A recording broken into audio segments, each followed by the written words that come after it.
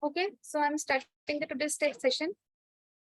Archana Sinha. Archana, are you there? Okay, I'm going to the next student, there is Ashwini Kumar. The next presenter, Ashwini Kumar.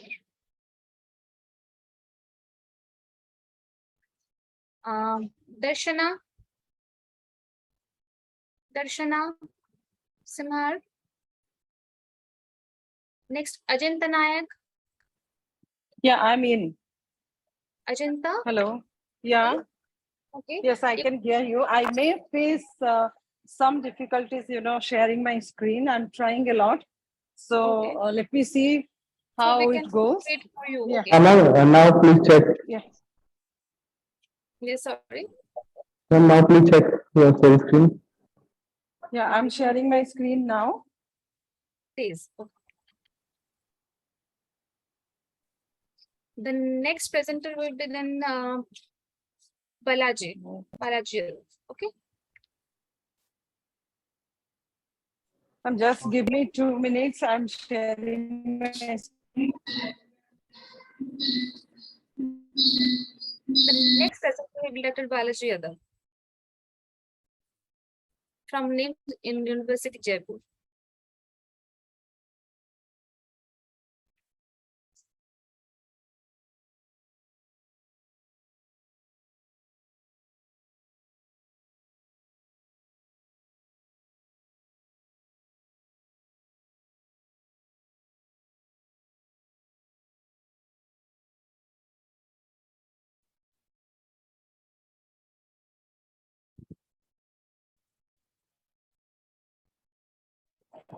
Ma'am, would you please allow me to share the...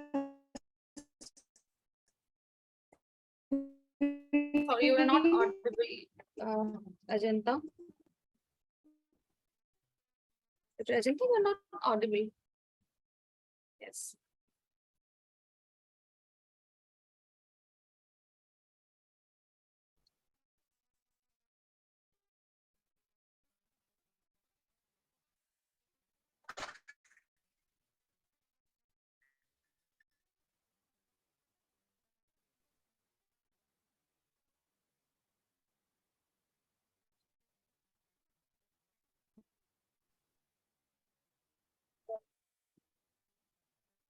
Okay, I'm not audible. Okay.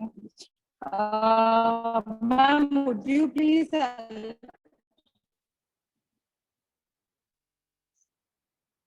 are still not audible. Dr. Ajanta, you are not audible. So can I move to our next speaker? Oops.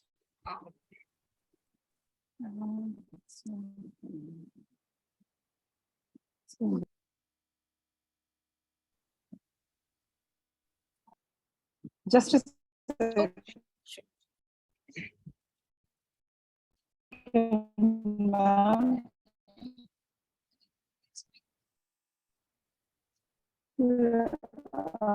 I think I will give, I think you were trying I'm to do not presentation able from to share my cell phone. screen. So Can I present now? yes, you can present your presentation. Can you mail me your Can PPT? I give my PowerPoint? If you can play them, I think I will give my... Yes, I can Hello? play Your yes, voice is not audible to me, ma'am. I can play your presentation, but you have to mail me the presentation for that. Ma'am, without hello points, can I present you? Because I'm not able to share those PowerPoints to you. Yes, definitely, but it is not visible. So you can mail me your PPT at my mail ID. I can send you a mail ID. By that time, I can move to our next speaker.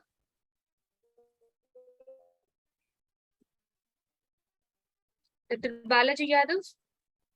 Yes, ma'am. Good afternoon. Yes. I'm audible, ma'am. Your voice is very low.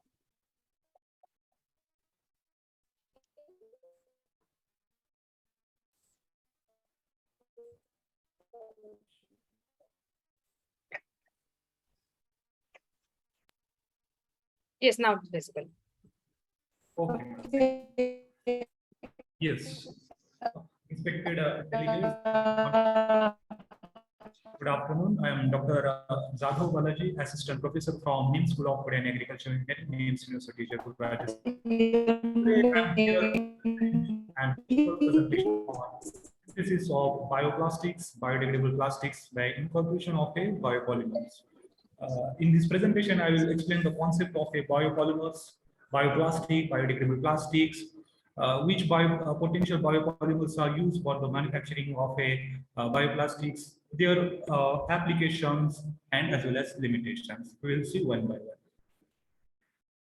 one. As we all know that the synthetic packaging materials like LDP, HDP, polypropylene, uh, these are the integral part of our life, but they have caused adverse effect on human as well as the environment. And the data published by the Central Pollution Control Board says that we, Indian, produces the plastic waste of almost 26,000 tons per day. And out of that, only 60% plastic get recycled, and the rest of the plastic becomes the part of a animal and ocean part. Out of the above mentioned plastic, LDP is the extensively used packaging material because it has certain properties like it is available in abundant quantity and it has good stability, flexibility, good seal strength, and it is light in a weight. But the inherent flaw of a LDP is that they are non-degradable and they are difficult to recycle as well. To overcome the problems associated with the petrochemical-based plastics, we can use the biopolymers, and these biopolymers are produced from the natural sources, from the agricultural waste, and they can be synthesized into the different bioplastics. There is a thin line difference between the bioplastics and biodegradable plastic is that biodegradable plastics are synthesized by utilizing by combination, by compounding with a biopolymers and petrochemical based plastics, and they can be degraded into environment by using microorganisms like a mold and bacteria into the end product like a carbon dioxide and water. While bioplastics are wholly and solely made by using a renewable resources, and the drawback associated with the bioplastic is that they have a low mechanical properties and barrier properties. N number of biopolymers are available in nature. Out of that, cellulose, starch, chitin, and pectin have the best film forming properties. Out of the above, one of the most integrated item in a biodegradable packaging material is starch because of its wide availability, good biodegradability, and it is available in a low cost. For example, our corn starch is available in a market just within 30 to 40 rupees per kg. The thing is that during Kharif season, we have an ample production of a corn, but in our India, we do not have the adequate post-harvest facilities, and most of the losses occurs on a field only. If we provide the post-harvest facilities at the farm only, we can incur those losses for the manufacturing of the biodegradable plastics. These are some of the common used bioplastic polymers, starch-based polymers. From the starch-based polymer, we can utilize starch from corn, wheat, rice. From the protein and lipid-based biopolymers, we specifically use the protein sources like our wheat gluten, corn grain is there, rice protein is there. From animal proteins can be utilized for the production of a bioplastics and biodegradable plastics. We can utilize PHA, polylactic acid. I will explain all these polymers one by one in next slides. These are some of the polymers, biopolymers, and their application. Specifically, the previously mentioned biopolymers are being utilized in a food packaging material, specifically for the food containers, for the coating of the fruits and vegetables, and for the edible film manufacturing. First one is the PLA.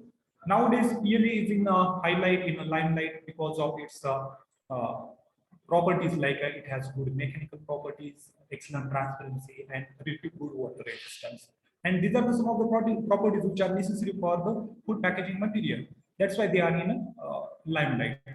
And PLA has many desirable properties such as it is easy for fabrication, biocompatibility, biodegradability also good. Within a 6 month period, it degrades fully, and it is non-toxic and it has a better thermal plasticity. As well as, along with above benefits, it imparts less carbon footprint to the environment, and the PLA has a relatively lower greenhouse gas emission rate when compared to the other synthetic polymer.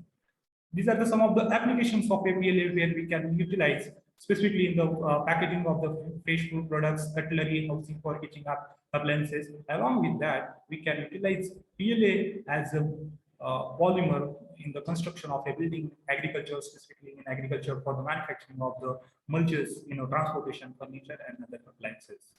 PLA has extraordinary characteristic in the packaging part due to its low production cost, renewable precursors, because we can utilize the precursors like a starch for the manufacturing of a PLA. It's a good flexibility, twist and get retention. These are some of the properties which contributes for their specific use. I have attached some of the images, those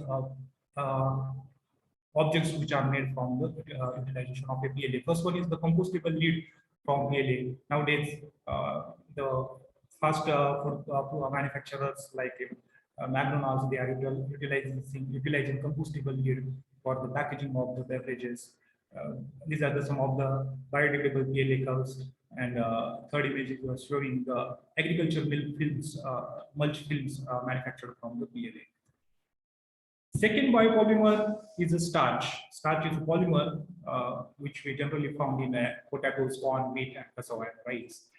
The drawback associated with the starch is that they are sensitive to moisture. That's the main drawback, and they lack the mechanical properties and thermal stability. Why they are sensitive to moisture? Because they contain the hydroxyl group in their structure. That's why they are hydrophilic in nature and they are water soluble. This is the main drawback. And another drawback associated with the starch is that they have low melting temperature and fragile in nature and high gas permeability. But we can recover all these drawbacks by converting them into thermoplastic starch by a process like acetylation, carboxymethylation. So, and this starch material can be used in the manufacturing of agricultural mulch films and food packaging material. This is the packaging material developed by me during my PhD work. In that, cornstarch, modified cornstarch was compounded with LDPE. The proportion of a modified cornstarch was 10%, and the results obtained were quite satisfactory. The biscuit showed 3 months storage stability in a good condition. Next biopolymer is the cellulose. Cellulose is a polysaccharide in nature, which generally found in the plants.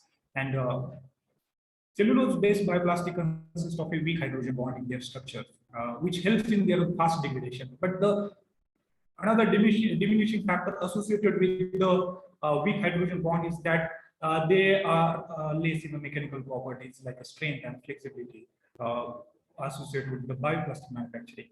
The blending cellulose with other polysaccharides like a pectin and chitosan can reduce the above associated drawbacks of a cellulose, and they give the stability, flexibility, and transparency to the biopolymer. Cellulose-based bioplastics include cellulose acetate and are commonly used for the packaging of a films, food packaging material, and several other special materials. Next biopolymer is the chitin and chitosan. Chitin are polysaccharides, and they generally found in the shells of a crab, lobster, shrimps, and insects. Chitins are generally insoluble, but they can be made soluble by the chitosan in them, and they are partly deacylated form in a water soluble. The materials are biocompatible and have antimicrobial activity. This is the specialty of a chitosan, and the ability to absorb heavy metal also. And these properties only make them for the improving the safety and shelf life of the packaged food product. Next one is the protein and I lipid would based like to biopolymer. request you to wind up your session within 1 minute, please. Sorry, ma'am. I would like to request you to wind up your session within 1 minute, because we have lots of speakers. Yes, I'm about to. Okay, sir. Yes. We can utilize protein and lipid based biopolymers like collagen, casein, and protein. The best point of a protein-based biopolymer is that they have better mechanical properties and barrier as compared with the lipid-based and polysaccharide. That's the uniqueness of a protein-based polymers. The conclusion of my work is that synthetic polymers are difficult to recycle, and they are a heterogeneous composition. That's why they cause the pollution in the environment in the form of a landfill. So solution is the bioplastic over it, and they are viable alternative.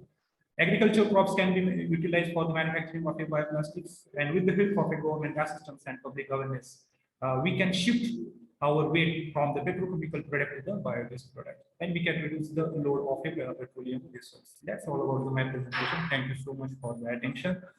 Your questions are welcome. Thank you so much, sir. Thank you for sharing such a knowledge with us. I just want to know one thing that since you are working in this area of this print packaging and all that, what are the limitations you are facing in this print packaging? Limitation in case of mechanical properties and the barrier properties of the material. That's the main limitation, and we can improve those limitations by adding nanoparticles and by certain additives and compatibilizers. And cost-wise, how it is feasible for everyone? Yes, ma'am. That's the good point. Cost is also the main point associated with the bioplastic and biodegradable plastic. We can reduce the cost of these materials by improving the technologies, especially processing technologies, and assistance by government can be helpful to reduce the cost of the bioplastics. Definitely, sir. Yes. Okay, thank you, sir. We are moving to our next speaker. Yes, thank you, sir. Yes, ma'am, can I try? This is Dr. Ajanta, right? Yes, sure. Yeah, ma'am, just a second. I just want to share my screen from here. Next, I'm announcing the name of the next speaker, Dr. Monica Verma. Are you there? Dr. Monica Verma. Dr. Rahul Thore. Dr. Rahul Thore. Dr. Suman. Dr. Suman. Dr. Suman. Dr. Shweta. Dr. Shweta Joshi from Jamia Hamdard. Jagdish Prasad. Jagdish Prasad.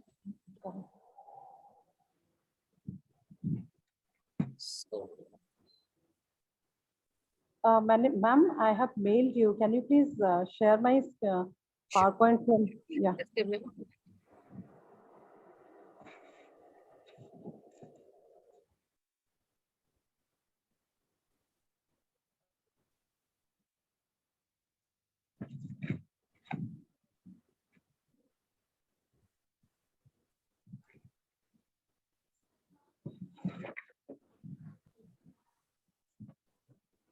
You have mailed me in which email ID? AMIFOST. AMIFOST is not accessible. You please mail me the S Chakraborty 2 SCHA. Just a second, ma'am.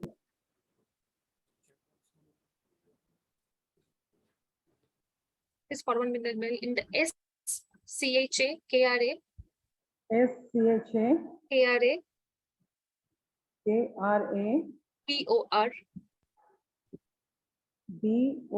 RTY @amity.edu. BORTY @amity.edu. BORTY, right? BORTY. BORTY at the At the rate? S Chakraborty 2 @amity.edu. 2 at the rate amity.edu. Yes, ma'am. dot in. Okay, ma'am.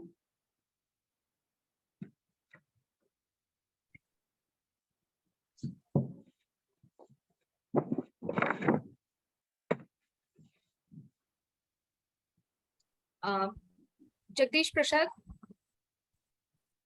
Jagdish Prasad.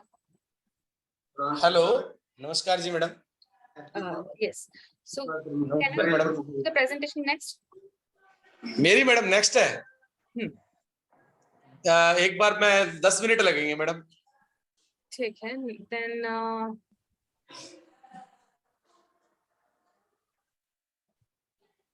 Puneet ये काम Can कर यार from LPU, Puneet Kang from LPU. Yes, ma'am, I'm here. Are you ready for the presentation for your test? Yes, ma'am. Okay. Okay. Shall I After the start? agenda, you will give the presentation. Puneet Kang. Okay.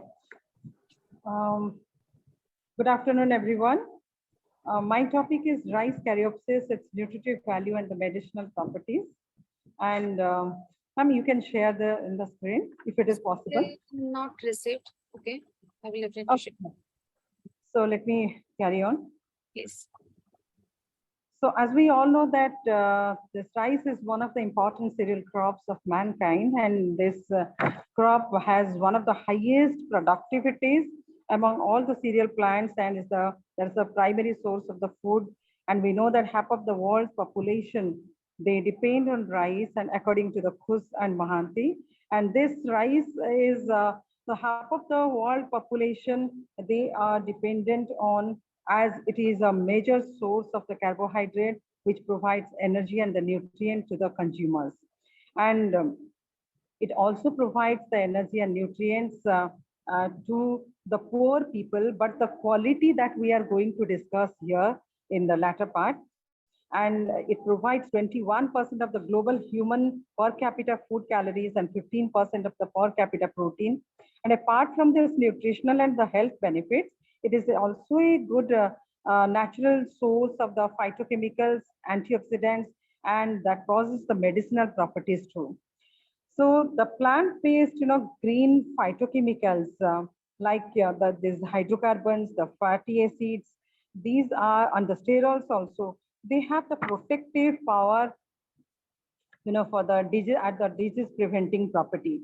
So they have this numerous applications also in the industries like pharmaceuticals, nutraceuticals, cosmetics, and the food and chemical, and show the various kind of biological activities such as antimicrobial, antioxidants, and cytotoxic and anti-inflammatory properties.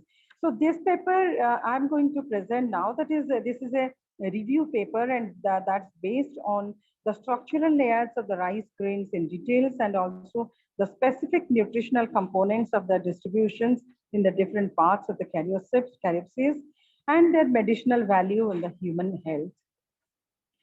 So this review will definitely help for the further exploring the regulatory ways to enhance the nutritional value of the rice grains, and that means of alleviating the nutritional loss also, and which will help in providing the food and nutritional security to the consumers and the economic benefit of the farmers. So coming to the rice grain, if we go through the structure of this grain, that it is a matured rice grain which has been produced only when the spikelets that undergo the process of the cell division, or we can say the starch biosynthesis process. And this rice grain, it's a vital organ for the yield, and that consists of this outer structure of the hull. And ma'am, can you please show the slide? And the fruit which is called as the caryopsis. And that caryopsis that we say called as the brown rice, and a study which is being conducted by the Solnir, who has told that in 2012 that they have consisting of the 3 layers, and this triploid or the diploid embryo and the triploid endosperm, they have the physiological properties that the caryopsis development at the maturity, all of these are tissues, they are the dead except the embryo and the alluron layer. So this pericarp, which is formed eventually after the completion of this development process, that has been removed in the processing part, but which is very nutritious also, because that is fleshy as we eat in case of guava, or we can take the example of some dry fruits like the mustard or walnut, because the main role of the pericarp is the seed protection. And mostly it is edible, and it is consumed by the animals and the birds also to contribute the seed dispersal. So rice pericarp has the 3 vascular bundles, and one of which the major one that form the whale form the safe or the elements at the dorsal side of the two smaller ones. And this study is being conducted by Kishan and Dayanandan in 2016. So now this the nutritional composition, if you are coming to this Caryopsis tissues, uh, first we'll discuss about the bran. This a study conducted in the 2004 by the Tren and the Gul, and they found that the dehulled rice, which is composed of the dark colored brown, it is a protective layer, and that is called the bran, which approximately it weighs the 10% of the Caryopsis weight. And it includes the pericarp, testa, and the nucellar layers. The bran layer, that is we all know that that is rich in the fiber, fat, oil, and vitamins, minerals, antioxidants, the protein, the free amino acids, sugars, and those are being removed in the dehulled process. So the bran process that enormous benefits for the human health, as it provides, 40% of the total minerals, 90% of the phosphorus, 50% of the niacin, and 50% of the total lipid, and also the phenolic compounds like the whole rice, phenolic compounds of the whole rice of the total lipid. So the bran pericarp that produces the anthocyanin and also the proanthocyanin, these pigments that we generally find in the red grain varieties. The rice also we find it in the black grain varieties, and testa of this layer that is rich in also proteins. The nutritious and the high fat containing oil from the bran layer, which is extracted from the from this layer, that is used in the cooking, or we can use in the salad oil and also the cooking oil. So that we are getting from another, study which is being conducted by the Goffman in 2017, that the rice bran, that proteins, they are richer in albumin and the endosperm proteins. So that is found in the distant protein bodies in the aleurine layer of the germ. I'm sorry for the interruption. Please wind up the session in 1 minute. Okay, ma'am.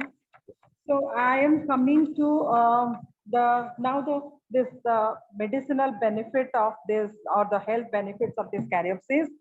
So apart from this nutritional importance, this rice Caryopsis has, it helps in the treatment of this high blood pressure, heart disease, the Alzheimer's disease, the skin care, the diarrhea, then vomiting, paralysis, and rheumatism. And also it also helps in the vitamin B1 synthesis inside the body. Rice is the main constituent of this oral rehydration solution, that is ORS, and certain varieties are also used in the hair tonic and for the lactation purpose. But what we find here, basically, when we go for the cultivation process, the apical portion of the rice bran or rice grain, it is fully matured as the floral part, it comes out early, and the basal part, as compared to this, it contains the very less amount of nutrients. So when the poor people, they take those varieties from the basal part, the panicle architecture that shows that some of the grains, they are half filled or they are very poor filled, which eventually that we find that they contain very less amount of nutrients. So rice has, as we all know, that the rice Caryopsis that possesses the minerals rich in iron, zinc, and calcium. And additionally, it is a supplementary diet to some of the vitamins like the thiamine, niacin, riboflavin, and vitamin D. So Caryopsis can fulfill the starch and the protein micronutrient requirement. And this will definitely eradicate the malnutrition that is being caused to the children and the women of the weaker section of the society. So they, because they are mainly dependent on rice. So moreover, I think the phytochemicals that are present here, that will protect the human being from the disease and the death. And while also milling process, the nutritious embryo of this rice or the maternal tissues, that is composed of the different layers of the rice that are being removed, And despite of the plenty of the nutrients, the caryopsis in the polished rice, which contains 90% to the original weight, to the including turning to this the endosperm, which is mostly consumed on the global scale as a good energy diet, and the widespread of acceptance of those polished white endosperm is probably due to, I think, the more taste, the appealing look, easy to cook and chew. So I bet, and also, the change in texture and color. So, but polished rice, this has the less moisture, the less minerals, yeah, and other nutrients also, the very less amount those are present here. Now this being the person who are the health conscious, they usually take those unattractive brown caryopsis because that edible part of all those things they contain, they are highly rice of the poor taste due to the high fiber content of the pericarp. So consumption of this unpolished rice will not only enrich the rice consumers, but also it will help in creating the healthy nutrients that will help for conserving 43 to 54 million of the tons of rice every year. So gradually this micronutrients content of the rice seed that is declining, which greatly that influences the nutritional status as well as the health status of the developing countries. And especially the children and the women, they suffer from the micronutrient deficiency and they become prone to chronic diseases, apart from this decreasing the cultivating areas and the deteriorating climatic conditions and the poor grain filling, which is hampering also the grain quality. So the biotechnical, the biochemical approaches, the biotechnological approaches, and we can say the technological advancement also, or the fortification of this rice can help in the production of the better rice content. Madam, it is a part of my research work on the rice, the project that I have received from the DST. So I have started all these things. So this is a review paper that I am presenting here on this rice yield, how to increase the grain quality. I'm working on that. Thank you so very much, much. ma'am. Thank you so much for sharing your knowledge and research. Yeah. I just want to know one thing, that which type of rice is actually appropriate for baby food production? Generally, baby food production, we used to use the malting procedure for baby food production. So which type of rice or which type of processing we can the traditional rice, if we'll compare with, a kind of rice now that is coming up with the Mahalakshmi. I think the knowledge about the Mahalakshmi would be that would be with you. The Mahalakshmi, it is a variety which has been now that has been come up with the mixing with the traditional varieties, because I am talking from Odisha, and here the tribal belt, the many states like Koraput, Balangir and Kalahandi are there, and especially the Koraput, the black rice that has come up now. Yeah, that has been modified with this, this Mahalakshmi, and now that this is helping in a great way in eradicating everything. Okay. Very much. Thank you so much, ma'am. Thank you. The next speaker is a Puneet Kang. Good afternoon. Please share it. Yes, good afternoon. Please share your PPT, Puneet. Okay, ma'am.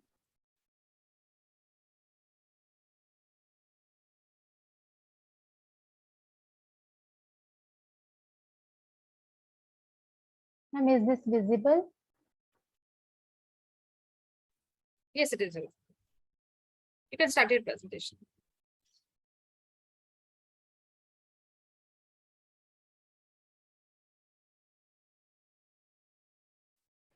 So, good afternoon, everyone. And today I'm presenting in the International Conference on Multidisciplinary Approach for Healthy and Sustainable Foods. And my topic is the effect of hydrothermal treatment on engineering properties of brown top millets.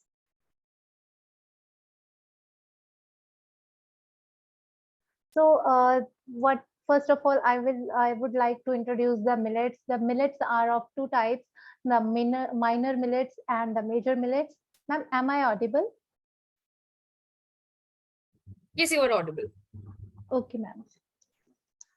the minor millets and major millets. The minor millets are brown top millet, kodo millet, rosso millet, little millet, and the barnyard millet. And the major millets are the finger millet, foxtail millet, and the pearl millet. So it is the research work of, it is my research work, the brown top millet. It's the scientific name is Bracharia ramosa, and it is the rarest millet crop among all the millets, and it is the native of India, and it is grows well in the dry regions of Karnataka, Andhra Pradesh areas, covering Tumkur, Chitradurga, and Chikkaballapura, Bellary districts in Karnataka and Andhra Pradesh. And it is a hardy and heat tolerant crop and tolerant to drought, but can also grow low flooded areas. So what are engineering properties? The engineering properties are very crucial to understand the agriculture materials and also to require the technical information Sorry throughout for the. interruption. Could you please come to your research work directly? Okay, ma'am. Thank you. Thank you. Ma'am, can I talk about this material and method? Please keep this. You can skip this. Please come to your research work directly. Okay, ma'am. Yes, we would like to know about this. Yes. Okay, ma'am. So I have done the engineering properties about the control and the first I have take the control sample, and then I have done the all the physical properties, or we can say engineering properties, like dimensional properties, geometric and arithmetic mean diameter, 1000 kernel weight, bulk density, true density, porosity, sphericity, surface area and sample volume, and aspect ratio and angle of repose, and the color measurement I have determined. And after that, I have taken the other sample and the hydrothermal treatment which I have given to the brown top millet. And then there I have taken 3 steps: soaking, steaming, and drying. And in soaking, I have take 2 steps, like for the at room temperature for 24 hours, and another soaking at 70 degrees Celsius for 1 hour and 45 minutes in the water bath. And for steaming, we have used the autoclave at 15 psi at the different durations of timing, like 10, 15, and 20 minutes. And after that, after soaking, steaming, and the third step will be was the drying at the 60 degrees Celsius. And this is the results, and the in length, width, thickness, geometric mean diameter, arithmetic mean diameter, and 1000 kernel weight we have measured. And the significant difference was seen in all of these during the soaking, steaming, and the drying. The as the steaming pressure increased, the dimensional properties also increased, but in some cases, in some grains, it was shown they showed non-significant difference. But the 1000 kernel weight was increased as compared to the control sample. The data was generated. The significant difference was generated by using the SPSS version 26, and the significance difference was shown in the dimensional properties after soaking, steaming, and the length was increased after soaking and steaming. On the other side, showed decreased trend during the drying. The 1000 kernel weight was shown the same trend as the dimensional properties. It was shown increase in weight during soaking and steaming, and the bulging and shrinkage was appeared during the during the 70 degrees Celsius soaking in water bath, and the same sample when we taken for the steaming for 10, 15, and 20 minutes. And the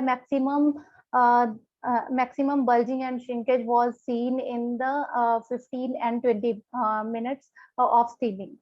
And the total moisture content was raised from 12 to 14%. The bulk density and true density.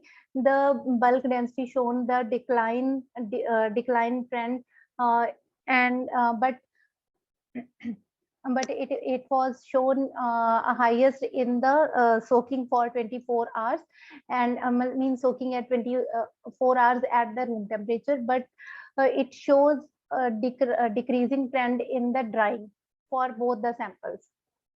And same as true density, there is the increase in the steaming process. As steaming pressure increased, the true density was increased, and uh, it was showing that the drying for 10, 15 and 20 minutes of this steaming sample was showing the decline trend in the true density. And sphericity and porosity. The sphericity shows the uniformity of the shape, and here also the steaming of the soaking temperature, steaming of the room temperature sample, Please and come to result in discussion section. Sorry for the interruption. Please Sorry, come to ma'am? discussion section. ma'am, I'm discussing side by side. Okay, ma'am. Yes. And the sample volume, surface area and aspect ratio also shows the same trend as I have already discussed. The main significant difference was seen during the soaking and steaming. As the steaming pressure increased, and as the steaming timing was increased at the 15 psi, the dimensional properties and the other engineering properties like bulk density, true density, sample volume, surface area, aspect ratio, and the angle of repose was increased as compared to the other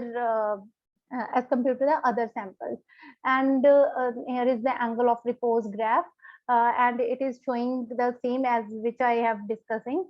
The color measurement, showed the significant difference in the lightness, yellowness, and redness of the grains. Sorry. The control steaming and drying showed higher significant difference in the lightness of the grain, whereas other treatments were not significantly different from each other. The control steaming after soaking at room temperature in water bath showed significant difference for the redness, and for the yellowness, the steaming after soaking at room temperature and in water bath showed significant difference and in the increasing trend. And here is the conclusion. The hydrothermal treatment is given to the cereal grains in order to obtain maximum recovery of the milled grain with minimum breakage. Steaming pressure significantly influenced the physical chemical properties of hydrothermally treated brown top millet. The dimensional properties, sphericity, surface area, 1000 kernel weight, volume, bulk density decreased, whereas porosity and angle of repose increased with increase in steam pressure. And which I want to discuss more, like hydrothermal treatment, why we have given this treatment to the engineering properties, just to show the give the results for the brown top millet of the, like the grains are fragile and soft in the nature, like any other cereal grains, like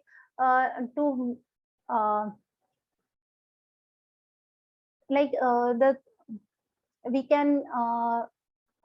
can also use like before without the decortication of the samples. So for the decortication of the cereal grains, we use the hydrothermal property. Future scope of this research? Sorry, ma'am. This is future scope of your research? What is it about? Yes, ma'am. The physical properties are important.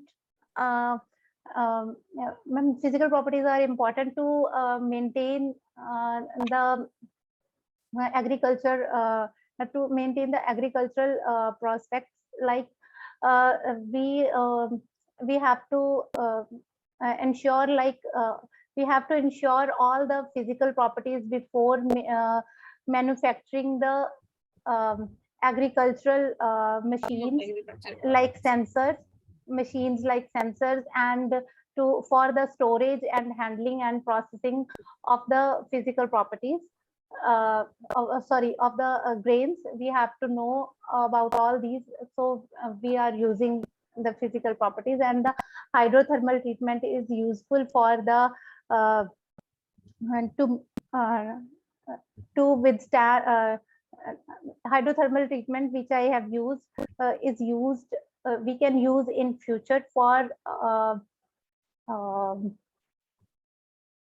Okay, Puneet. Yes. Thank you. Thank you. Thank you. Yes, ma'am. The And next here is the yes. references and. Okay. I'm announcing the name of the next presenter, Dr. Rahul Thodi. Are you there? Rushta Anam. Are you ready to give a presentation? Meenal. Are you ready to give presentation? Next. Dr. Shweta Joshi. Dr. Shweta Joshi. Yes, I'm here. Yes, ma'am. Ma'am, you can start your presentation there. Dr. Shweta, can I start? Yes. Okay.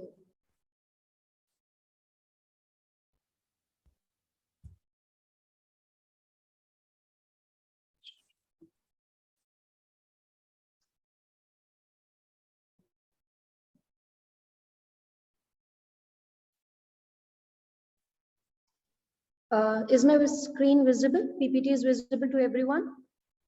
Yes, ma'am. Yes, ma'am. Okay. So a very good afternoon to everyone. I'm Dr. Shweta Joshi from the Department of Food Technology, Jamia Ahmedabad, and I'm here to present my presentation on the topic and overview of the production, consumption, and nutritional properties of millets in India. So millets, these are very ancient food grains and were being utilized by the people of India earlier. But now today, people of India, they consume millets in a very less quantity as compared to other grains, other cereals like rice, maize, and wheat. So millets are the future crops, and they are traditionally, small seed coarse grain. Basically, they are coarse grains, and they have they are very tolerant to drought and extreme weather conditions. So basically, millets are sustainable options to achieve food and nutritional security, as they are nutri-crops and they are climate resilient crops, and they can perform better than wheat and rice in terms of growth and as well as nutritional value. So they are dual purpose foods. They can be used as the food and as well as the fodder for the animals. They can contribute to the economy of the of India. So basically, more than 2 billion people worldwide, they suffer from hidden hunger, and nearly half, they are living in India. So these deficiencies, they result from a cereal based diet lacking in diversity and insufficient food intake. So basically, traditionally, millets were produced and consumed extensively in country and had almost equal area to coverage to rice and wheat. But after the post-green revolution period, they witnessed a drastic decline in the area under cultivation of these nutri-cereals, that is the millets. So they basically, millets, they are gluten-free. They are very good for the patients, those who have gluten intolerance, and for the celiac patients.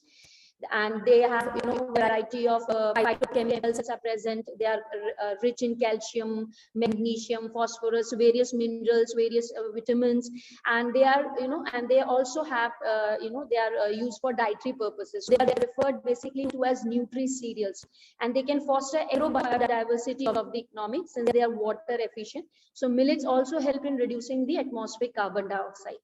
And India, it has celebrated 2018 as the year of millet, and now FAO has declared 2023 as the International Year of Millets.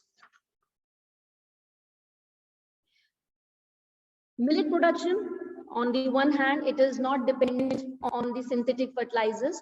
So mostly farmers, they use manure and organic, fertilizers, not inorganic. And they do not attract pests. They have resistance to pests and diseases. They are they have short growing season and productivity under drought conditions as compared to other major cereals. They are all season crops, where wheat is season specific. And whereas wheat and rice, they provide only food security, while the millets can provide multiple, like they can be used for food, fodder, health, nutrition, livelihood, and ecology. Now there are various types of millets. So the classification under the major millets, we have sorghum, that is jowar, pearl millet, finger millet. Foxtail, then comes the minor millets. These include foxtail millet, kodo millet, barnyard millet, and pseudo millets. They have buckwheat and amaranthus.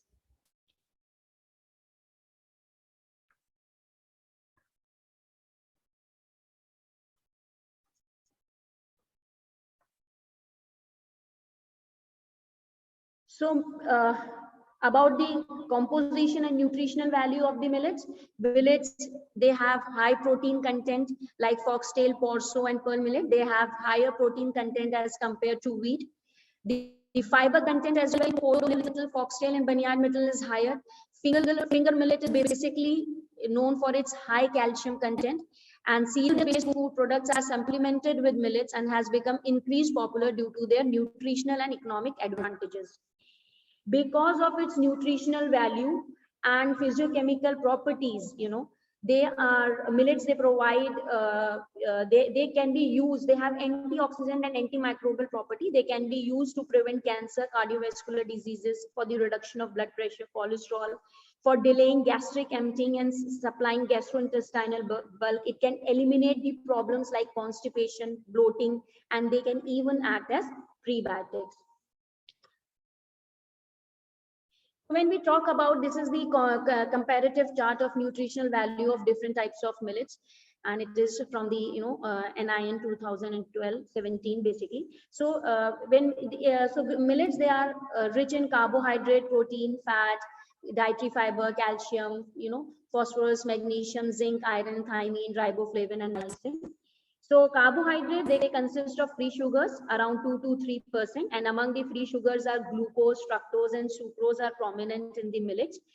There are also non-starch polysaccharides which account for 15 to 20%, and the starch, it is around 60 to 75%. So non-starch polysaccharides basically are regarded as the dietary fibers and comprises of cellulose, hemicellulose material. Whereas fat content of millet, it ranges basically from 1 to 5%, and it is lowest in porso, kodo, and finger millet, and it is highest in pearl millet and foxtail millet. Now, if we look to the the content of calcium, the phosphorus, and magnesium, we can see these pearl millets, they have better iron concentration, magnesium, phosphorus, thiamine, and lysine. So these can be used, if we consume millets daily in our diet, they can be used to prevent the deficiency of these particular vitamins, and that is why they are known as nutri cereals, because they have very high nutritive value. Now, if we talk about the production, so as I've already told you earlier in the earlier PPTs, like traditionally millets were being produced and consumed extensively in country and had almost equal area coverage to rice and wheat. But post Green Revolution period, it witnessed a drastic decline in the area under cultivation of nutri cereals by 42% between 1950 and 51 and 2018 and 19. So here in the PPT, we can see the India, it accounts like it produces 170 lakh ton, the production accounts for 170 lakh ton, and the share is around 80% of the Asia's and 20% of the global production. So now if we talk about the state-wise, the production of different millets in India. So bajra, in the terms of production, it tops, it is around 10.86 million tons. And pearl millets stand out from the other millets in terms of production, which is mainly attributed to breeding. Among millets, maximum number of varieties has been released in case of pearl millet. So millet production in India is mainly concentrated in few districts, very few states like Rajasthan and Uttar Pradesh.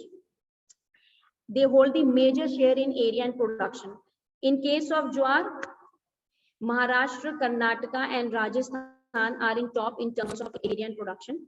Whereas in case of Ragi, Karnataka, Uttarakhand and Maharashtra, and for small millets, Madhya Pradesh, Uttarakhand, Tamil Nadu and Chhattisgarh are the important growers of the millet.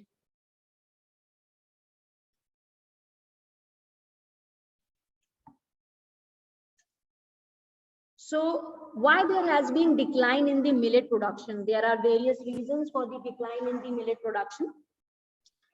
So the main reasons which have been reported to these incline, first is your rapid urbanization and changing consumer taste and preferences. So they have been. Really sorry for the interruption. Please wind up your session in 1 minute, ma'am. Okay, I'm just about to end. So there is low remuneration as compared to other food crops for millets, and low social status is also attached to the millet.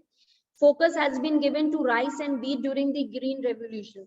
So pre-Green Revolution period, more focus was given to the rice, wheat and maize. Now, after that is why there has been decline in the millet production. And in recent years, recognizing their enormous benefit, Government of India has introduced many policies to augment production and consumption of millet. And the latest among which is the announcement of year 2022 to 23 as International Year of Millet. So we also need processing technologies in order to increase its production, so that we can increase the accessibility of these, the nutritional properties of these millets as compared to the methods that have been developed for the processing of wheat and rice.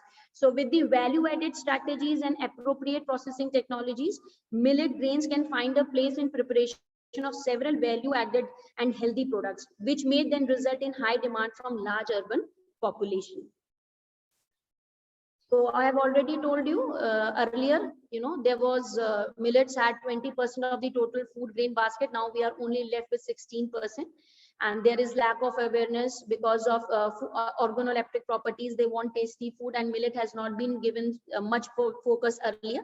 So with proper technologies, production, processing technologies, processing methods, we can make more value-added products which can match the taste and preferences of the consumers, and thus can lead to the increase in their for their commercialization. And now these are different value-added products that have been made and are being in process. You can see the the biscuits, the ragi papad, the healthy bars, ready to cook food, and the dosa, khichdi, upamam, idli, laddus, pakora, pearl millet carrot cake. Here it is there in the PPT. Finger millet cake, finger millet laddu, finger millet kheer. So we can, the dish goes on. If we work on it, we can have healthy diet, and we can also support these nutri-cereals to be the major part of the, the cereal basket.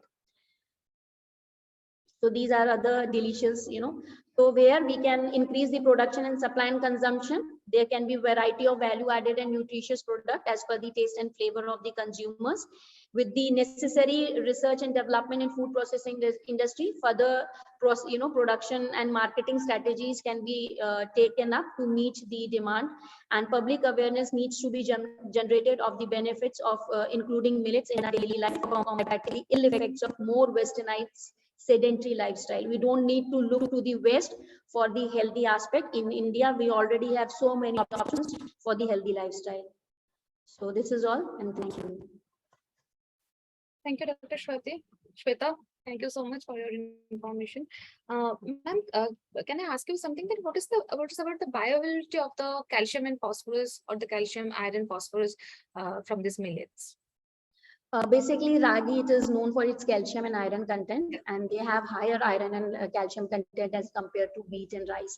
So if we do consume it, in our daily life, and with the proper technologies like processing methods, dehulling and all, because we need it, and it is good for diabetic patients also. Why? Because it has resistant starch. So it is going to, it is very good for the diabetic patients. And if we go with the proper processing technologies, yes, we can have, better calcium and iron content, like Anemia Mukt Bharat. These abhiyans are being made.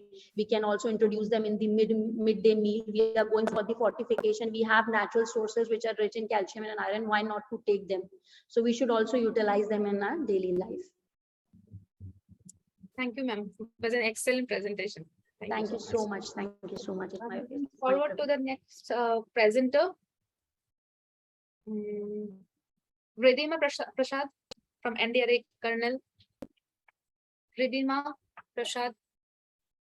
Yes, madam. Yes, ma'am. I'm presenting. Madam. Okay. Yes, madam. Ridhima. Yes, ma'am. My slides are visible, madam. Yes. Dr. Okay, Ridhima. fine. I think it is not in presentation. Just a minute, ma'am. Is it visible? Should I start, madam? Yes, we can start. Okay, fine. Good afternoon, everyone. This is an oral presentation on the topic physicochemical characterization and energy requirement during clarified butter fat, that is ghee preparation. I am Dr. Ridhima Prasad from NDRI Karnal. As far as the topic Voice is not audible, Ridhima. Madam. Please be louder a little bit. Okay, fine. Okay, madam. Is it clear now? Hello? Yes, Madam, it's audible, but if it is possible, then you can just increase the volume. Okay, madam. Okay, fine, madam. Yes, now it's okay. Now it's absolutely okay. Okay, fine. Thank you very much, madam. Ghee, as such, we know that it is a fat-rich dairy product which is known for its unique flavor profile. We use it sometimes for cooking purpose, sometimes for applying to certain chapatis and like that. However, it has always associated with the production of ghee residue. Ghee residue, it could be said that it is a byproduct obtained during ghee preparation. It is basically the solid, not fat part that is present in the milk, which contributes to the flavor of the product. However, this ghee residue, because of its intense flavor and a dark color, it is not being utilized much.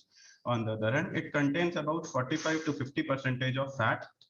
It contains about 50 to 70% of fat. Thus, discarding this ghee residue accounts to a huge amount. For example, as per the data available in 2020, about 170,000 metric tons of ghee was produced. Considering this, about 17,000 metric tons of ghee residue was produced, and around 9% of 9,000 metric tons of ghee was there in that ghee residue. So obviously, the company says every industry uses different methods to extract milk fat out of it, since it is a huge amount.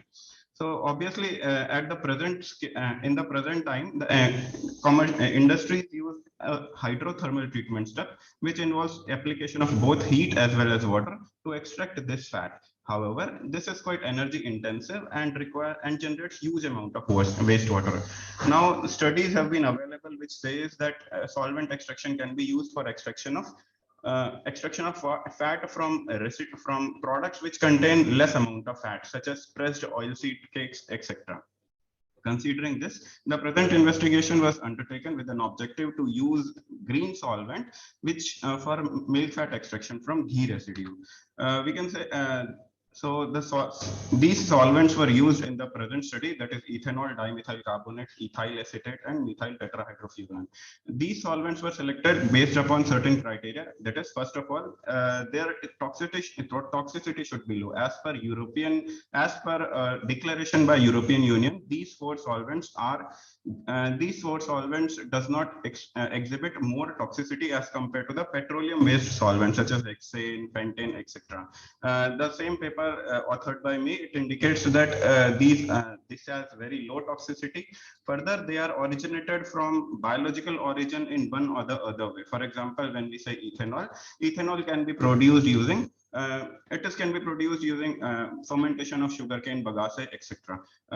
In addition, the boiling point was always less than 100. This was considered because of the fact that during ghee preparation, the maximum temperature that goes is around 110 degrees centigrade. So obviously, the boiling point of the solvent should be less than that, so that it can be removed during the boiling process. The selection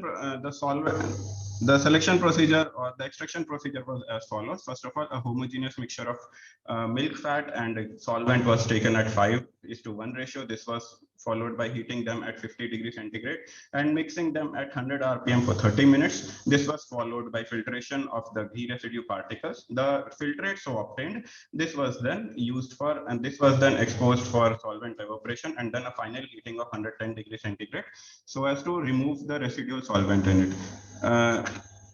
Now, when we studied these four solvents, the selected four solvents, that is ethanol, DMC, ethyl acetate, and 2-methyl tetrahydrofuran, we see that these solvents behaved differently for the ghee residue. In addition, two control solvents, that is water and hexane, was also used. Water was used as commercially it is being used, and hexane was used because of the fact that we use hexane for different oil seeds extraction, such as for groundnut seed, for soya beans. We use hexane. So for these reasons, water and hexane was used.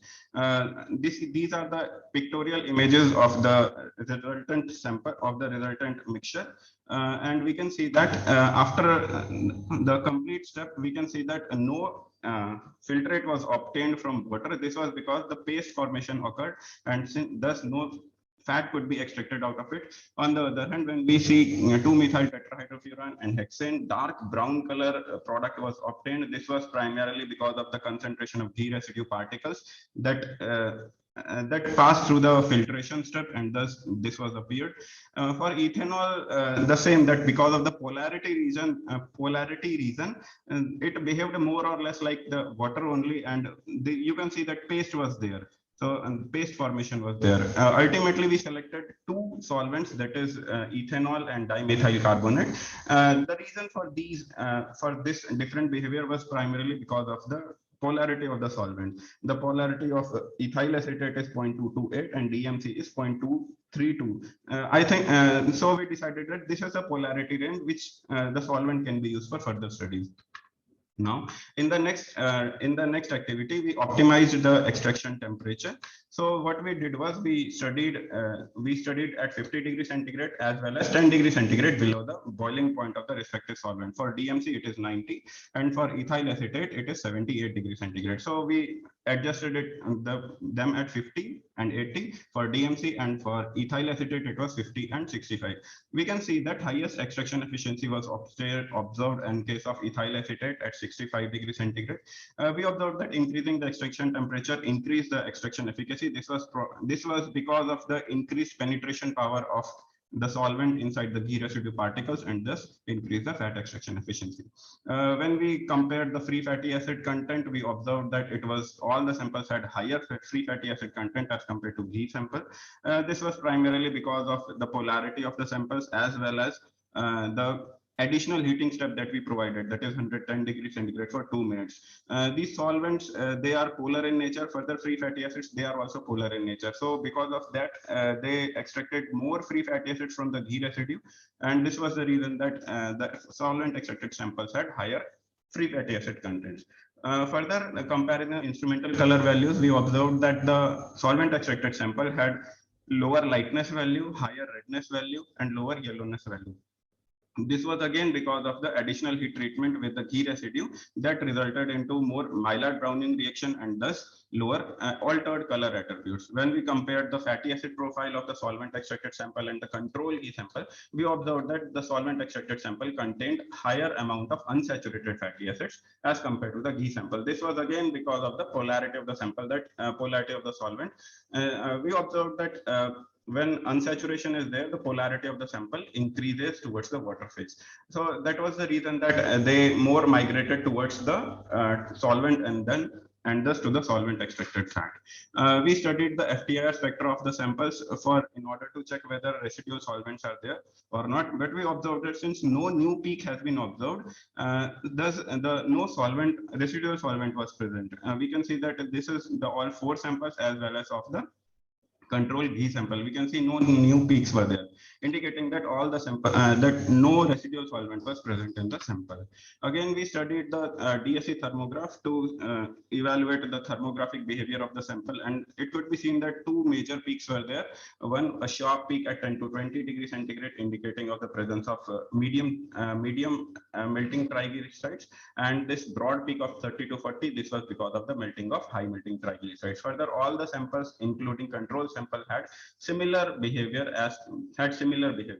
While the differences in the peak or heat flow could be due to the differences in their fatty acid composition, particularly the unsaturated fatty acids. We also studied the rheological behavior, and this dynamic rheology indicated that all the samples, including control, had higher storage modulus, that is elastic behavior was dominant as compared to the viscous behavior. In addition, flow behavior of the samples was also studied, and it was found that all the samples exhibited shear thinning behavior, that is increasing the shear stress resulted into a significant decrease in the viscosity of the sample. In addition, when we compared the viscosity values at 20 shear rate, we observed that the samples had similar behavior, but significant differences were obtained. This was primarily because of the presence of different levels of saturated fatty acids in these samples. So based upon these, we selected that since no residual solvent was present in all of the samples, so we selected ethyl acetate at 65 degrees centigrade. This was primarily because of the higher yield at this point, at this stage. Now we compared the energy requirement and we compared the optimized process, that is ethyl acetate at 65 degrees centigrade, with the conventional method of fat extraction from ghee residue. This is the protocol which I stated in the introduction slide, that the industry uses a combination of hydrothermal treatment. In this, what they do is they mix it with water. They mix ghee residue with water in the ratio of 1:10, and then they heat it to 80 degrees centigrade, followed by cooling it to 4 to 8 degrees centigrade. Now, what happens during this heating? The fat comes out of the ghee residue particles and comes out and remain at the top because of the density difference. And upon cooling, the fat solidifies at the top. So what they do is they scoop fat from the top layer. So when we compared this with the optimized process, we observed that. Editor, please end up the session. Yes, madam, just 1 minute. It is about to over. So we compared the two methods, and we observed that the optimized process of green solvent, it required only 100 minutes as compared to 215 minutes in case of the industrial method. Further, energy requirement was very low. It was only 57% as compared to the conventional method, that is 31,500 kilojoules per kg, and further no wastewater was generated. So it could be concluded. It could be concluded that DMC and ethyl acetate can be used for solvent extraction. It had higher extraction efficacy as compared to the conventional method. Further, DSC thermograph and FTR spectra of all the samples were similar. Further, upon comparison of the fat extraction procedure, we observed that the optimized process had lesser energy requirement as well as it does not yielded any wastewater generation. Further, it required lesser amount of time as compared to the conventional method. So obviously this is a good point for adoption because of the no wastewater generation and lesser amount of energy requirement. Both of will obviously lead to lesser carbon footprint of the industry. At the future, we can also see that what is the shelf life of the extracted fat, and other interventions such as sonification can also be used for extraction for further studies. As far as publications from the research work is concerned, we have published 3 review papers in international journals and 1 research paper. Further, 2 technical papers has also been presented. These are the publications from this work, and these are the awards. Both of them are best paper awards, one in international conference and the other is a national conference. Further, for this work, I'd like to acknowledge the director, joint director, as well as head of dairy technology and engineering division students. Along with that, I also like to acknowledge the organizing committee for giving me the opportunity to present my work in the seminar. Thank you very much, madam. Thank you, sir. It was an excellent presentation. It was very informative, as well as all these technical details like the FTI, TSC. So it was a very good session. I just want to know one thing: what will be the exact physical parameters of the physical properties to select a ghee brand or from the market? Madam, selection of brand, it basically depends upon that what we see in the market, that cow ghee, it is priced more as compared to that of buffalo ghee, because this is because of the aesthetic value associated with the ghee. Yes, sir. Further, we also see that Bologna ghee, which is prepared using traditional method of fermented cream or fermented butter, that is highest price. Even in industry meat, we see that it has been priced from 1200 to 3200 per kg, that Bologna ghee. However, the other ghee samples, that is priced around 600 to 1000 kg. So these are the 2 parameters for fat pricing, ghee pricing.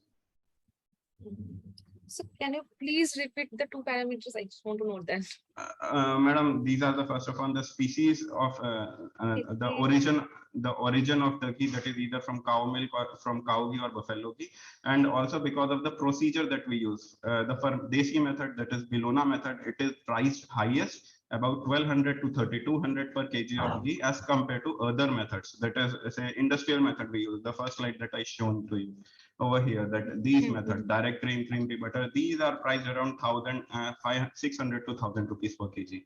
So these methods, this direct cream method, these are used at the commercial scale. Bellona ghee, they are obviously used at commercial scale, but they are restricted to village level and lesser to small and medium enterprises. Ma'am, I think I answered the question. Thank you, sir. Thank you so Okay. much. Thank you very much, madam. Okay, so I'm moving forward to the next presenter. Good afternoon, ma'am. Good afternoon. Ma'am, may I present now? I'm sorry, your name? Meenal. Yes, Meera, definitely. Okay, ma'am. Share your PPT. Ji.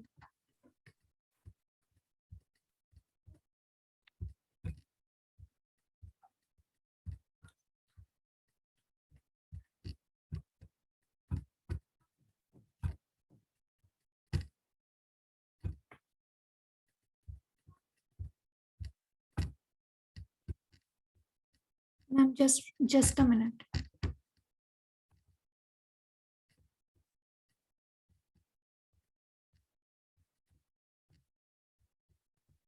Hello. Hello. Hello.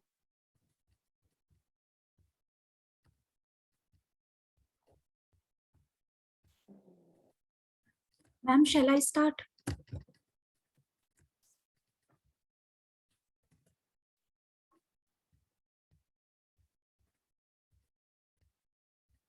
Excuse me, ma'am, shall I start? Sorry. Yes, please start. And my slides are clearly visible. Clearly visible. Okay, okay, ma'am. A very good afternoon to everyone, respected judges and all my co-participants. Today I, Meenal Rai, am a PhD research scholar in the Department of Foods and Nutrition from GB Pant University, Pantnagar, and I am here to give a presentation on the topic use of response surface methodology for preparation of a low glycemic index, high nutritive value lentil flour. Now, after hearing the topic, first and foremost question that arises in our mind is that why only lentil has been chosen and not any other pulse has been chosen for this study.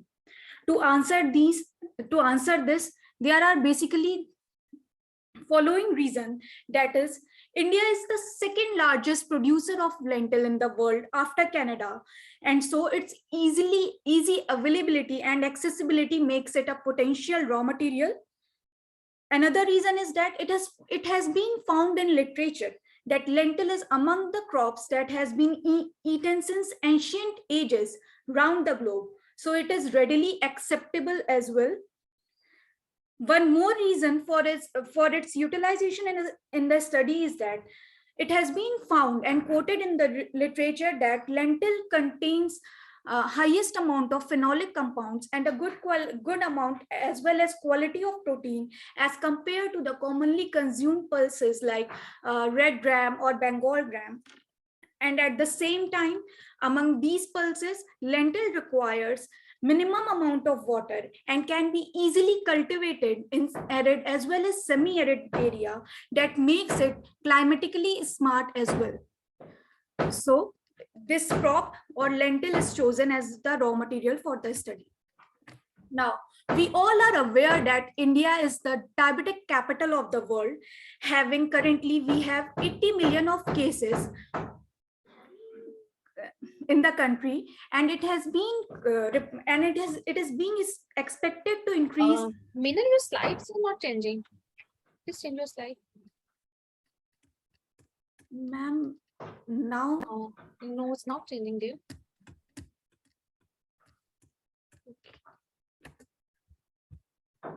Yes, now it's good. Okay. Now we all are aware that India is the diabetes capital of the world, and currently we have around 80 million of diabetics in the country, which is expected to increase up to 145 million by 2045, and it is increasing at an alarming state. So it's high time we should realize this, and we should try to cope up with the coming situation as soon as possible. For this, what can be the solution? The solution can be, we have to manage our diet. And basically what kind of diet we have to take? We have to take the diet that is rich in protein, fiber, has low GI, and for this purpose, to easily prevent the diabetic going out of control, lentil can be a potential pulse that can serve the purpose. So with this objective, germinated lentil flour has been developed that has a high nutritive value as well as low GI. For this, the methodology that has been used is optimal custom design of response surface methodology using full factorial approach. In this, two independent variables have been taken, that is soaking time and germination time. In soaking time, the four levels have been taken, that is 4 hours, 6 hours, 8 hours, and 10 hours. 10 hours has been taken as an endpoint because it was observed that after 10 hours, there was no significant increase in the weight of the soaked grains, soaked seeds. Similarly, in germination time, 7 levels have been taken from 24 hours to 60 hours with a difference of 6 hours in between. Here also the endpoint of 60 hours has been taken because after that, appearance of roots was observed. The responses of the experiment were crude protein, in vitro protein digestibility, total phenols, total flavonoids, total dietary fiber, predicted GI, water absorption capacity, and oil absorption capacity. Since there were 4 levels for the soaking time and 7 levels for the germination time, so a set of 28 experiments were performed. Now, what we got as the optimized result? For soaking, the optimized time was 4 hours, and for germination, we attained 45 hours as the best time. Similarly, the crude protein of the seeds was increased from 28 gram per 100 gram in raw lentil seeds to 30.5 gram per 100 gram. The in vitro protein digestibility has also been seen to increase from raw, that is from 74 to 85.19%. The total phenol and flavonoid content has also been increased from 18 milligram to 21.15 milligram, and in case of flavonoid, it was 17.10 milligram to 21.09 milligram. However, it was found that the amount of total dietary fiber and estimated GI amount of total dietary fiber was reduced from 18 gram to 13.4 gram, and for estimated GI, it was found that it is around 44.5 in raw lentil flour. However, it has increased up to 53.4 in germinated one. Still, it is below the criteria, and it can be called as low GI flour because high GI flour has their index above 55. These are the graphs that depict the effect of soaking on the responses. In this, it is clearly visible that with increase in germination, the crude protein content is increasing. But after 45 hours or 45.5 hours, that is the optimized result, we can see a slight decrease in the trend. This may be because of the growth of roots for which the nutrients are being mobilized, and so the nutrients in the seed starts decreasing, and as a result, the percent digestibility of the protein also start decreasing. Similarly, here it has been shown that with increase in germination, the content of total dietary fiber decreases, and the expected GI increases. Here, the reason is that with the increase in the soluble compounds or easily available compounds, the dietary fiber content decreases and expected GI as a result increases because the compound become more easily available. in these graphs, it is clearly depicted that soaking time does not have any significant effect on the crude protein or percent digestibility or TDF or expected GI. However, both soaking and germination time has been found to affect the total phenol content and total flavonoid content. The reason is the trend is that with increase in germination time, the flavonoid and phenol content is seen to be increasing, but with increase in soaking time, it is decreasing. The result is that phenolic compounds being water soluble leach out, and as a result, as we will increase the soaking time, these compounds will start decreasing. So to conclude, it could be said that germination is a cost-effective bioprocess that can be utilized to increase the nutritive content of a flour, and lentil has been chosen for the study in order to cope up with the increasing diabetic situation. This developed flour can be utilized further for development of various products that will have low GI, and at the same time they will have increased protein, good amount of dietary fiber. The protein has insulin stimulatory effect. The dietary fiber, we all know it helps in reducing the weight, as well as it delays the digestion, hence delaying the glucose spike. So that's why this the study was undertaken. Thank you. Thank you, Minal. Thank you so much. And thank you for being so punctual. I just want to know that what is the stability of that flavonoids compound in the processed product? Ma'am, actually, Yes. In the study, I don't understand your question properly. The stability of the flavonoid products, for how many days it is stable in the product, or Ma'am, actually, in the current study, I have not gone further for the conducting the shelf life till now. It will be conducted later, but it has been found that with increasing soaking during the manufacturing process of the flour, during developing flour, it decreases. Thank you, Minal. Thank you so much. You're welcome, ma'am. Now we're taking a short lunch break for at least 30 minutes, and we will be joining after 2 p.m. Hello, madam. Hello. Yes. Yes. Can I present now? Your name, sorry? Jagdish Prasad.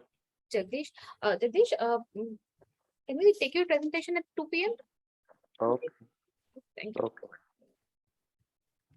Excuse me, ma'am. 2 baje. Yes. Ma'am, I would like to know when will be the poster presentation.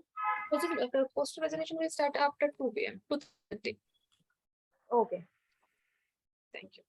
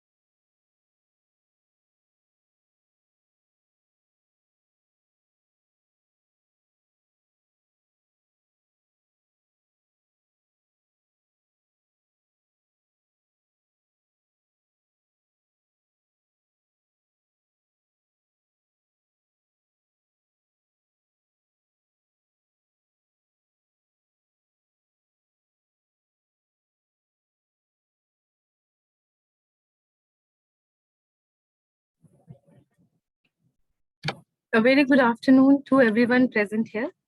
Now we'll be starting the e-poster session. I'll be announcing the name of the participants and then they'll share their screen.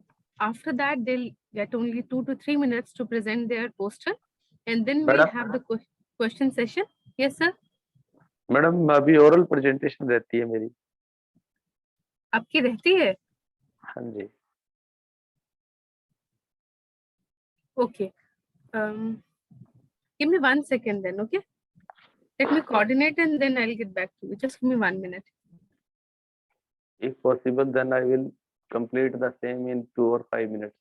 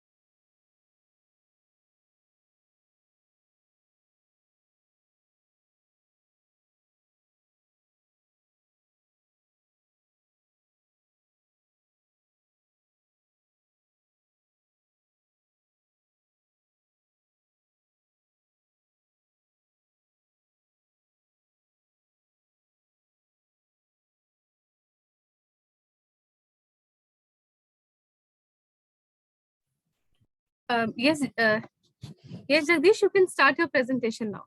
Okay, Kindly madam. share your screen and start the presentation, please. Okay, okay, madam.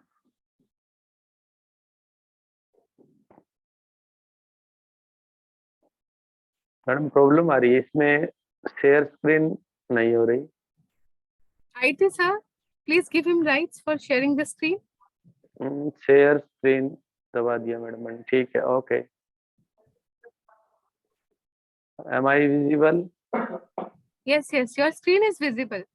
If Okay. it's possible for you, please put your screen on the slideshow mode. Okay, madam. Now, Hanji, हाँ. I Yes, think it's it is visible right. now. Please start. Okay. Now, my topic is hello, good afternoon to one and all present here. I want to share my presentation on the topic screening of lignocellulosic enzyme activities in fungi based on qualitative analysis and enzymatic assay for the production of enzyme cocktails. I belong to Department of Bio and Nanotechnology, Gurujumeswar University of Science and Technology as a PhD scholar under the guidance of Dr. Anil Kumar. And these are the presenter. So my basic aim is to produce a consortium which contain basically some fungi which are promising, and they produce some specific enzymes, or they are hyperenzyme producing, such as cellulase, xylinase, lactase, etc. And they have also the both lignin as well as cellulose degrading activity. So in addition to these studies, this study also demonstrated that the proposed work can be undertaken into two-step screening strategies that could be further applied to discover potential cellulitic fungi isolated from various environmental samples. Meanwhile, the fungal strain isolated in this study will be helpful in the bioconversion of agriculture lignocellulosic residue into valuable product.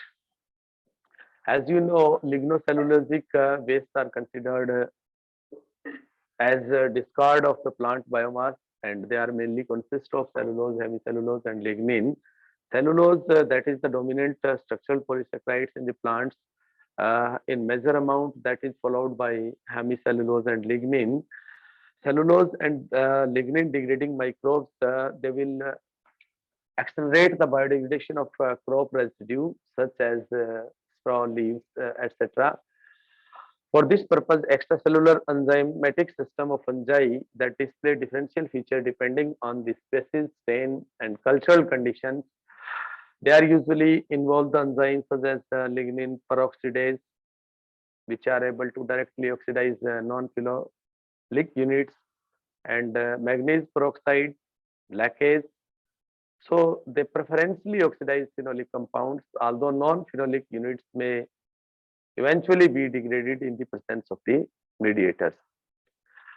The main problem behind that is the period of decomposition, which we want to reduce by the use of efficient lignocellulosic microorganism. Cellulitic microbes, they convert cellulose into stubble sugar by enzymatic hydrolysis, and in the similar way, lignolytic microbes, they produce various enzymes, and these enzymes, they are screened for different phases for the preparation of compost from different paper, wood, chips, isolate, and to isolate lignin degrading microorganisms using medium containing multiple antibiotics. And there are many studies, they observed the same thing, and concluded that the use of these efficient lignocellulosic microorganisms, they can reduce the period of decomposition. If we use all the crop residue, then there are different method of their management are there, but the main concentrate is there that there are so much impact of crop residue burning, such as atmospheric environment, human environment, soil environment, decline in microbial biomass, loss of soil organic compounds, loss of biodiversity, decline in soil fertility, chronic heart and other disease, aerosol particles, and there are so many impacts are there of crop residue burning. In this study, we have taken different isolates, and these isolates are isolated from autochthonous sites from DCT waste, forest soil, forest litter, forest degraded wood, farmyard manure, decomposed manure, and rural compost. Actually, we have collected soil sample from 21 locations throughout the Haryana state of India, and these were taken into the lab for analysis. Then these isolates are isolated with the help of the enrichment culture technique using CMC, and standard methods were used for the isolation process, and only the colonies that served a zone of clearance were purified by repeated staking and were used for further studies. Then they were screened for cellulitic activities, both by qualitative as well as quantitative method. These isolated microbes are screened for their activity by using the standard procedure as defined by various scientists such as Andrew et al. In 1984. And the zone of appearance was studied using Collier zone, and zone of hydrolysis was also maintained by using standard formula, that is diameter of the zone divided by diameter of bacterial colonies. The same were also screened for lignolytic activities, and the colorless agar media that was used to turn green due to the oxidation of ABTS, azure dyes, and these appearance of color zones around the colonies were observed. Jagdish, sorry for the interruption. Can you please wind up your session in 1 minute? Oh, yes, madam. Okay. Thank I you. will conclude it in 2 or 3 minutes. These Okay. were some sites from where these samples were taken, and these are the total number of samples are 75, and they were grown on different media such as PDA, RBA, SPA, and CMC, as well as on xylem agar, and all showed the positive growth. And then some characteristics were also observed of these fungi. All the 76 isolates were studied for this different characteristics. And again, these are the some growth of CMC, growth on xylem, and then activity was also observed both for cellulitic as well as xylenitic activity was observed. And on the basis of these, only 74 out of 76 were observed to study for further analysis, and they were studied for the different characteristics such as physical appearance after 0, 14, 15 and 30 days. And these are the observations of all these 24 isolates, and these isolates were again observed for different enzyme activities, and the CD was calculated, and among all these only 8 were selected for final selections, and it was found that all fungi exhibited good growth. During the present investigation, it was found that only 24 out of the 75 isolates with the highest zone of hydrolysis were chosen for CMC activities, and it was found that microbial enzyme, they can play a role in efficient disposal of paddy and accelerate nutrient solubilization and mobilization by secreting the enzyme. And you know that crop leftover burning contribute to air pollution and ultimately to warming. Effective and economic and sustainable management of agri residue can alternate source of income generation. So by using or development of new technology to handle agri residue by adopting clean technology like in situ biogas upgradation to biomethane, biohydrogenation, pressure swing, adsorption technology, and bioelectrochemical and biogas upgradation, etc. These were found new pathway for clean technology. These are the references used in this study, and the present aim of this study was to manage crop residues such as paddy straw either on off-field or in-field by use of agriculture. Off-field, we can use agriculture uses, energy and industrial uses such as livestock, composting, mushroom, biochar, thermal energy, bioethanol, biogas, building material, high-end material, silica, biofibers, etc. But we can use in-field or in-situ technology where we can directly incorporate these microbial consortia along with these and then go for fast degradation, increase in crop yield of next generation, crop, increase in soil nutrients, and improve the soil health in this way. Thanks to one and all again. Okay.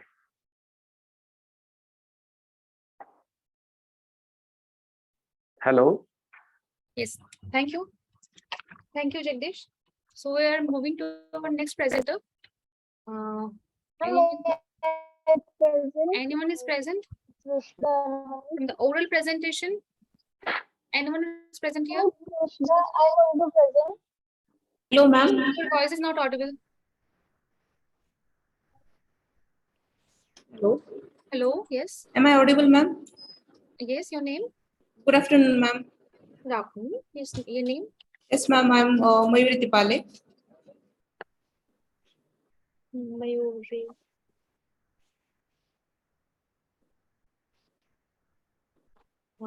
Are you from oral presenter or poster? Yes, ma'am. Anyone is there from the oral presentation? Yes, ma'am. Yes. You're from oral presentation?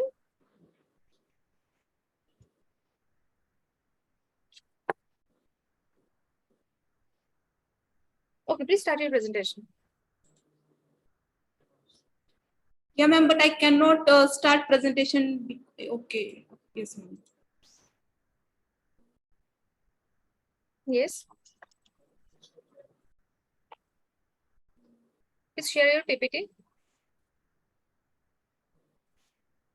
The screen only, then you can start your presentation.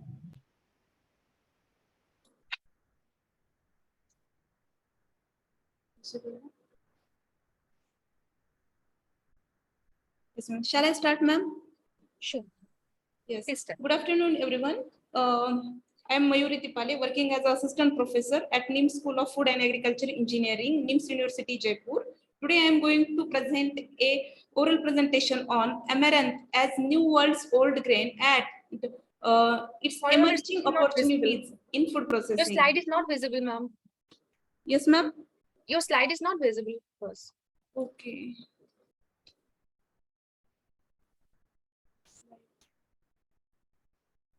Sure.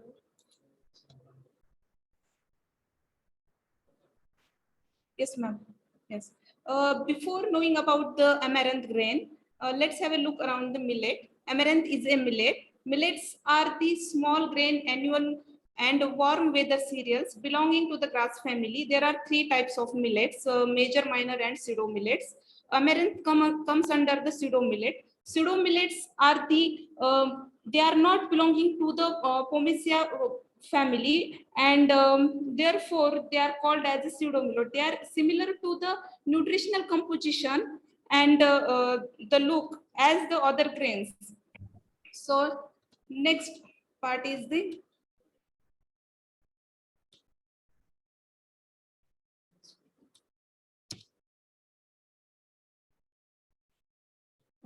amaranth, or the commonly known as the raspberry, is belonging to the family of Amaranthaceae and the genus Amaranthus.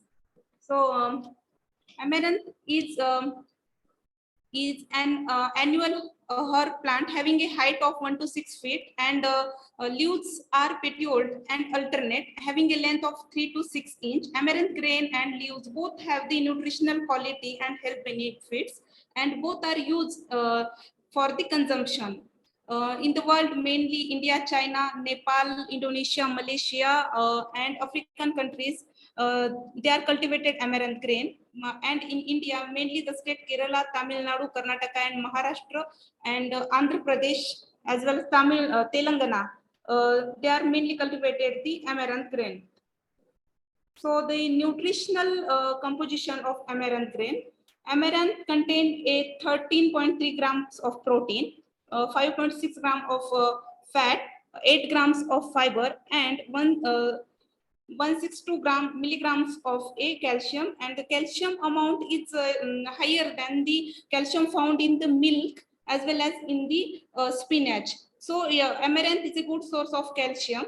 It also contains several vitamins like vitamin B groups and minerals like iron, then magnesium, potassium, then protein. Let's have a deep introduction about the protein content in a amaranth.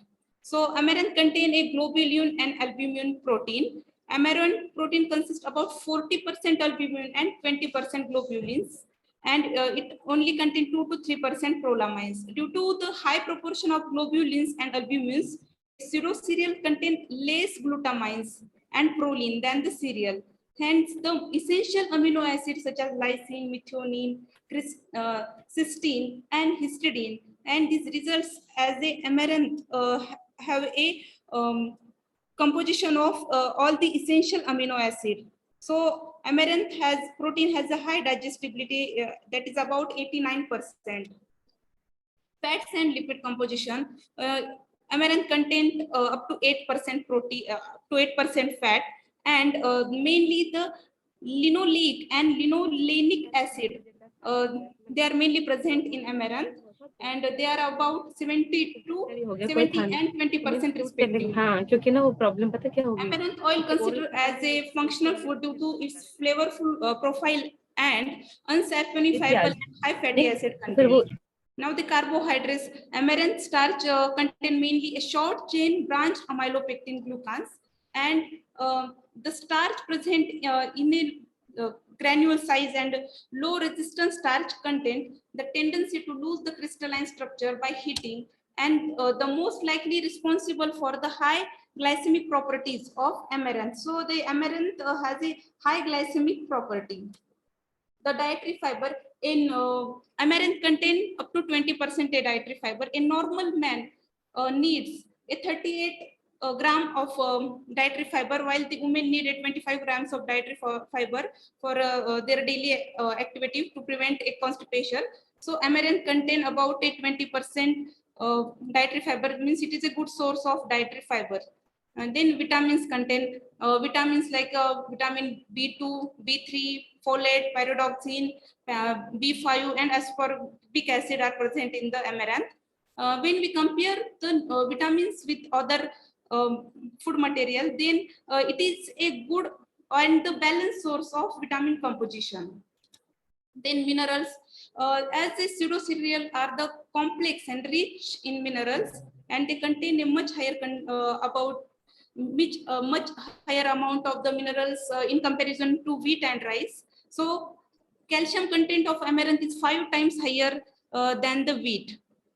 Then other minerals like potassium, sodium, and magnesium, they are also present in amaranth. So the high balanced mineral content, they are also available in the amaranth. Then bioactive compounds like phenolic acid, amaranth contain up to 25 milligrams of gallic acid equivalent, and it is a rich source of polyphenol, which consists mainly of flavonoid, especially the rutin.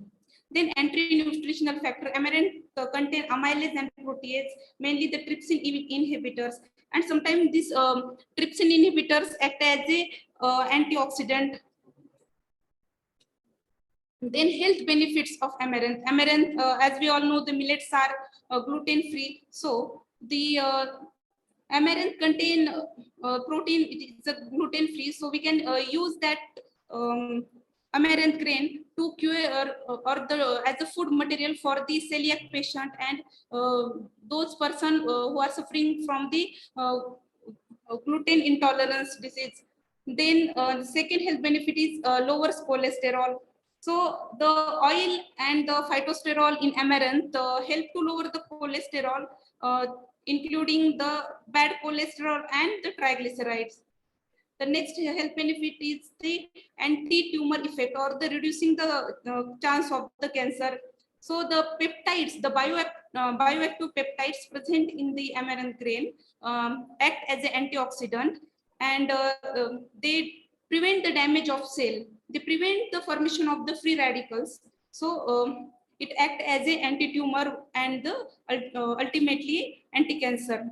The next is immunity booster. As we know that it contains a complex mixture of all the vitamins and I'm minerals. sorry for the interruption. Please Okay. wind up the session within 1 minute, ma'am. Thank you. Amaranth is a rich source of iron, so it acts as an anti-anemic food.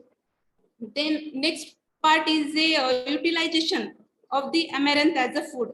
So we can use amaranth as a leafy vegetable as well as a seed. So pop seed, nowadays we are taking that pop seed in the form of the chickpea or in the form of bars. So during a popping, the seed retain the vitamin B and the mineral, but during the high processing means during at a high temperature, the polyphenolic content as well as the vitamins get lost, but in popping of seed, these vitamins and minerals are retained.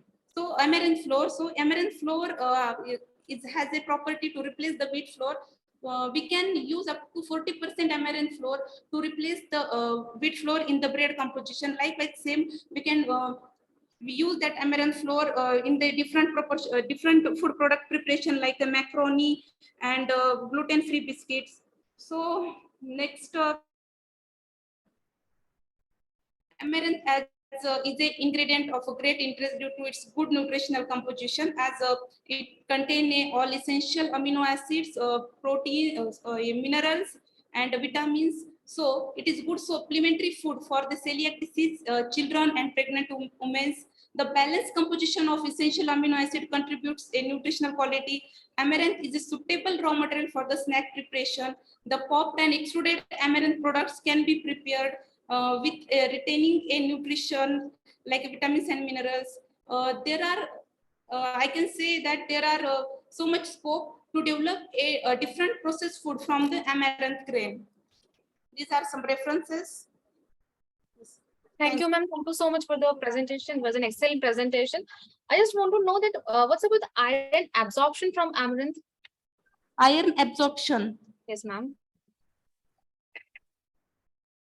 Yes, sorry, ma'am. What's about the iron absorption from amaranth? Since it's a non-heme source of iron, so what's about the iron absorption?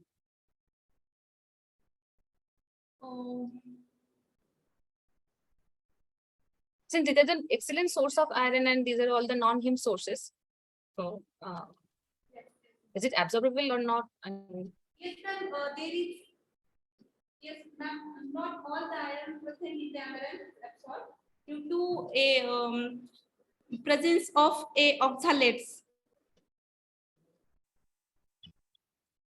Okay, ma'am, thank you so much. So we'll move to the next presentation. I think only one presenter is left here. Ma'am, it's Rushda Namali. Okay, Rushda. So please start sharing your presentation.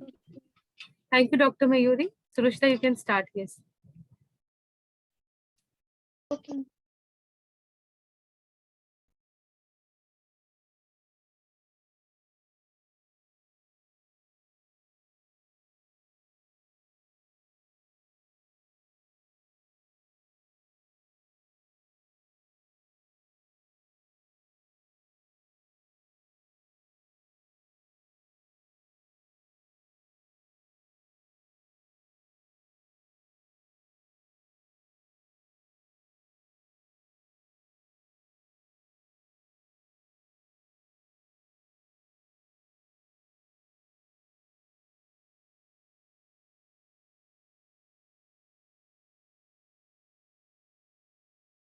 Shall I start? Please.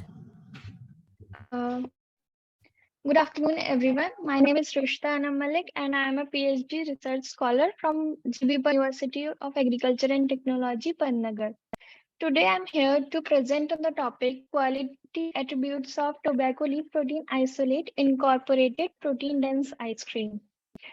So as we all know that today the demand of protein is increasing, and as a consequence, there is a need for new sources of food proteins, especially plant-based proteins are in demand now. So why protein isolates? Because these are the most refined form of protein products and contains highest concentration of protein and that do not contain any nitric bulk. Also, these are very digestible and can be easily incorporated in different food products. We have selected tobacco because it is one of the most commonly planted crops in the world and it has high protein content, around 10%. And ice cream, it is a product appreciated by people belonging to all age groups and social levels. So here is the methodology. The first picture showing the fresh tobacco leaves, and these were dried and ground to tobacco leaf powder. From tobacco leaf powder, we prepared the tobacco leaf protein isolate, the third picture, and then by incorporating tobacco leaf protein isolate, we developed protein dense ice cream, which is tobacco LPI ice cream. Now, how the tobacco leaf protein isolate was prepared. the Rushta, sorry for interruption, but your slides are the not each moving. session. Rushta, your slides are not Yes, moving, please. Even your voice is not clear. There is some crack in your voice, so please see the setting. The slides are also not moving.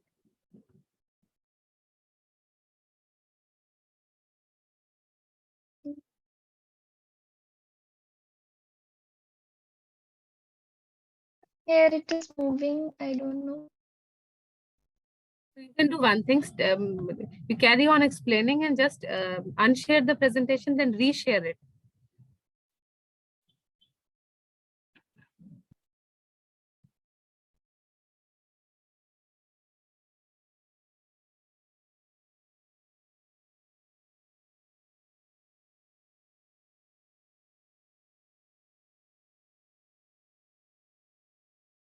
Now the slide is changed.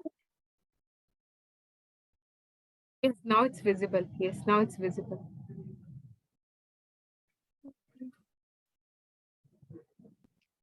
So the first of all, the fresh leaves were weighed and then dried in an oven at 55 degrees centigrade.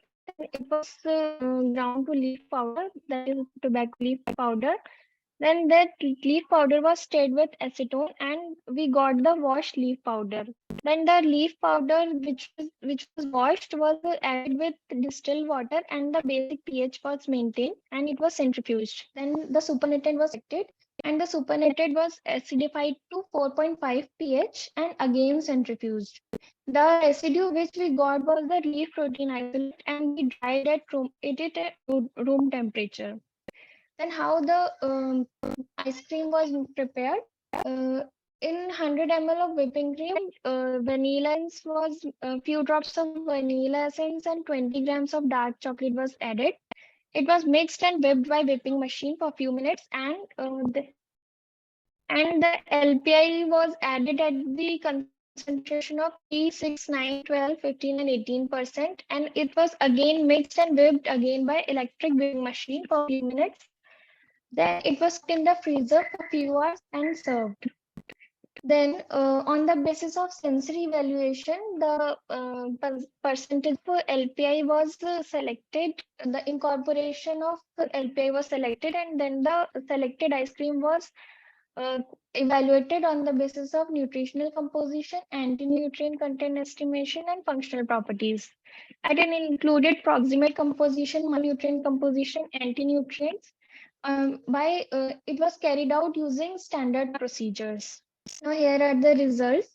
Nutritional quality of tobacco leaf protein isolate, and from the pie chart we can see that the tobacco leaf protein isolate contains 89% protein and 8% moisture, and other nutrients are in very negligible amount. Anti-nutrient content was also very low, that is tannin, saponin, and nicotine. Nicotine is the major alkaloid in the tobacco, which is the major anti-nutrient, and it is also in the permissible limit, that is it is also in very low amount. And the protein digestibility was also very high, that is 89.25%. And we also did the amino acids composition, and it was observed that glutamine, methionine, isoleucine, leucine, these are the high amino acid which are present in tobacco leaf protein isolate, and these are comparable to the WHO recommendation for amino acids. Now the sensory evaluation was conducted by scorecard method, 9-point hedonic scale, and it was the parameters were color, taste, texture, aftertaste, appearance, and overall acceptability. So up to 12% of incorporation, the LPI was the ice cream was acceptable, and the overall acceptability was 7.9. After 12%, that is 15%, it was highly unacceptable. So we cannot further incorporate the LPI in ice cream. Rushta, please, And according to 9. Rushta, please, wonderful session. Yes, okay. Now the sensory evaluation according to 9-point hedonic scale, it also seeing that the 12% incorporation was acceptable according to 9 hedonic scale. So after the selection of 12% incorporation LPI in ice cream, the control and optimized ice cream was evaluated for its quality, and it can be seen from the table that the protein content was around 10 times higher in optimized ice cream in control ice cream. And as the anti-nutrients were not detected in the ice cream, and because the content were negligible.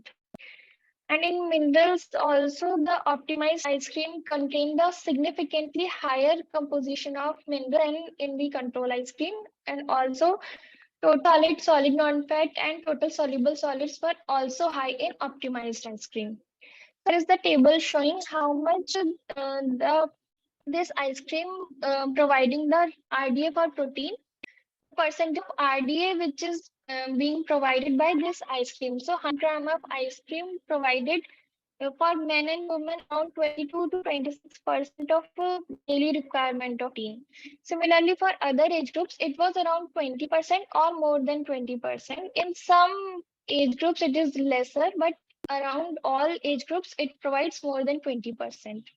So now I conclude with that plant-based protein sources are gaining more interest nowadays, and the isolate made from tobacco can be used as an alternative source to make protein dense products. And as we have seen that if the LPI incorporated ice cream can provide 10 times more protein than roll ice cream with good sensory quality, and it can also fulfill more than 20% of daily protein requirement. Thank you. Have you published any paper out of this work, research work? Because this is very innovative. You will be using tobacco leaves for the food products. Ma'am, I published for the nutritional composition of fresh tobacco leaves, not for this. Not yet. I have not published for this work. Thank you so much. So, is there any other participant for the oral presentation?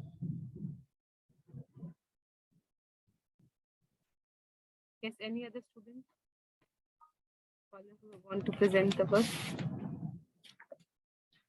I think Dr. Shami, with this we can bind up the oral presentation session. Yes. So now we can start with the poster presentation session. So we'll start with the Krati Goel. Krati, please start sharing the poster. And there is one important announcement for every presenter. You please have to share the screen. You'll be getting only 2 minutes to talk about your poster, and then your time is over. So we'll not give extra time to any of the scholar. I think in the instructions also it was made clear that every presenter will get the 3 minutes.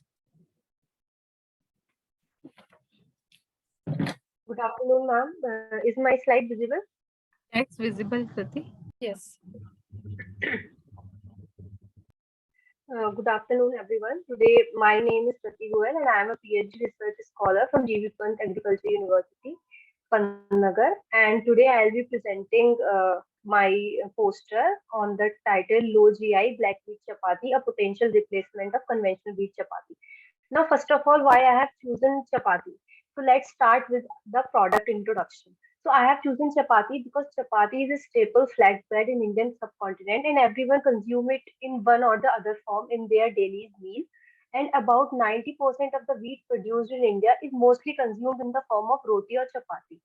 However, with the increased burden of lifestyle disorders like our non-communicable diseases that includes our cardiovascular diseases, diabetes, hypertension, etc., the requirement for the food having additional health benefits along with the basic nutrients has also been increased. Now, why we are focusing more on these non-communicable diseases? So let's talk about the health statistics. So as per the health statistics globally, about 71% of the deaths are because of these non-communicable diseases. And moreover, in India, approximately 116 per thousand population is dying because of these non-communicable diseases. So there is an attempt to like develop a more nutritionally enriched food for the people so that we can prevent or delay the onset of these non-communicable diseases. So to target this problem and to come up with the solution, the attempts have been made to develop the pigmented wheat cultivars that are enriched with anthocyanins, which are responsible for the enhanced nutritional quality of the wheat. So the objective of my study is to develop the black wheat chapati and comparing its nutritional quality against the conventional wheat chapati. So I have procured the black wheat and the both conventional wheat from the local farmers of the Ucheti village, Muradabad, Uttar Pradesh. And I have developed the black wheat chapati and the conventional wheat chapati using the traditional method and followed by the nutrition analysis. Under nutrition analysis, I have carried out the proximate analysis, which includes my moisture, ash, protein, fat, carbohydrate, and physiological energy. And then I have carried out the dietary fiber composition of both chapati and the in vitro glycemic index, followed by sensory evaluation. I have chosen the glycemic index because I am mostly targeting the diabetes as a condition, and I am targeting this product for the management of hyperglycemia. Sorry. For estimating the in vitro glycemic index, I have followed the standard protocol by Boni et al. And for the proximate and the dietary fiber composition, I have followed the standard AOAC protocols.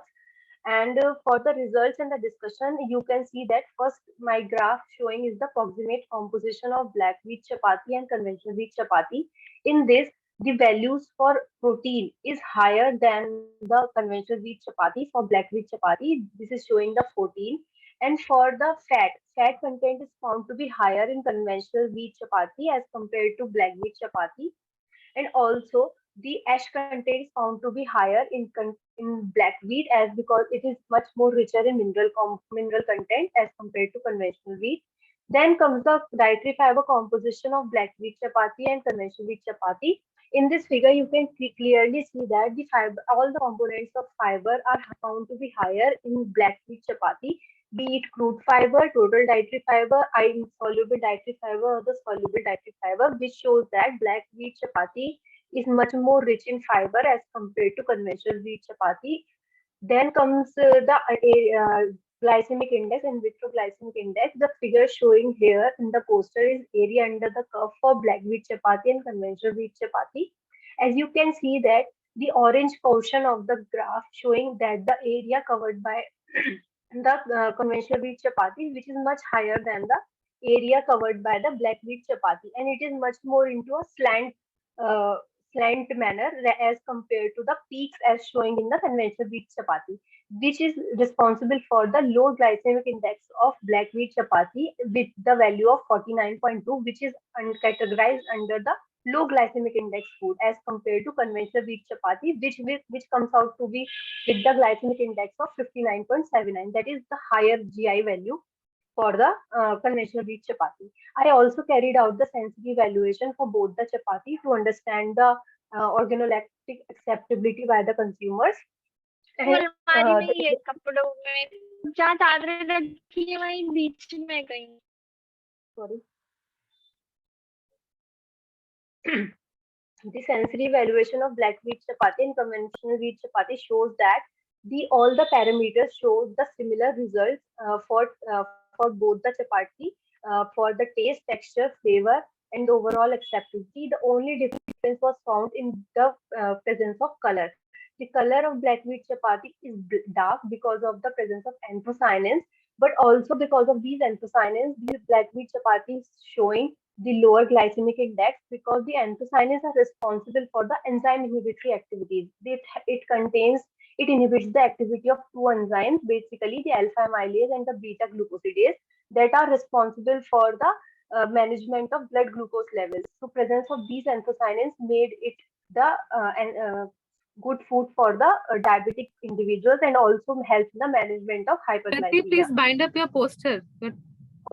So with this, I can conclude that the black wheat chapati is much more nutritionally enhanced than conventional wheat chapati because of its low GI and other health benefits.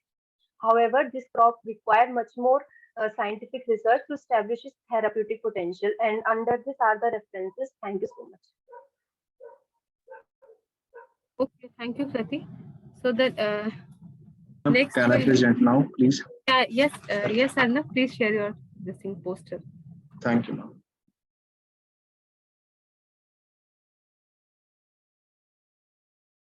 I request again all the participants, please adhere to the time. Yes, ma'am. Is it visible, ma'am? Yeah, it's visible now.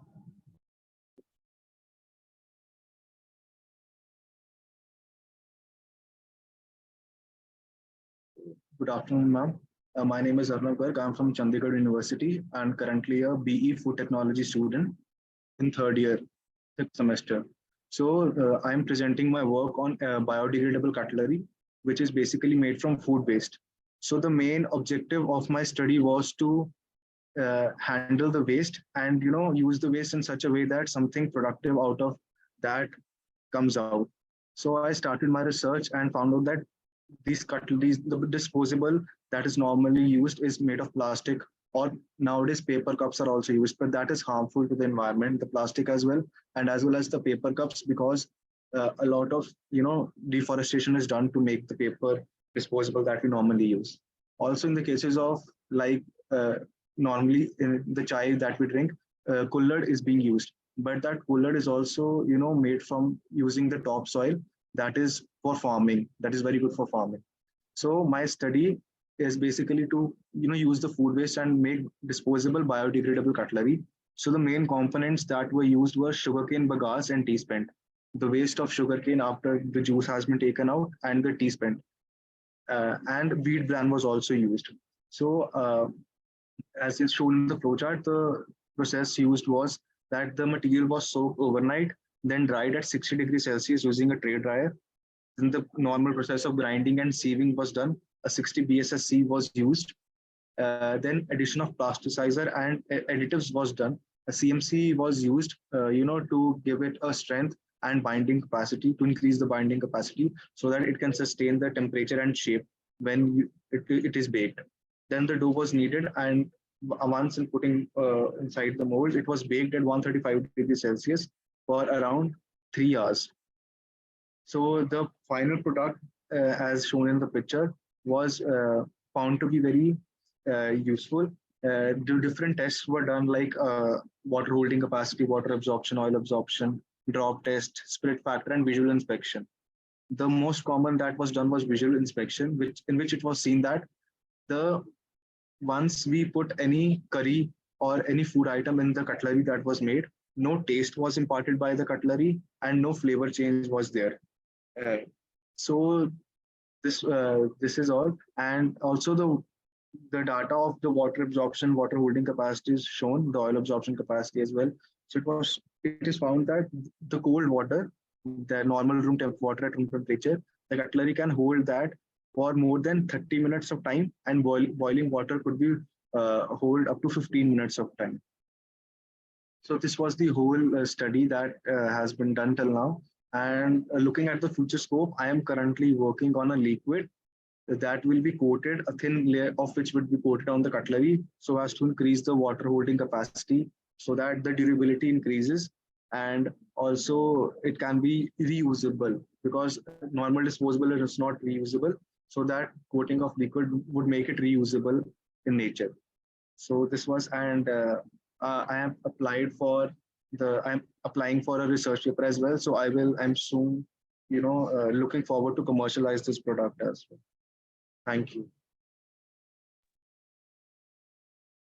Yes, certainly very innovative idea. I think very soon it will be published also, and you can file the patent as well. Sorry, ma'am, you're not audible. I think now the voice is clear. Yes, ma'am. Now. Yes, your idea is very innovative. I think you can file the patent as well for this. Yes, ma'am. I'm working on that. Just yes. Refining the product so that the patent can be filed. Yes, thank you so much. So now next Thank is you, Gurjot Kaur, Chandigarh University. I request Gurjot Kaur to present the poster. Gurjot. Yes, ma'am. Yes, please.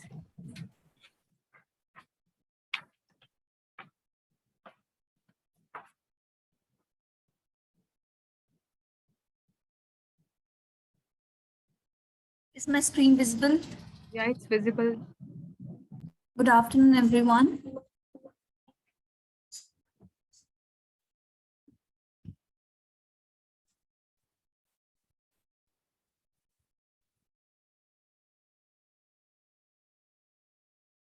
Good afternoon, everyone. My name is Gurjot Kaur. I'm a master's student in Chandigarh University, doing masters in Department of Nutrition and Dietetics. My research topic is standardization of whole wheat incorporated with oats and Tinospora cordifolia stem powder. As the bakery industry is one of the biggest segment of the food processing industry, so cookies are among the most prominent bakery snacks and which are produced and consumed due to their affordability, long shelf life, variety of flavors, and ready to eat status. So the main objective of my study was to investigate the effect of oats and Tinospora stem powder on the cookies, organoleptic, physical, chemical, and phytochemical properties. These are the methodologies. So 3 mixers were made by substituting the whole wheat flour with the oats and Tinospora stem powder in the following ratio. First was the control cookies. Second was the ratio in which 10% oats and 1% stem powder was incorporated. In second, 20% oats and 2% Tinospora stem powder was incorporated. And in third, 30% oats and 3% stem powder was incorporated. Chemical analysis was done by AOAC method. Physical analysis was done using digital vernier caliper. And then phytochemical analysis was done during modified Bellinin test.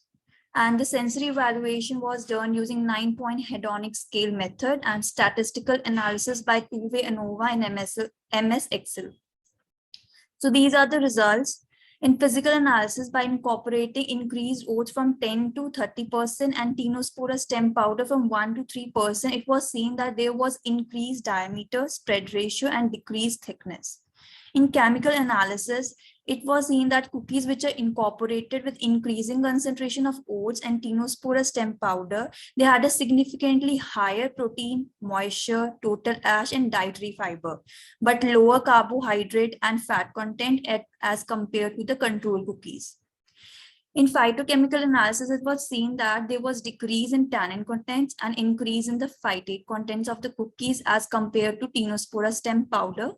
And on the basis of sensory evaluation, cookies made with 10% oats and 1% Tinospora stem powder were overall acceptable. So it was concluded that the 10% oats and 1% stem powder incorporated cookies were preferred the most as per the taste and texture, and they had the higher protein and dietary fiber content as compared to the control cookies. These are the references. Thank you. Yes, thank you, Gurjot. So the next is. Should I present my poster? Vishal Kumar. Vishal, your sequence is after Jaspreet Kaur. Just let her present. Your name is after Jaspreet Kaur. Okay. Yes. Thank you. Jaspreet, yes, please start. Jaspreet, Chandigarh University, start sharing the poster. Jaspreet, are you there? I think she is not there. Vishal, you can start sharing this thing poster. Okay, thank you, ma'am. Share.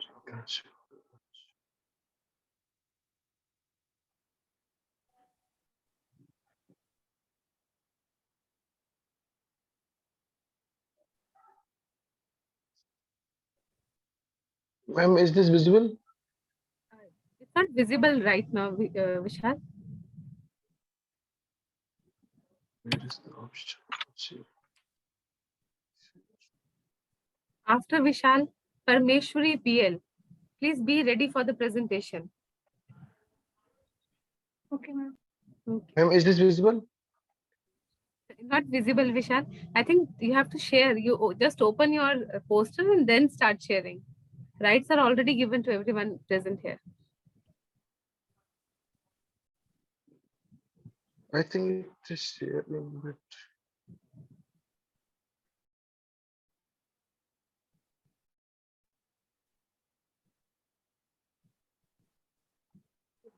it is visible. It's not visible, Vishal. Vishal, I think first, second, third, fourth, fifth, sixth. Your sixth button is share screen. So you just open your poster in the desktop and then press the sixth button. It's mentioned share screen. No, ma'am, I presented on my phone because I am right now. I am not That's home why or. it's not coming.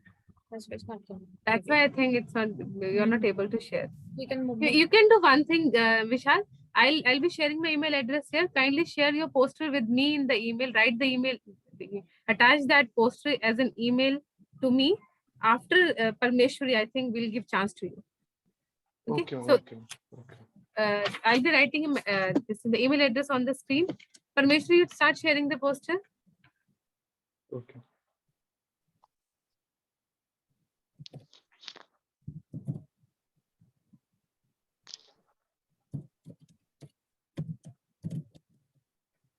Good afternoon, ma'am. Ma'am, is it visible? No. No, it's not visible.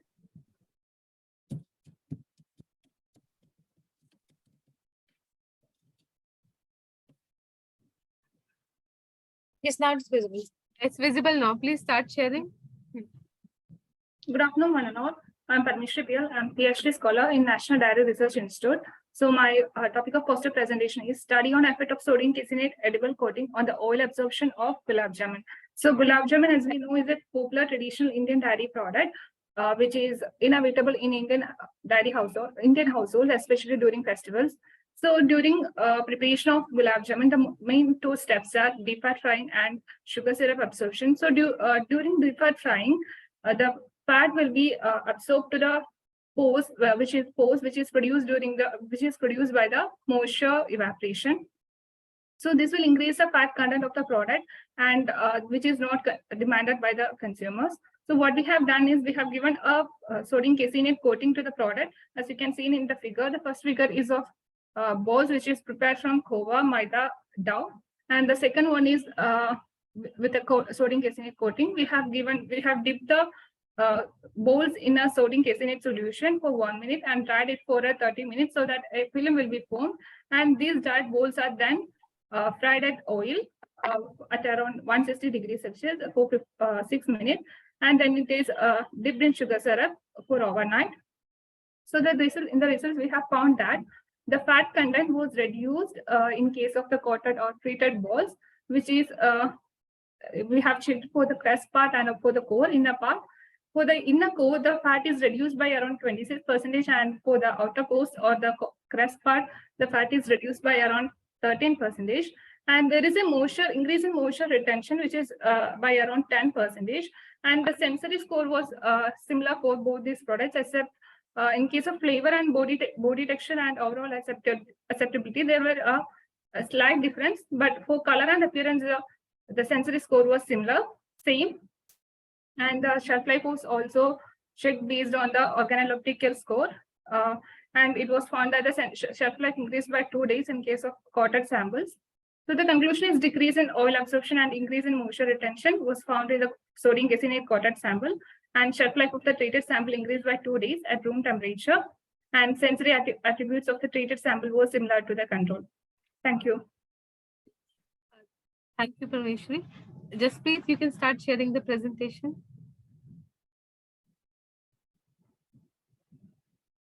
Jaspreet, are you there in the meeting?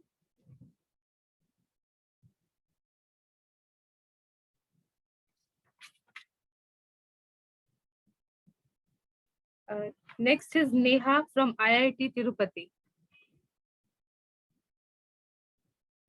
Neha Naijo.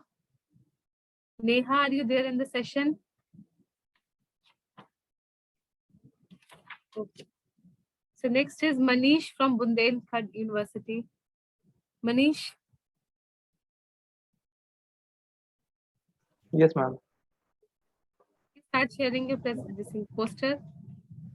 One poster sequence.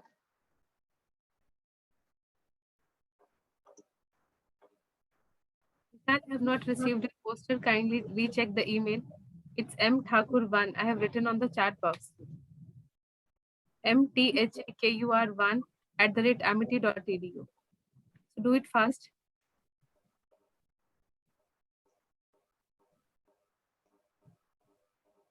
Hello. Yes, Manish. It's visible. You can start sharing. Visible? Yes. Start. Good afternoon to one and all present here. Today I am presenting my presentation on the topic of study on sensory acceptability of quinoa cookies fortified with Psyllium cumini seed powder. I am from Institute of Food Technology, Bundelkhand University, Jhansi. First of all, I introduce the bakery product. I have become more popular in India since the earlier times among the different bakery products. Cookies contribute the most popular group. Cookies are widely consumed throughout the world. In fact, they represent the largest category of snack food in most part of the world. Cook- People of all age consume they are ready to eat food because they are simple to prepare and easily available and portable. Cookies prepared by quinoa, Chenopodium quinoa, started out because of its high nutritional value and bioactive compound, which can be defined human health. Chenopodium quinoa is a pseudo cereal native to the Andean region of South America. Quinoa is a highly nutritious grain with a good content of quality protein, complete with essential amino acids, vitamins, and minerals. As the main ingredient in using in this Psyllium cumini, that is called the jamun. Psyllium cumini, commonly known as the jamun, an important medicinal plant in various traditional systems of medicine. Anatomical part of Cesium cumini exhibits the therapeutic potential including antioxidant, anti-inflammatory, analgesic, antiphytic, and anti-malarial, anti-cancer, and anti-diabetic activities attribute to the presence of various primary and secondary metabolites such as carbohydrate, proteins, amino acids, alkaloids, flavonoids, phenolic acid, and anthocyanin. The purple shade of Psyllium cumini fruits is due to the presence of anthocyanin. anthocyanin. Psyllium cumini seed powder reported to be effective against diabetes, seed ulcer, and sores. Psyllium cumini seed powder with sugar have been given orally to combat dysentery. That is the conclusion is quinoa flour and Psyllium cumini seed powder may affect the scores of sensory properties of cookie sample. The might have good sensory acceptability in terms of appearance, color, texture, flavor, taste, and overall acceptability. Thank you.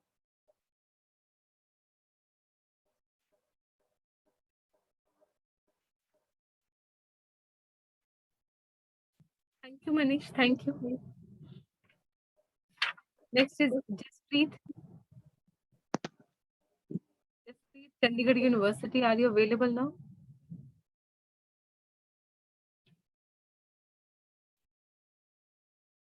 Yes. So next will be Vishal. Just give me 1 minute. I'll be sharing your poster. Ma'am, my file is not uploading. Is the poster available now? Dr. Shami, please respond. Dr. Shami? Yes, ma'am. It's visible now. It's visible. Vishal, start explaining about the poster. Vishal? Okay, ma'am. Okay, ma'am. I will be starting.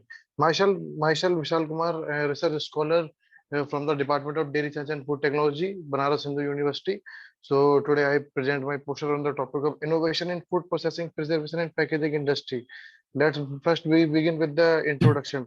Food processing industries face demand global competition and more demanding consumer pushing them to improve innovation pace and quality. First we get the raw material and after we get the manufactured product by many more processing techniques. Like there are the innovation in food processing techniques. There are the 6 different types of techniques that are currently used in food processing industry. The first one is the high pressure processing, second one is the electrical heating, third one is the extrusion, fourth one is the fermentation, fifth is the aseptic processing, and the after that the 3D printing. In by applying these technology, we get the product high nutritive aspect. We by applying this technology, we cannot destroy the nutritive value of the component. After the processing, there are the second key important of the product is the food packaging. Packaging help us to protect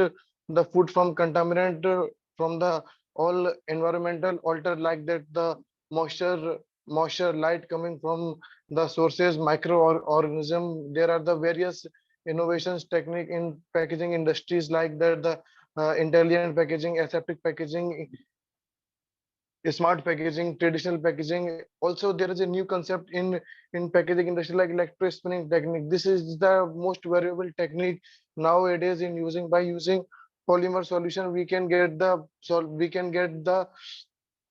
fiber for which we are used in the packaging industry.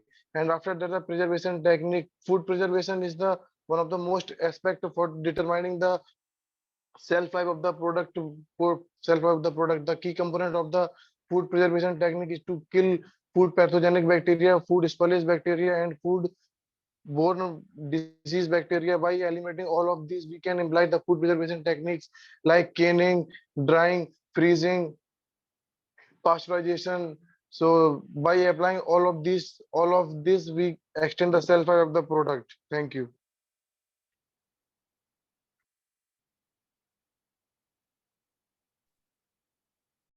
Thank you, Vishal. Thank you so much. So the next will be Nehi. Neha, are you available there? Neha.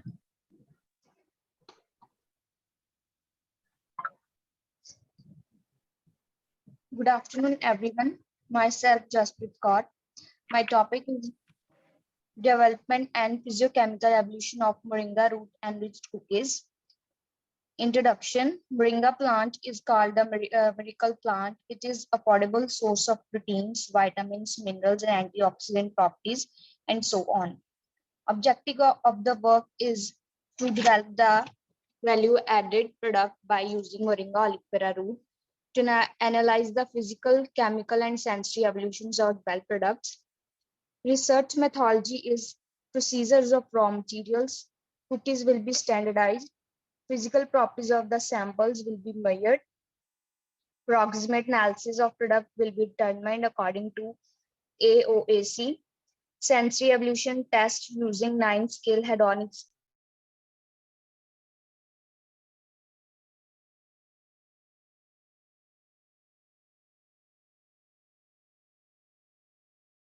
What happened, Jasprit? You're not audible, Jasprit.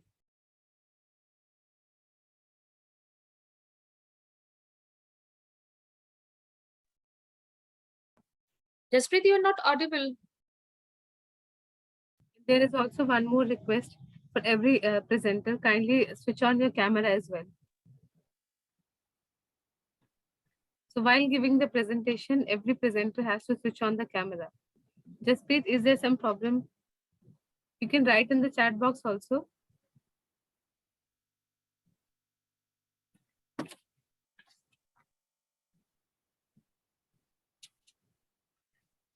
I think there is some technical problem. Yes, I request Neha. Yes, Jasprit.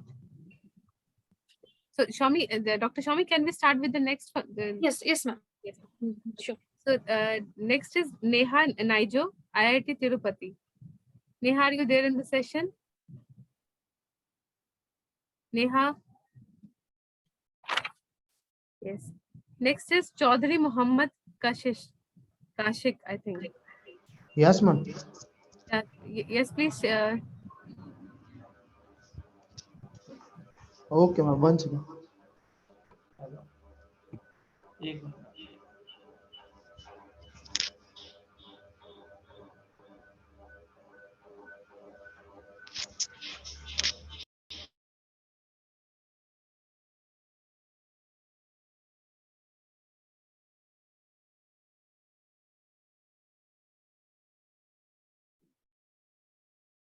Okay, Kasim, your screen is visible.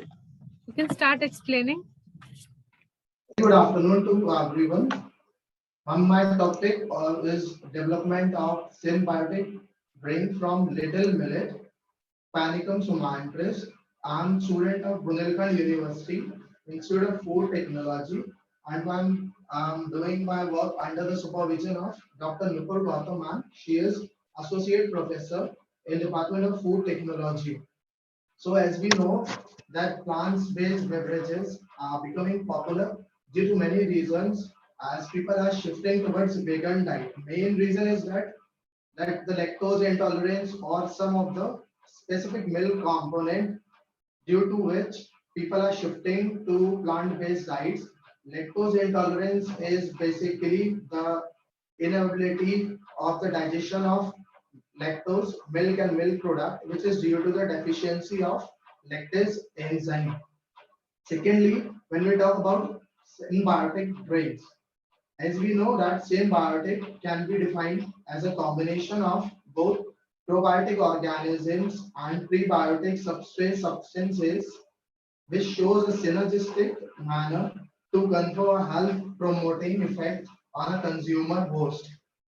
So as we know that probiotic organisms, these are defined as live microorganisms which are beneficial for human beings when we consume. And secondly, prebiotics can be defined as undigested oligosaccharides that are beneficial for microorganisms in the intestine. Secondly, as we know, the millets are defined as coarse cereals which are tiny in size or small in size related to coarse cereals like sorghum and maize. So the main purpose of this study was that millets like little millet, barnyard millet, koro millet, etc. These contain soluble and insoluble fibers, and these are known to serve as prebiotic, which supports good bacteria in our digestive system. Hence, the use of little millet as prebiotic substrate was considered. As we all know that little millet is a traditional crop which is grown throughout India and is suitable for all age groups. Little millet is highly nutritious as it contains a good amount of B complex vitamins, that is niacin and others, and even it contains minerals, calcium, like calcium, iron, zinc, potassium, phosphorus, and essential fatty acids. It is also a good source of nutraceuticals such as phenolics, gamma aminobutyric acid, in short GABA, lignans, resistant starch, sterols, and phytates.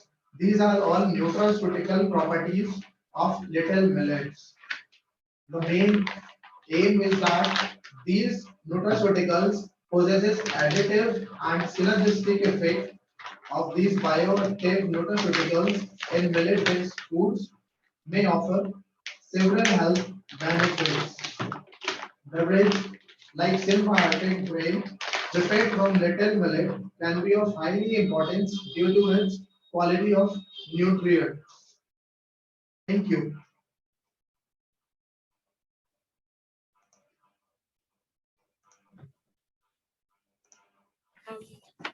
There's one question, please. Yes, ma'am. Yes. What is the necessary condition for a drink to be symbiotic or any product to be symbiotic?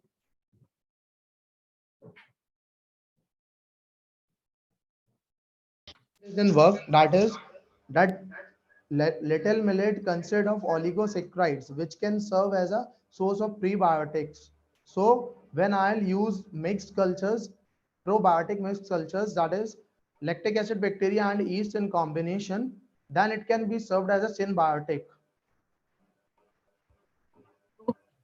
Thank you. So next is Priyanka. Priyanka Hisar. Priyanka, are you there in the session?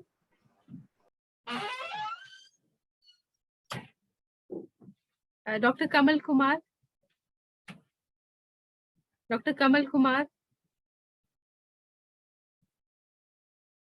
Dr. Lalita Garg. Yes, I think ma'am is there in the session. Dr. Yes, ma'am. Yes. Yes. Am I audible? Jaspreet, you please wait now. Okay, ma'am. Yes. So Dr. Lalita, please start sharing. Yes, ma'am.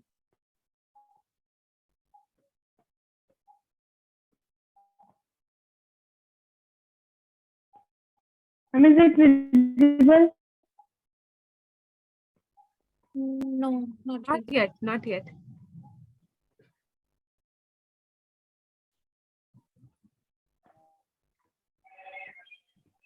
Yes, it is visible.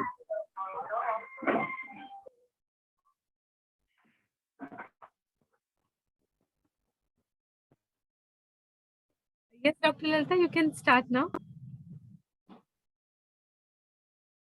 Ma'am, is it visible now? Visible, you can start now. Okay. Good afternoon, everyone. My name is Lalita Garg. I am presenting my poster on the topic under the theme Food Preservation, Innovation in Food Packaging, Preservation and Processing. My topic is revolutionizing food packaging, innovative technologies and sustainable alternative for enhancing the food quality and safety. Now, why there is a need of food packaging?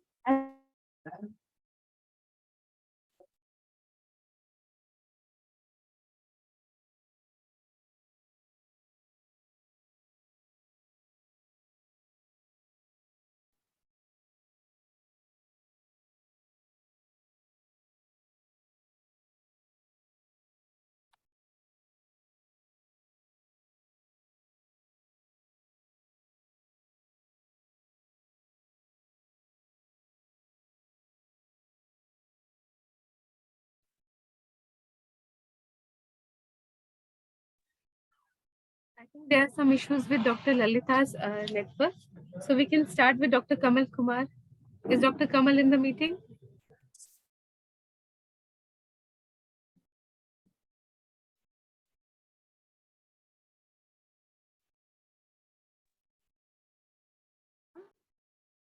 Who has started presenting? Hello. Yes, please. Hello, ma'am. Yes, please. Who is there? Ma'am, I'm Neha. Ma'am, can you hear me? Yeah. Clearly audible. There was a small issue with the network, so I have logged in from the other phone. Okay, Neha.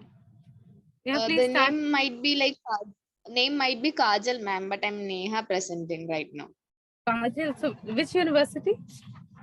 No, ma'am. Actually, I am Neha. I am only the presenter, but my phone Yeah. some issue was there, so I have logged in through Kajal's phone. No problem. Neha, please start.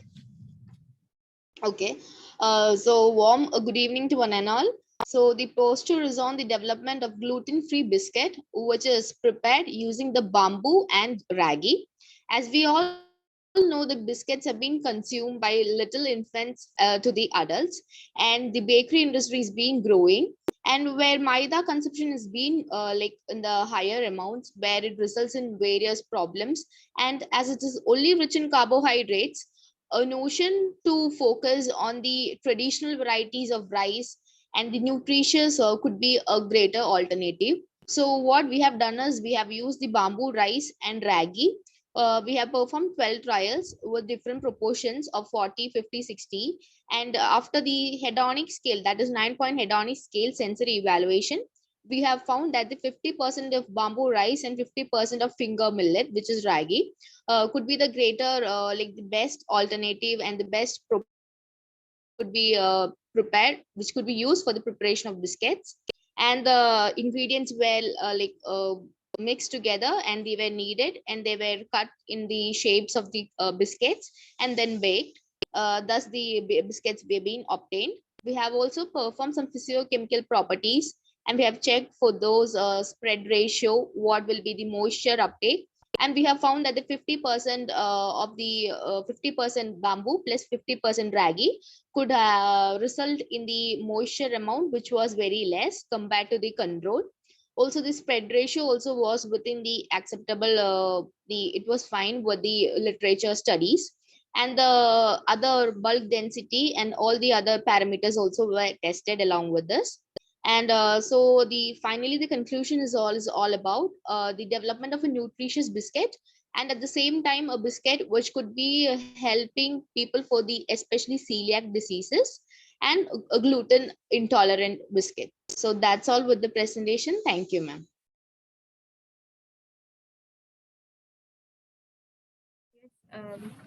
Thank you, Neha. Hello, ma'am. Thank you, Neha. Yeah, thank you, ma'am. Yeah. So next is again Dr. Kamal. I think he's not there. Kriti Soni. Kriti Soni. Can I start now? There? Yes, Lalita sir. Yes, Dr. Lalita, please. But Dr. Lalita, please take only 1 minute to present your work. Please take only Okay, 1 ma'am. minute. Okay, ma'am. Can I start now, ma'am? Yes, please start. As we all know that food is a highly perishable commodity and it provides a favorable medium for the growth of the microbe. So now currently the industry is focusing on developing that packaging technique to increase the shelf life of the product. Traditionally, there are the traditional packaging is there. It provides the protection, communication, convenience, and containment function. But currently, the consumer is demanding more. Consumer demand for the packaging is changing, and it requires more real-time monitoring of the food product, as well as it wants that the packaging should be able to provide each and every information how the product was handled. So, on the basis of that, the new innovative packaging technique has been come up. For example, active packaging, intelligent packaging, biopackaging, biopackaging, and then packaging. Active packaging consists of some compounds which prevent the shelf life of the prevent degradation of the food product, and it's the indicator that communicate the information to the consumer throughout the item, how the product was handled or how the product. Third type packaging is bio-based packaging, where we are using the renewable packaging material instead of using the plastic that will solve the environmental problem also. And fourth packaging is nanotechnology, where we are integrating the nanotechnology in the active packaging, intelligent packaging, and biodegradable packaging. Nanotechnology, it helps in providing the more durability, as well as it is able to more potent antimicrobial agent, and it can detect the very minute changes in the food product. That is why now the industry is shifting towards the using of the nanotechnology in the other type of packaging.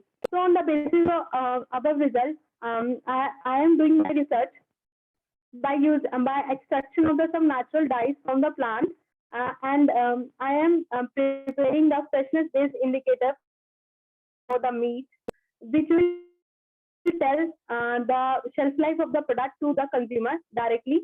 And secondly, what I am doing, I am developing the time temperature-based indicator using the lipase enzyme that will give the information to the consumer how the product was handled. So these innovative technology technique is growing widely because of the consumer demand, changing lifestyle, and the providing more informed decision making to the consumer. Thank you, ma'am. Thank you, ma'am. Yes, thanks, Lalita. Thank you. So I think the next will be Kriti Soni. Yes, Satyaprakash. Kriti, are you there? Yes. Start sharing your yes, ma'am. poster.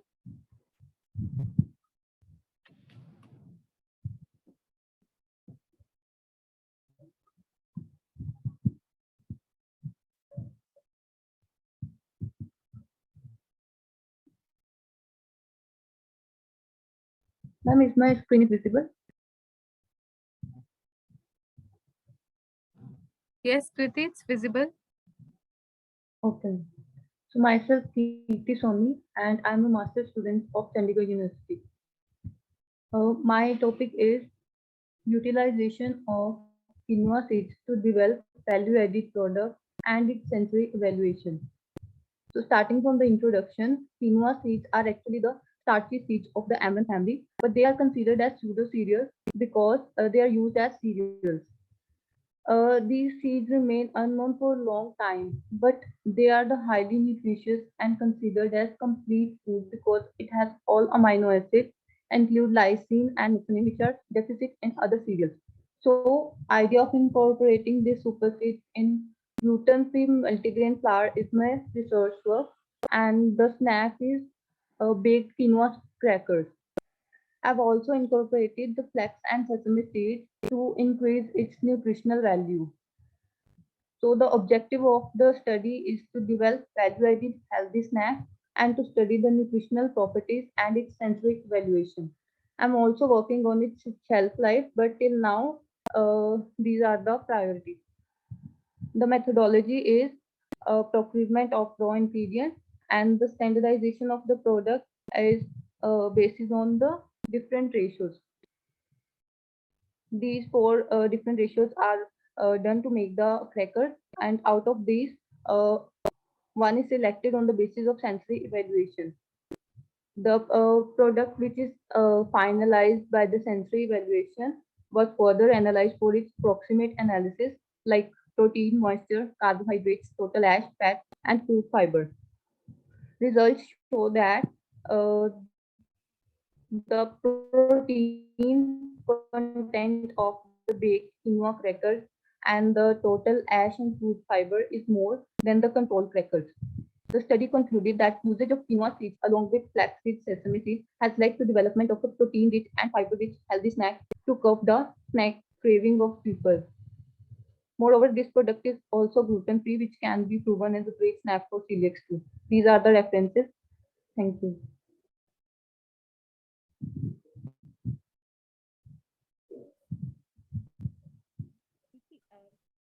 I have only one question for you. So when whenever you develop such kind of products like from quinoa seeds and all, uh, are you doing the cost analysis also? Oh, yes, ma'am. Because it's too this thing costly. If you compare quinoa with the millets, I think the cost is very high. Yes, ma'am. So you simply you are simply working upon the product development, I think, right now.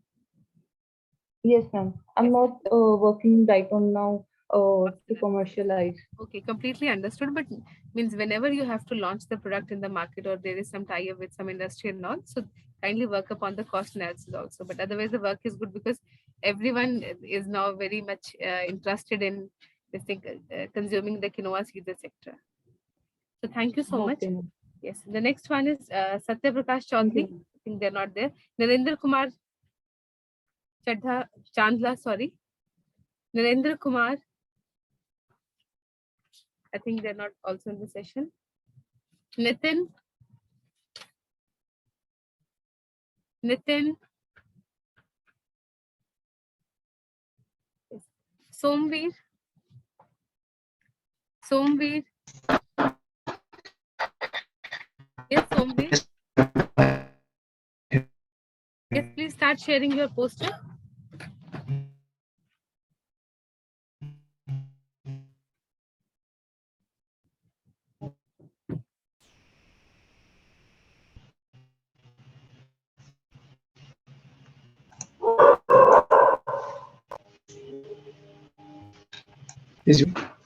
Hello.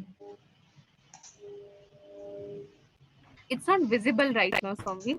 Please share your poster.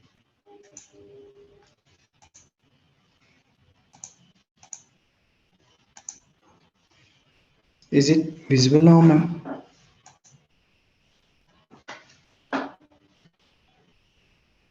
Hello. It's not visible. Good evening, one and all. Myself, Somveer, PhD scholar from National Somveer, Dairy please. Research Institute. Excuse me, Somveer. Your poster is not visible. I think you can do one thing. First, unshare your poster, then again reshare it.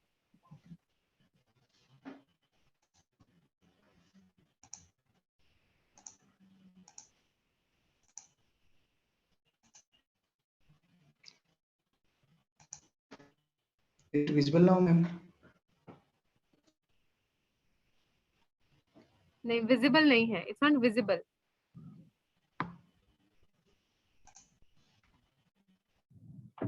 Somewhere you can also do one thing. Kindly share your poster to my email address. I'll be writing my email address here in the chat box. By that time, I think we can start with another presentation. Jasprit.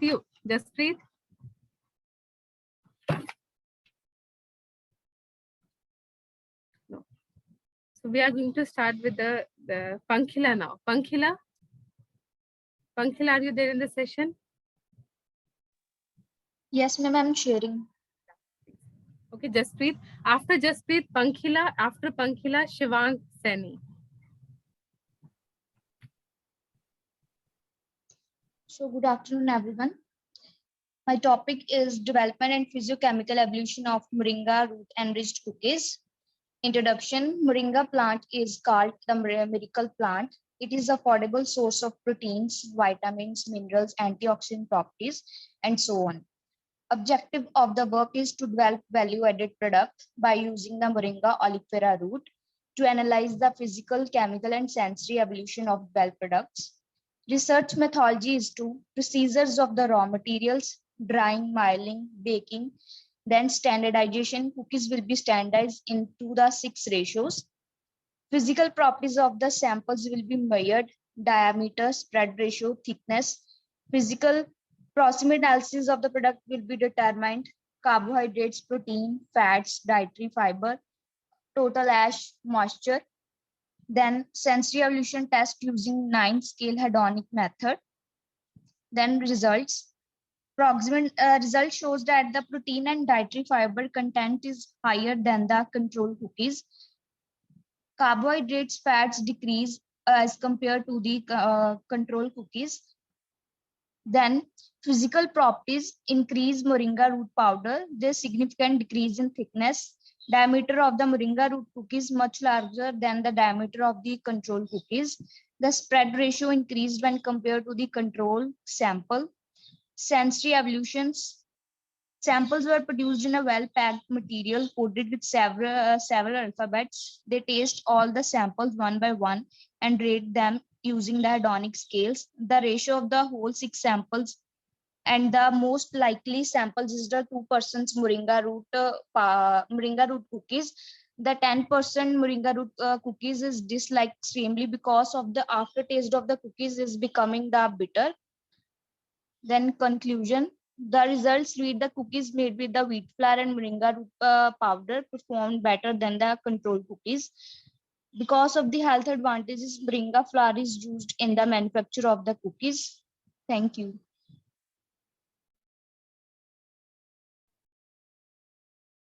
Okay. So, Jasprit, there is only one question for you. The aftertaste is bitter in the cookies, or there is no, means that taste has been masked? Because moringa is a very bitter in taste. Jasprit. Jasprit.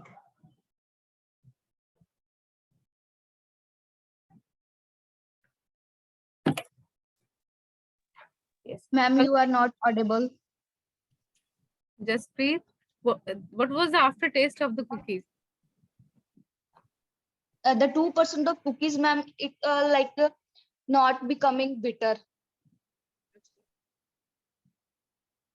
Are the roots having the same bitterness as it is there in the leaves? No, ma'am. Roots are more bitter than the leaves. That's why I'm asking the question that if you'll be making the cookies with the moringa roots, I think they'll be more bitter. But I think you're saying that with 2% there is no bitterness in the cookies. Yes, ma'am, 2% no bitterness, but the 10%, 4%, 6%, and 8%, it becomes bitter. But the 2% is not more bitter according to the 6%, 4%, or 10%. That's why the panelists choose the 2% ratio cookies. Okay. Thank you. So next is Pankhila. Pankhila, are you there in the session? Shivang? Suchika call. Anya Jain? Nitesh? Ma'am, am I audible to you, ma'am? This is Nitesh. Hello?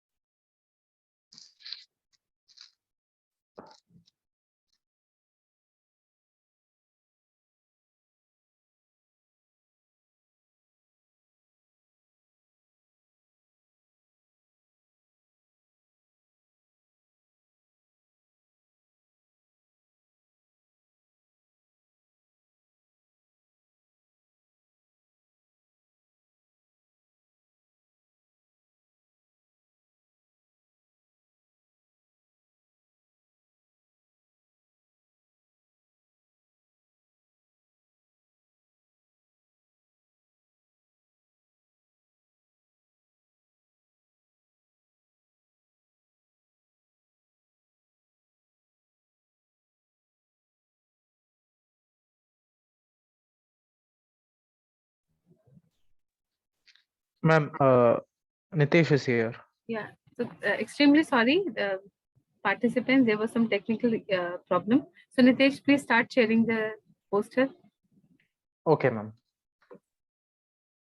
After Nitesh, it's Ivan, then Bhakti and Smridhi Bhatia. Ma'am, I hope my screen is visible. Yeah, it's visible, clearly visible. Okay, ma'am. Good afternoon, all. I'm Nitesh, and I'm from Amity University. I'm currently working with the frozen food production industry, where the major product is a sausage, that is chicken sausage. So when I was working here in my major project, I found that there are certain things that has to be kept in the checklist. That is the safety and the quality. So first of all, my topic is basically about enhancing the safety and quality of chicken sausage production through a HACCP implementation program. HACCP is in majorly in every industries, but how strictly is it implemented? That is the that is what really matters. So why did I choose this topic is because we know that we know about food recall. Why do we need a food recall? When there is a defect or when there is a problem with the food that reaches the consumers, there has to be a food recall need to be done to protect the consumers safety. So the major reasons for a food recall is first is biological microbiological contamination, labeling issues, processing defect, physical contamination and chemical contamination, and there can be unapproved ingredients which can also include allergens in the food. So throughout history, there were many incidents of food recall, where that too because of bacteriological uh, effect on people. Some of these incidents are stated in my poster here. So first one is Salmonella and the second one is Listeria. So when we take a look at this, we can find that major of the incidences are because of the meat industries, are present in the meat industries, and that too in processed meat industries. Even through a lot of processing, there has been incidences where consumers have been affected. So why is this happening? This is happening because it's not because that there is a proper there is food safety management system in the industry. It is because at each and every stage of processing in the industry, there has to be a strict implementation of there has to be a strict implementation of ways by which we can ensure the safety of the product that is being produced.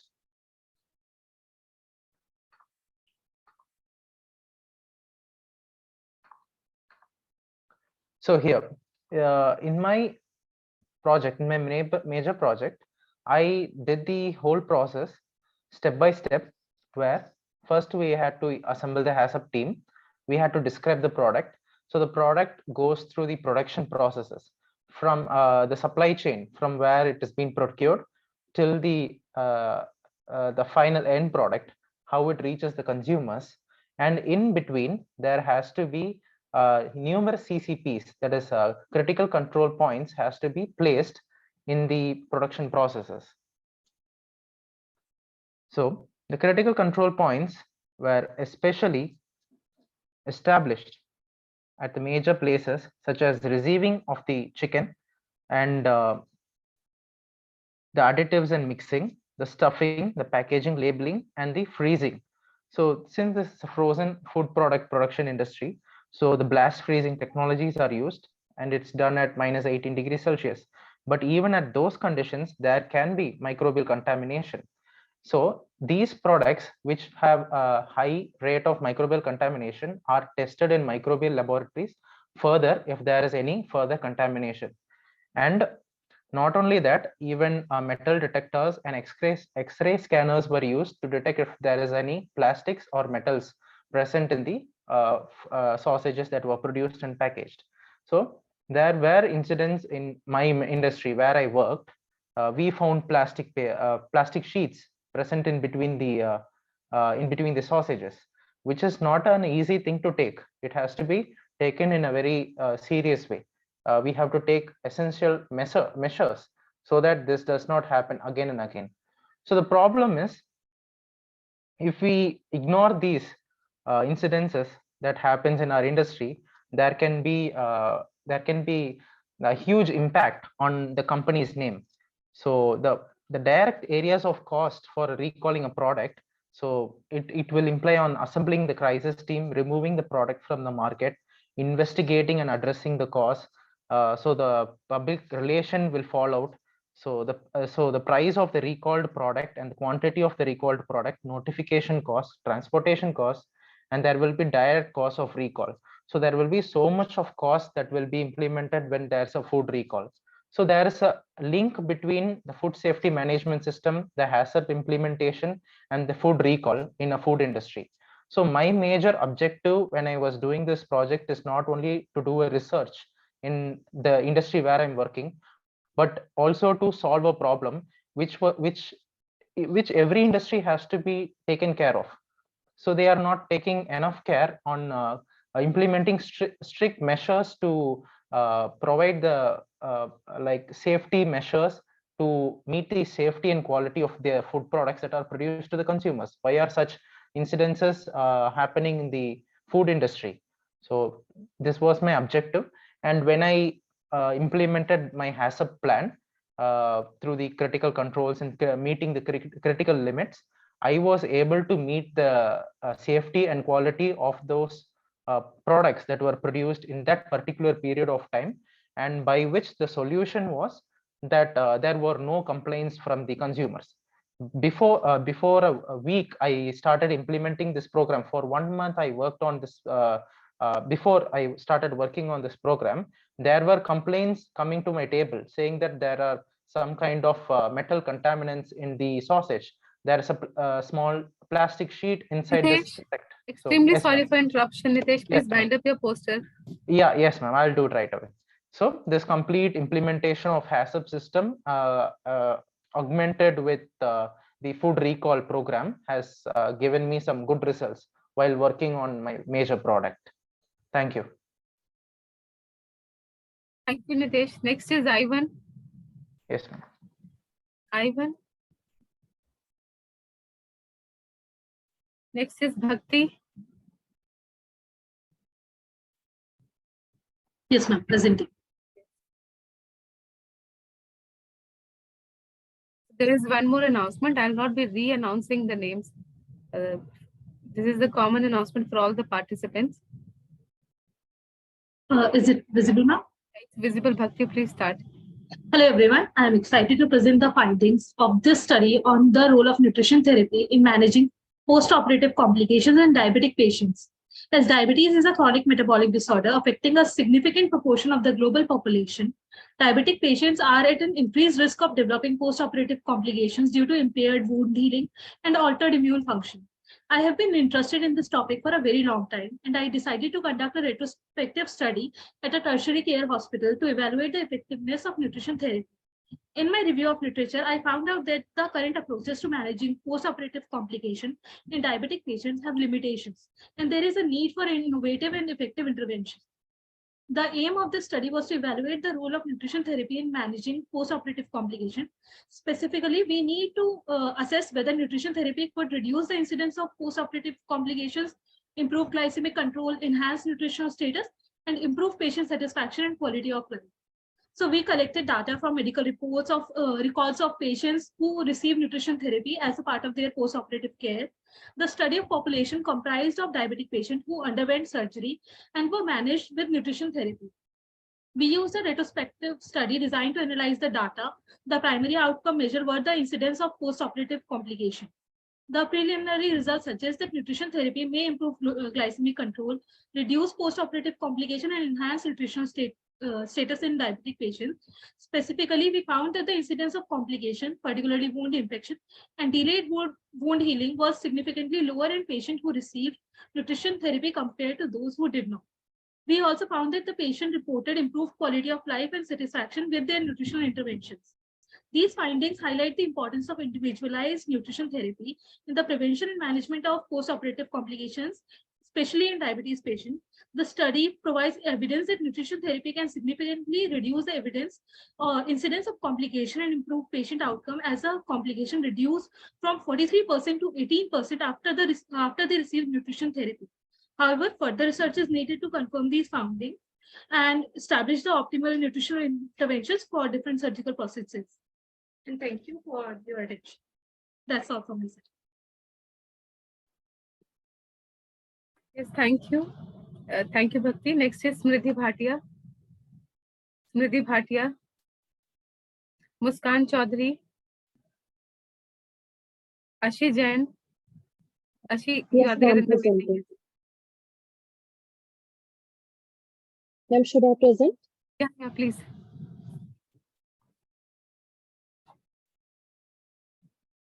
Ma'am, is it visible? Yes, it's visible now. Okay. Good evening, my fellow attendees. Thank you for taking the time to attend this poster presentation. It's an honor for me to share my work with you all today. So I have done my work in investigating the role of inositols in the management of PCOS. So as we all know, polycystic ovarian syndrome is an endocrine disorder affecting the women in reproductive age. So in PCOS, the women have high levels of androgens and low levels of estrogens, which causes the follicles in ovaries to enlarge, resulting in symptoms like irregular periods, excess hair growth, infertility. So, inositols have emerged as a promising therapeutic agent for the management of PCOS. So, inositol, what is inositol? It is basically naturally occurring vitamin-like carbohydrate that is found in our body, and that has shown to improve the insulin sensitivity, reduce androgen levels, and restore ovulation in women with PCOS. In the ovaries, myoinositol and D-chiroinositol exert distinct functions in insulin signaling. So, myoinositol is involved in activation of glucose transporters and glucose utilization, and D-chiroinositol is mainly involved in glycogen synthesis. In polycystic ovaries, hyperinsulinemia, which is basically your insulin resistance, causes a higher D-chiroinositol to myoinositol ratio, which promotes hyperandrogenism and reducing the FSH signaling. So in this study, we aim to investigate the role of inositols in the management of PCOS. So I supplemented the women with PCOS. I took a sample size of 50 women and we supplemented their routine with Palak Notes PCOS supplement. So the Palak Notes PCOS supplement contains a blend of myoinositol and D-chiroinositol in a ratio of 40:1, along with some other components like methyl folate, selenium, zinc, berberine, and some herbs like primrose oil, holy basil, which are known to promote the fertility. So the changes in their symptoms and their ovulatory cycle and other factors were observed after 1 and 3 months of starting the supplement. After 1 month of starting the supplement, weight reduction was observed in 100% of the women, and reduction in hyperandrogenism was observed in 30% of the women. Improvement in ovulatory function was observed in 40% of the women, and 64% of the women had better energy levels. After 3 months of the supplementation, weight reduction was there in 100% of the women, and hyperandrogenism was improved in 58% of the women, and ovulatory function was improved for 92% of the women.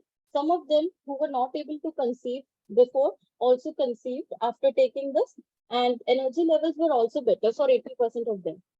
So in conclusion, I would say inositols have shown promising results for the management of PCOS, and combining myoinositol and D-chiroinositol in a specific ratio improves the metabolic, endocrine, and reproductive outcomes in the women with PCOS.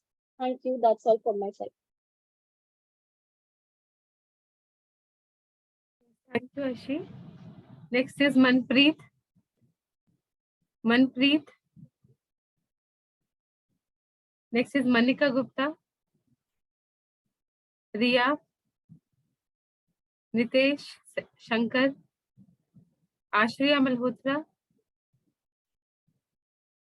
Astha Chaturvedi. Hello. Yes, please. Yes, Ashi. Rin.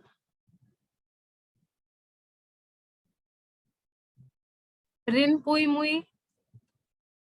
Parishi. Kashish Mehta. Yes, ma'am. Can I present? Share your screen.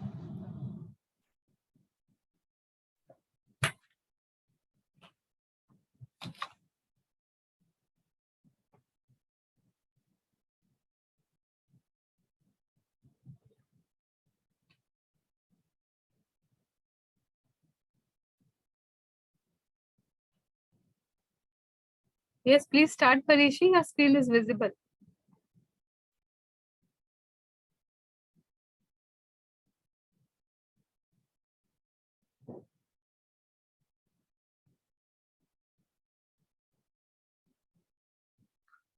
Good afternoon, everyone. I, Parishi Sharma, pursuing Masters in Food and Nutrition from MIT University. I'm going to present my poster on the topic assessment of nutrient deficiencies in adults and assessment and interventions to assess them. Nutrient deficiency are a common problem among older adults and they can have significant health consequences. The most common deficient nutrients in older adults were found to be vitamin D, vitamin B12, calcium, iron, and magnesium. Dietary interventions were found to be effective in addressing nutrient deficiencies in older adults. These interventions included provision of nutrient-dense diets, supplements with nutrients, and the use of fortified foods. The objective of the study was to identify common nutrient deficiencies in adults, to review assessment methods for nutrient deficiencies, to examine health implications of nutrient deficiencies, to explore evidence-based interventions to address nutrient deficiencies, to make recommendations for future research. Nutrient deficiencies can occur due to poor dietary intake, underlying medical conditions, and certain medications. Assessment of nutrient deficiencies is crucial for proper diagnosis and treatment. The health implications of nutrient deficiencies include anemia, osteoporosis, and other chronic diseases. Evidence-based interventions for nutrient deficiencies include dietary changes, supplements, medications, etc. The methodology, methodology included dietary intake analysis, which is done through self-reported dietary surveys, 24-hour dietary recalls, or food frequency questionnaires. Biochemical markers are laboratory tests that measures the specific levels of nutrients in the blood, urine, or other bodily fluids, like for iron and vitamin D. Anthropometric methods, these are physical methods of body, such as weight, height, body mass index. Clinical signs and symptoms are physical or mental symptoms that indicate a nutrient deficiencies. Nutrient deficiencies in adults and their health implications. Vitamin D deficiencies. Vitamin D is essential for calcium absorption, bone health, and immune function. A deficiency in vitamin D can lead to weakened bones, osteoporosis, and increased risk of fracture. Iron deficiency. Iron is crucial for formation of red blood cells and transport of oxygen throughout the body. Calcium deficiency. Calcium is necessary for bone health, muscle function, and nerve signaling. Vitamin B12 deficiency. B12 is essential for the production of RBCs and DNA. Magnesium deficiency. Magnesium is important for muscle and nerve function, blood sugar regulations, and bone health. Interventions. Interventions included the nutritional supplements, dietary changes, intravenous nutrient therapy, medications, and lifestyle changes. The result of these interventions was improvement in symptoms related to the nutrient deficiencies, such as fatigue, weakness, or cognitive impairment, improvement in overall health, and a reduced risk of chronic diseases such as osteoporosis, birth defect, and cardiovascular diseases, enhancement of energy level, concentration, and mood, improved health, hair and skin health, vision and eye health, etc. To conclude my poster, I would say nutrient deficiency in adults can have severe health implications, including anemia, osteoporosis, impaired immune functions, developmental delays. Some of the most common nutrient deficiencies in adults include vitamin D, iron, calcium, vitamin B12, and magnesium. Addressing nutrient deficiencies in adults is crucial for optimum health outcomes, and neglecting these deficiencies can lead to long-term health problems. Therefore, it is very important to raise awareness about importance of proper nutrient and consequences to assess them. Thank you. Thank you. Next is Manpreet. Manpreet, are you there in the session? Yes, ma'am. Yes, ma'am, I'm there.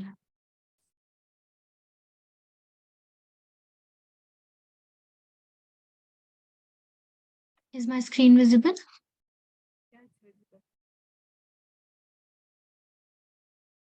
Yes, ma'am. So this is my poster. The title of my poster is Examining Obesity and Work-Life Balance in Female Professionals. In the recent years, the prevalence of obesity has been on the rise worldwide, and this trend is particularly pronounced among female professionals. These women face the double burden of trying to maintain a healthy weight while also juggling the demands of work and family life. So, according to the World Health Organization, obesity is defined as having a body mass index of 30 or higher. The prevalence of obesity among women is higher than among men, and it is highest among women with higher levels of education and income. So, this suggests that female professionals who tend to have higher levels of education and income may be at greater risk of obesity.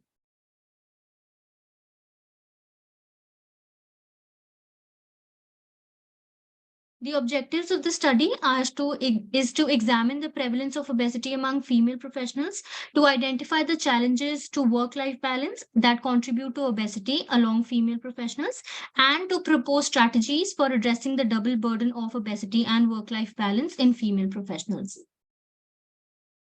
And to achieve all these objectives, a cross-sectional study was conducted among 500 women working professionals aged 25 to 55 years in different industries and job roles. Data was collected using self-administered questionnaires, anthropometric measurements, and laboratory test reports. The questionnaire included questions on demographic characteristics, work-related factors, lifestyle habits, and health outcomes.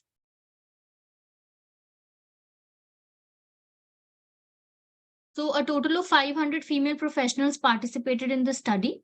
The mean age of the participants was 35 years, and the majority of the participants were married. That was 62.8%. The mean BMI of the participants was 28.5, which falls within the overweight range according to the WHO classification. The analysis of the data revealed significant findings. First of all, in everything, there was a significant negative correlation between work-life balance and BMI, indicating that participants who reported better work-life balance had lower BMI scores.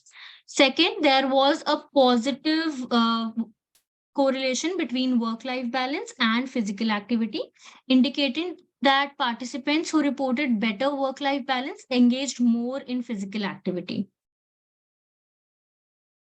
Third, the laboratory test reports showed that 34.6% of the participants had elevated blood glucose levels, 45.2% had elevated blood pressure, and 27.8% had elevated cholesterol levels. There was a significant positive correlation between BMI and blood glucose Please levels. bind up your session. Yes, ma'am. Again, a very important information. This is not please oral presentation. You all are presenting a poster as an oral presentation. This is poster presentation. You have to bind up everything in 1 minute or 1.5 minutes. Yes, ma'am. Also, a relationship between the stress and obesity was seen among these women professionals. The result of the study suggests that there is a significant association between obesity and work-life balance. And here I have discussed all of them, and the conclusion says that it is important to recognize the challenges faced by female professionals in balancing their work and personal lives. Thank you, ma'am. Thank you. So next is Kashish. Kashish. Yes, ma'am. Yes, please. Kashish, exactly you have 1 minute, and then we'll be having the question answer round. So please start bind up this thing, a poster within 1 minute. Yeah, please. Good afternoon, everyone. I am honored to present my poster on topping combating cancer-related malnutrition, which highlights the significant impact of proper nutrition on the prognosis and quality of life of cancer patients. So, malnutrition is a common and serious complication in cancer patients that can lead to poor outcomes. Malnutrition in cancer patients is associated with a higher incidence of treatment-related toxicity and lower treatment response rates, leading to poorer prognosis and lower survival rates. Cancer-related cachexia, a multifactorial syndrome characterized by muscle wasting and involuntary weight loss, is a significant contributor to malnutrition in cancer patients and is associated with increased morbidity and mortality. And so, what is cancer? Cancer is a disease caused when cells divide uncontrollably and spread into surrounding tissues. Cancer is a genetic disease caused by changes to genes that control the way our cells function.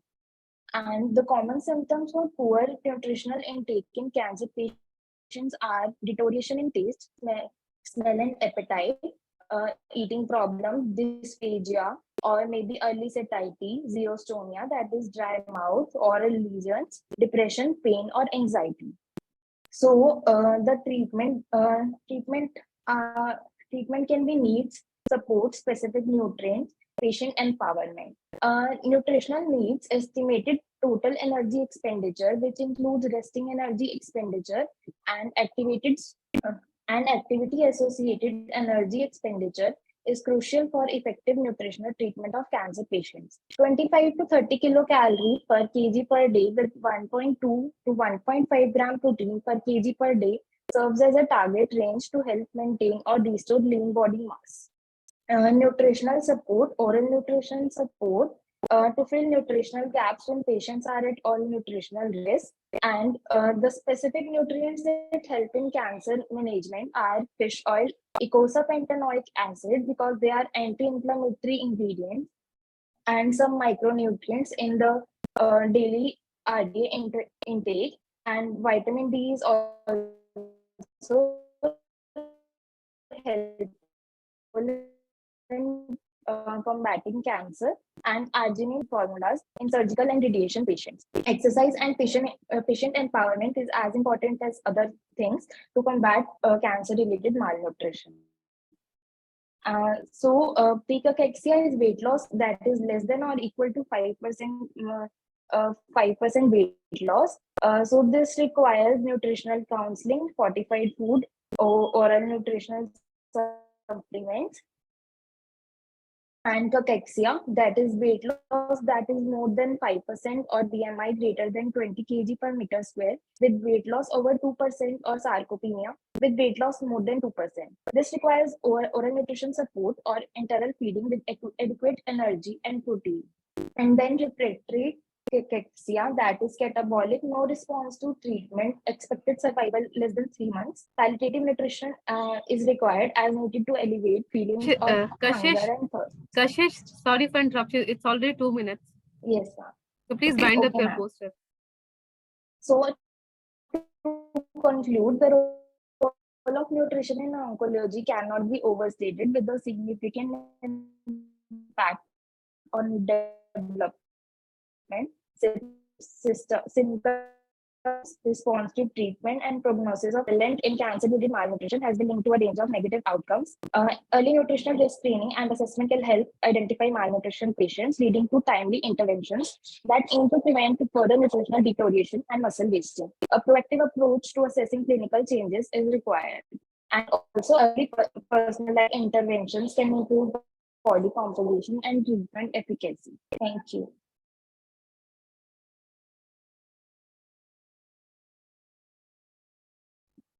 Yes, thank you. Next is Komal. Komal, are you there in the session?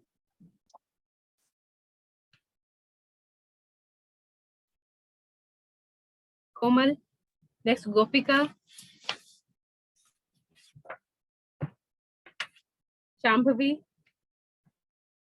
Anshika Malhotra. Vanya Agarwal. Riya Agarwal.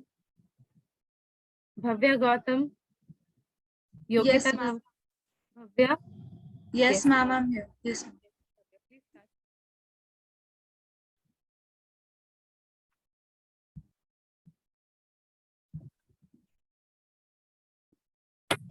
the screen visible? Bhavya, exactly after 1.5 minutes, I'm going to stop your poster, whether Okay, ma'am. it is being concluded or not. Okay, ma'am. Yes, the poster is visible. Please start. Okay, ma'am. So the topic of my poster is nutritional. So the topic of my poster is nutrition through enteral nutrition in cancer patients. So cancer is a complicated disease and which can affect almost any part of the body. As cancer rapidly grows in patients, the health of the patient obviously deteriorates along with the nutritional status of the patient. It is very important to provide nutritional support to the patient when the cancer advances into further stages. So the aim of the research photo was to understand what different type of conditions under which enteral nutrition is chosen for the patient. When a patient presents with difficulty in eating only food, nutrition through enteral route is chosen. So there can be different reasons. There are two cases presented here. One of the cases, the cancer was directly preventing the patient in taking in the food orally. For example, cancer of the head and neck, which directly affects the ability to take the food orally, whether it's a cancer of the lips or the buccal mucosa or larynx or the pharynx. In the second case, there can be a side effects of the treatment, side effects, the exhaustion of the disease itself, which prevents the patient from taking in the food. For example, side effects like nausea, vomiting, or just loss of appetite the patient may experience. These are the conditions under which enteral nutrition may be chosen. The route through which enteral nutrition is given highly depends upon the condition of the patient and what is the goal of the medical management of the patient while they are hospitalized in the hospital. So it is either can be given through a nasogastric route or FJ feeds are also given, which is through jejunostomy. So these highly depend upon the condition of the patient and what is the goal of the treatment for the patient. So there can be different reasons which make enteral nutrition more apt for providing nutrition support and giving proper nutrition requirement to the patient who are suffering with cancer in hospital. Thank you. Thank you, Bhavya. Yogita, Khushbu, Nidhi, Muskan. Shambhir, are you able to present now? Ma'am, can I present? Muskan, just give me 1 minute. Shambhir, Am I audible? yeah, audible. Just share it immediately. Visual, ma'am? Yes, visible. And 2 minutes with you, Shambhir.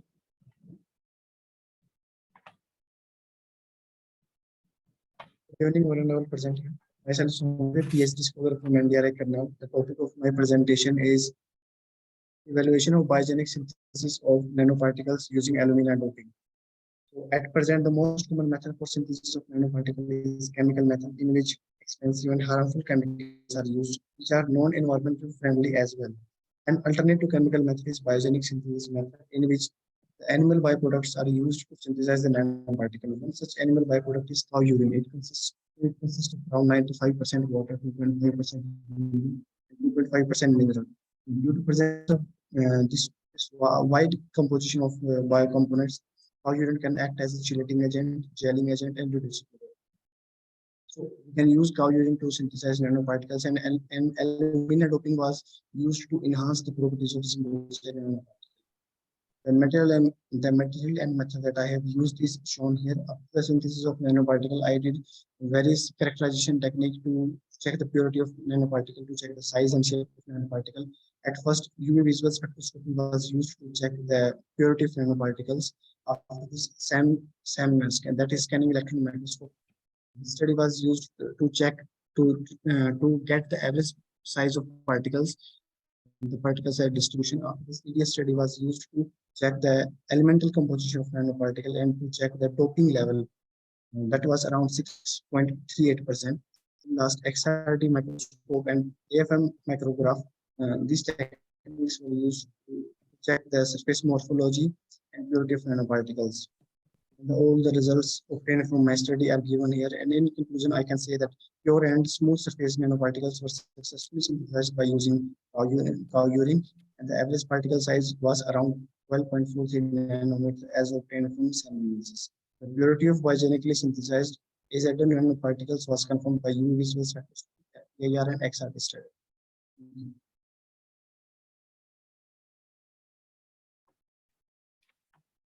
Thank you, Shomvi. Next is Muskan Parekh. Muskan. I'm Muskan Chaudhary. Yes, Muskan, please start. Muskan, you have to wait. Your name is not yet in the list. Yeah, it's Nidhi Chaudhary. I'll go by the list now, Muskan. Okay. Nidhi Chaudhary, Muskan Parekh, Vriti, Shraddha Kapil, Aditi Mittal, Akriti Verma. Yes, ma'am. Shraddha, I'm here. Shraddha, yes. Okay, I'm presenting, ma'am. 1 second. Shraddha, exactly, I'll give 2 minutes. I'll Sure. stop your post after 2 minutes. Okay, ma'am.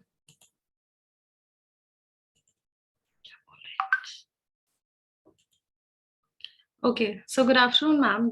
My topic for the poster is the gut-brain axis in children. 1 second.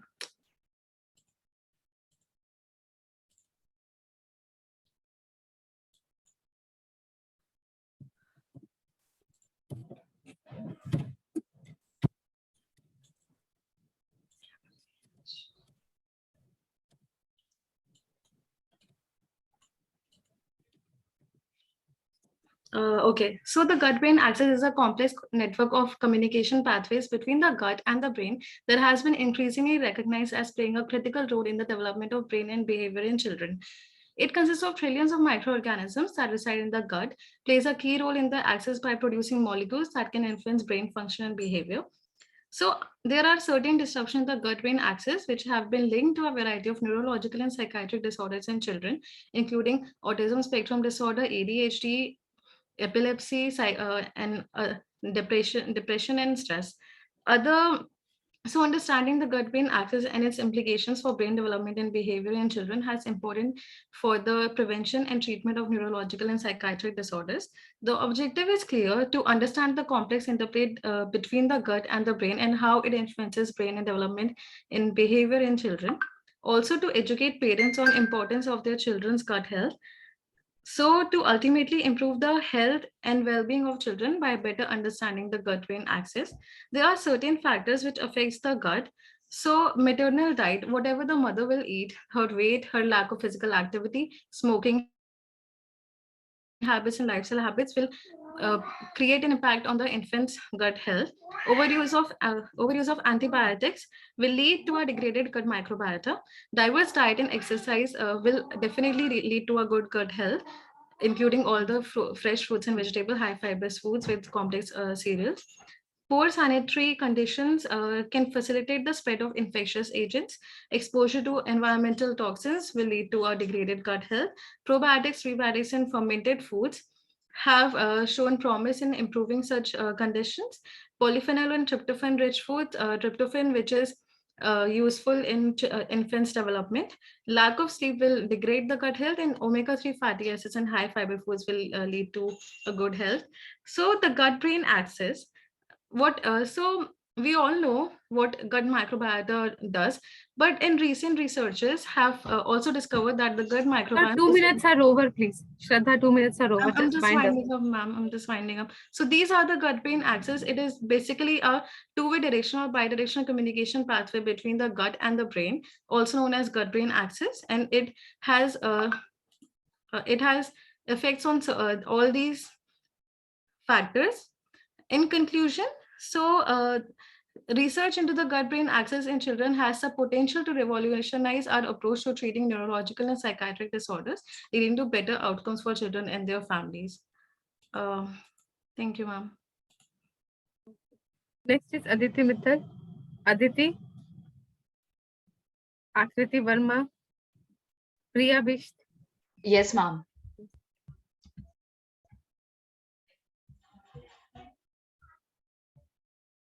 Ma'am, is it visible? Visible now. Please start. Priya, again, only 2 minutes. I'll stop you after 2 minutes. Okay, ma'am. Good afternoon, everyone. I, Priya Bish, student of Amity University, MSc Food and Nutrition, second year, is here to present my poster on the topic Role of Nutrition and Therapeutic Diet in Treatment of Chronic Kidney Disease. Chronic kidney disease, being among the leading cause of mortality globally, is defined as the presence of abnormality in kidney structure or function persisting for more than 3 months. The National Kidney Foundation's Kidney Disease Outcome Qualitative Index has classified CKD based on glomerular filtration rate, and second is based on albuminuria. My objective was to study the staging of CKD, the role of nutritional therapy, and also the effects of macro and micronutrients in chronic kidney disease. My methodology was that I have reviewed 15 research articles that were based on role of nutrition in chronic kidney disease. Now, when I talk about nutrition therapy for chronic kidney disease, proper nutrition is a basic requirement to promote and preserve health in situation of chronic disease such as CKD. Diet is a part of treatment at all stages of this kind of disease, that is chronic illness. Now, first I'll talk about protein and energy. The control of the amount of protein has been one of the most discussed dietary intervention and practices in chronic kidney disease patients. It is always advised that the patient must consume the half of the protein of biological source, that is high biological source, and other half from the plant protein.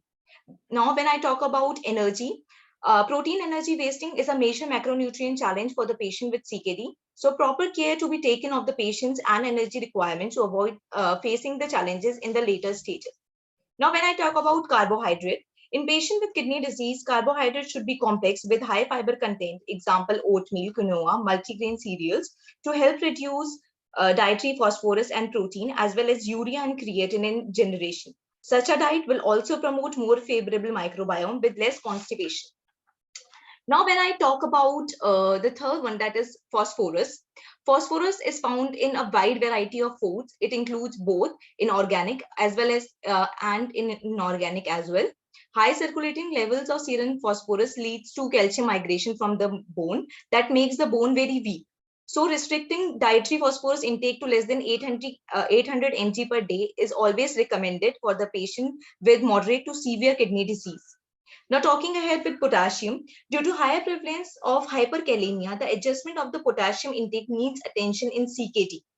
Potassium is also found in a wide variety of foods, both animal Yeah, and it's already 2:40. 2 minutes 40 seconds. Please bind up your poster. Okay, ma'am. Now also talking about calcium, sodium, and trace elements. These vitamins and the minerals also have many deficiencies in the chronic kidney disease because these patients have the inadequate food intake that result in deficiencies of vitamin C, E, K, vitamin D. And at last, I would like to conclude by saying that CKD is a serious threat to health that generally has no symptoms. To control CKD, dietary alteration is advised. Although the renal diet may appear burdensome and constricting at first, but it is just a diet for optimal overall health.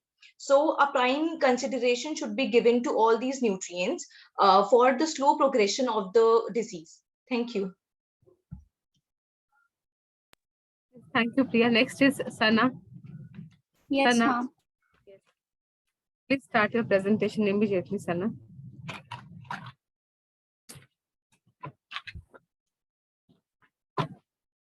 Yes, please.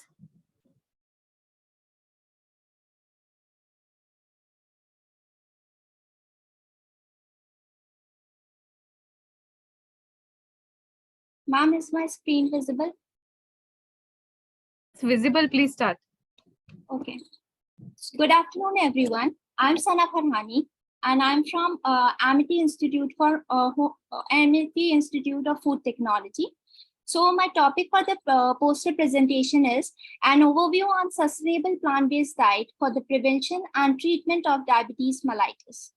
So what is diabetes? Diabetes is a major public health problem. It is a metabolic disorder and its prevalence is increasing because of increased consumption of meat-based product and also packaged product. The progression of this problem will continue till you rectify it from the root. And the only way is to follow a lifestyle modification technique. Both diet and exercise, particularly a plant-based diet, is an effective tool for preventing diabetes. A plant-based diet consists of grains, fruit, vegetables, legumes, and seeds. A plant-based diet, particularly a vegan diet, is known to enhance the glycemic control, body weight, and reduce the cardiovascular risk, and help to manage an overall diabetic management. So what if I told you that we can change the world through our food choices? Today, I will tell you the power of plant-based eating. Going greener with your diet will not only prevent and manage diabetes, but also it's sustainable for the environment.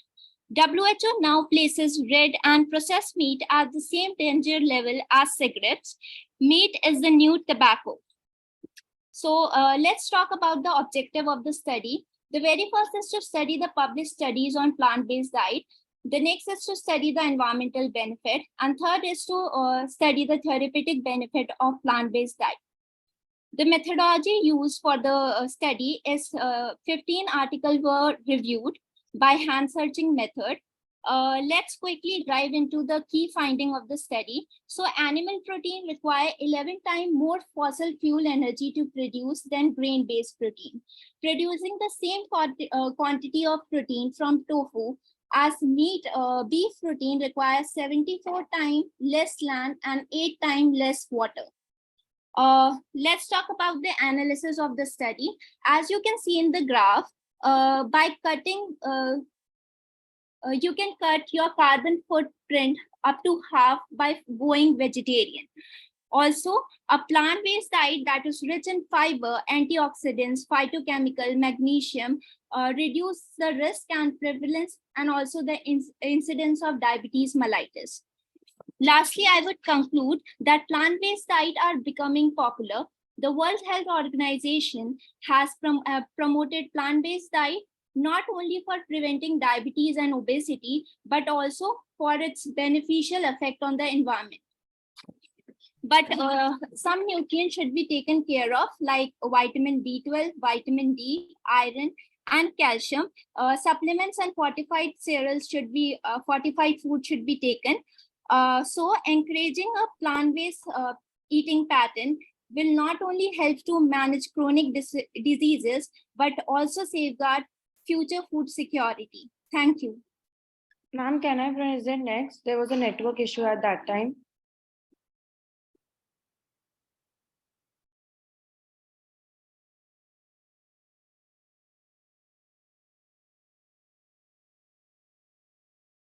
Ma'am, am I audible?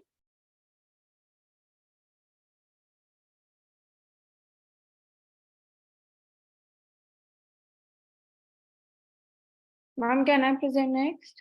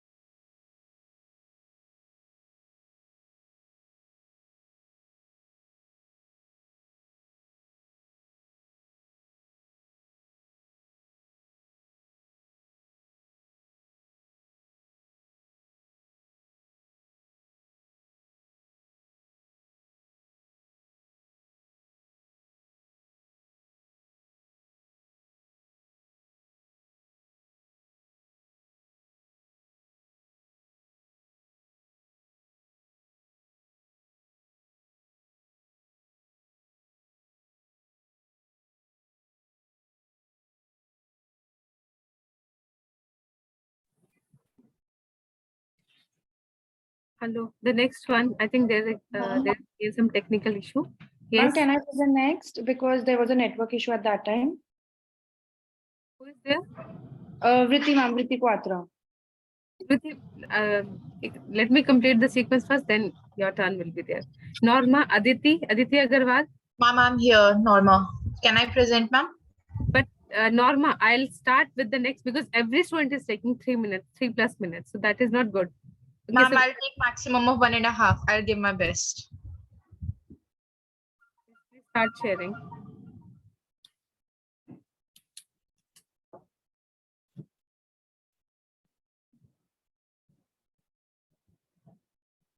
Is my screen visible? Yeah, it's visible. Please start.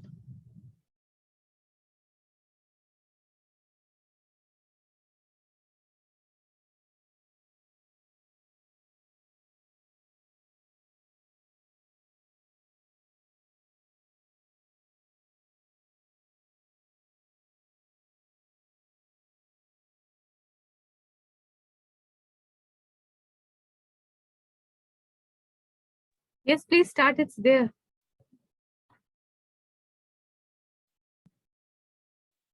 Norma. Norma.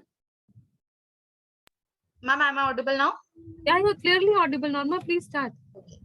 Sorry, ma'am. Steve Leventhal syndrome, also known as PCOD, has become a very common problem nowadays, generally characterized with obesity. It is typified with an increased androgen levels and leading to symptoms like increased acne, facial hair growth, and if the symptoms persist for a longer period of time, then it might lead to cysts in the ovaries, which can be malignant in nature. The objective of my study was to basically study how proper nutrition, superfoods, various diets included in the individual's regime can help manage or in some cases reverse the situation. Methodology which I used, which I segregated PCOS or PCOD clients, and during a span of 4 months, I regularly interviews were counselings were done with them, weekly counselings, comparison and studies. Various diets were allotted to them, and superfoods were given to them. Out of which, after the span of 3 months, it was observed that the people out of 45 people, approximately 5 people showed that there was a change in the diet.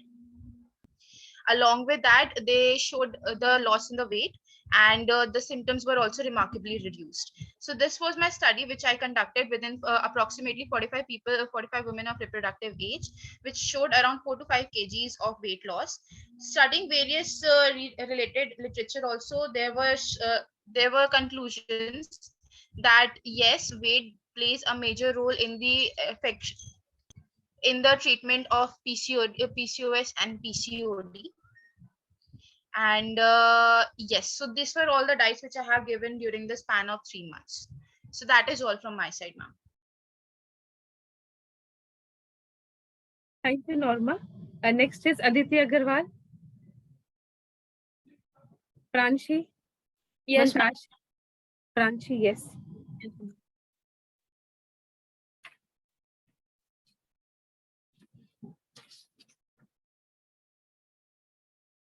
Ma'am, my screen is visible. Not yet, Pranshi.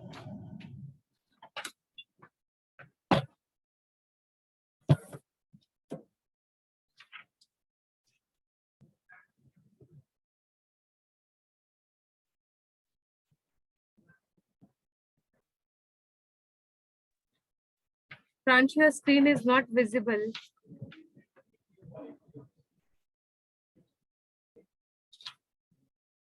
Ma'am, now?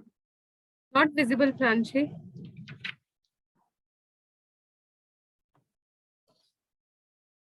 I think you can try afterwards.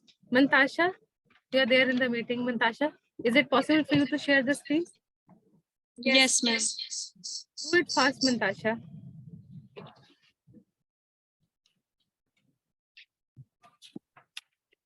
अभी तो हुए नहीं, बहुत सारे बच्चे हैं अभी तो.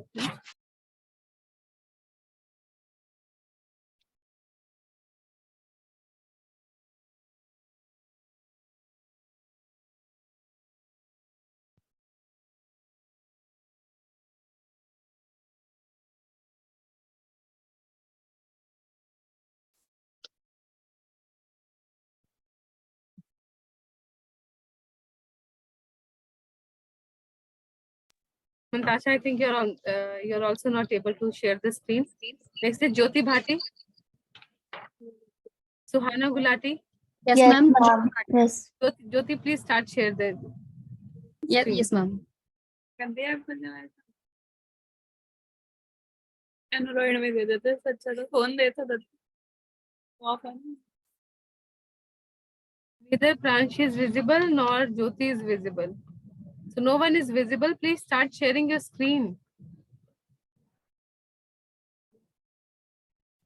Yes, Jyoti. Is it visible now, ma'am? Yeah, visible. Good evening, ma'am. My name is Jyoti, and my poster's name is role of potassium in coronary artery disease. So, coronary, which is commonly known as CAD, it is caused by plaque buildup in the walls of arteries that supply blood to the heart, and the plaque is generally made up of cholesterol deposits. So, plaque buildup causes the inside of the arteries to narrow over time, and this process is also known as atherosclerosis.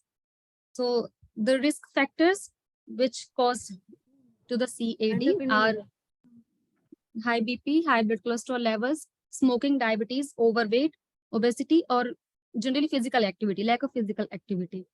So potassium, which is a mineral, it plays a very important role in the every heartbeat, 100,000 times a day. It helps trigger your heart to squeeze blood through your body. It also helps your muscles to move, your nerves to work, and your kidneys to filter blood. So studies have shown that the increasing potassium, is it moving? So studies have shown that increasing potassium intake can reduce the risk of CAD, and along with that, high blood pressure, heart disease, and stroke also. It can reduce the risk of these diseases. The risk factors of CAD include diabetes mellitus, which I have already explained. The methodology which I have used are case studies, observation, and interviews, and also the research papers. So after all these, the results that I have found is that after observing the case studies and reviewing these papers, I have drawn to the conclusion that intake of dietary potassium is very, very important. And an adequate amount of potassium may prevent hardening of the arteries, as it prevents vascular calcification. The buildup of calcium in the smooth muscle cells within the arteries, and staying within the range which is 3.5 to 5. Support electric signals to the heart. It also helps your muscles function properly, including those that control your heartbeat and breathing. The body must maintain the potassium level in the blood within a narrow range. A blood potassium level that is too high, which is known as hyperkalemia, or too low, which is also known as hypokalemia, can have serious consequences such as abnormal heart rhythm or even stopping of the heart in cardiac arrest.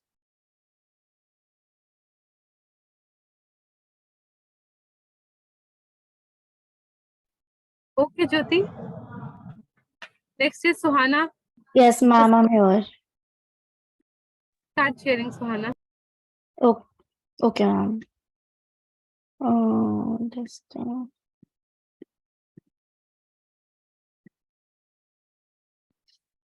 oh shit.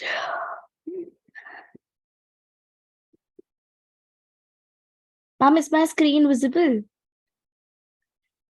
Not yet, Suhana.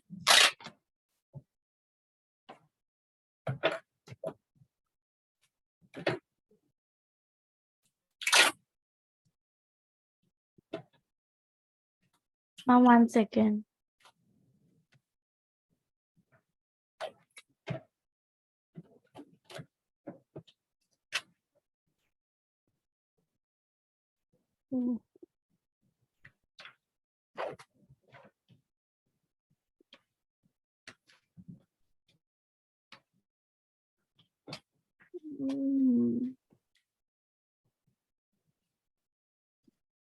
Ma'am, just 1 second.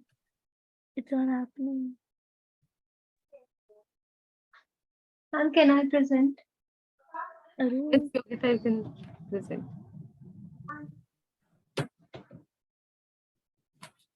Yes, ma'am. Done. Yes, ma'am. Is it visible? Yes, Suhana. I think. Yes. Okay. So, good evening. My name is Suhana Gulari, and I would like to present my poster on the topic medical nutritional therapies for gastrointestinal patients who've underwent surgery. So first we'll understand what gastrointestinal surgeries are.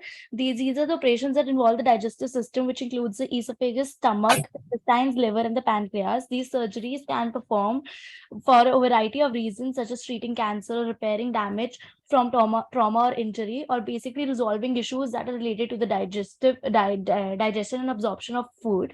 So also after these surgeries, patient often requires specialized medical nutritional therapies to help them recover and maintain their health.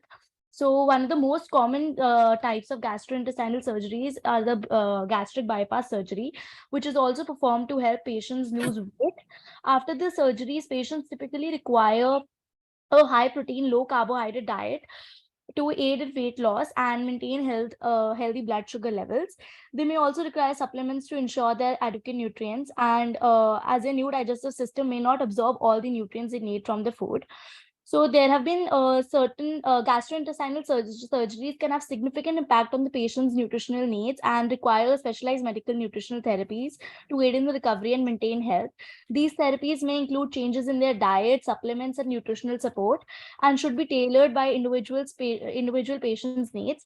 So by working closely with the healthcare provider or a registered dietitian, patients can optimize their nutrition and ensure best possible outcomes after the GI surgery.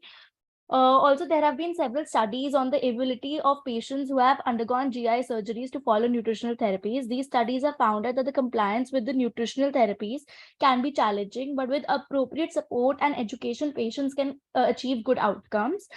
Also, there have been studies for obesity and related diseases found that patients who have undergone laparoscopic gastric bypass surgeries have found difficulty in adhering the recommended diet and supplement.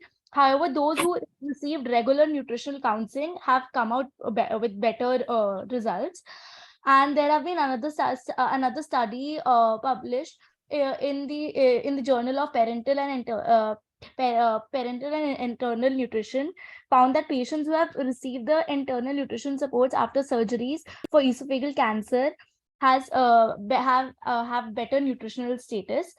And other gastrointestinal oncology has also noticed that the compliance with nutritional therapies can be challenging for patients who have undergone GI surgeries, particularly in the context of cancer treatment.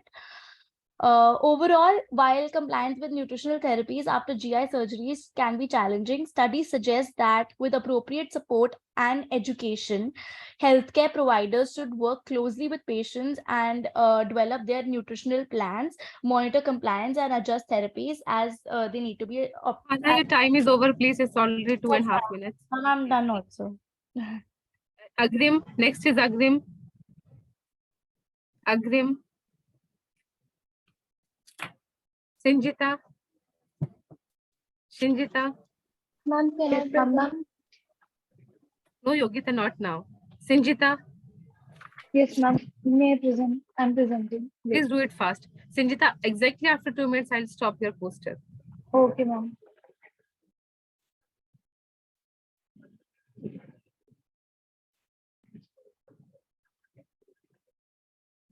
Ma'am, is my screen visible? Visible. Please start. Good evening. My name is Shinjita and I'll be presenting on the topic benefits of health supplements and a wide variety of products.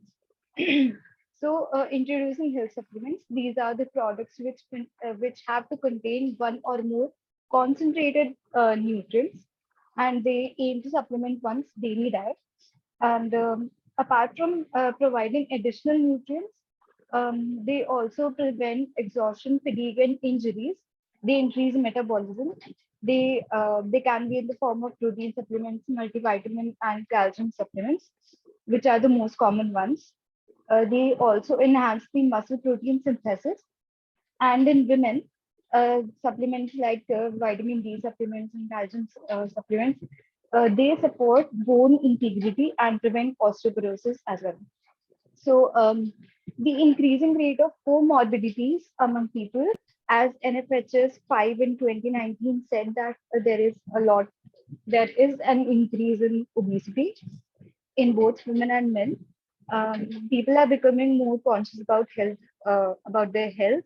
Health awareness is increasing, and hence the sales of over-the-counter supplements is also increasing. Also, the people perceive that the preventative healthcare system is more affordable. Then talking about the regulatory aspects of health supplements behind their sales. So the government body which is responsible for the regulation, for the regulatory aspect is the FCCI in India. And they have also notified us, they also notified a specific regulation for nutraceuticals, functional foods, and health supplements, and 5 more such categories in 2016. And there is a specific regulation for that. In this regulation, when we look into this, there are not only the ingredients listed, but there are also the additives which are. Sanjita, your time is over, please. Time is over. I'm just winding up the last topic. That's it. So FCCI has also listed down the labeling regulations, such as the percent RDA per serving and advisory warnings on the labels. Coming to protein supplements sourced from animal versus plant sources, there is no such difference. There is we cannot say that one is better than the other, one is superior than the other, but just so protein supplements from plant sources are just another option for people who are allergic to animal-based sources of plant supplements. There is no such difference in the Next is amino acid Yashika. profile. Sanjita, we can't give you time now. It's already 3 minutes. Thank you, Next is Yashika. Yashika. Nishtha. Yuvraj. Madiha. Yes, ma'am, presenting.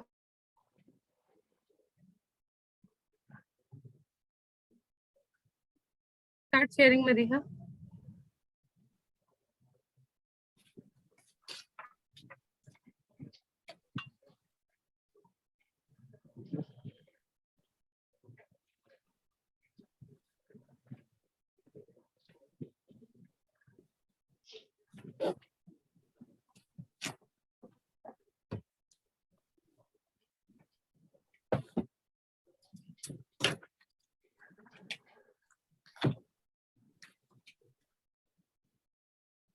Madiha, start sharing the presentation.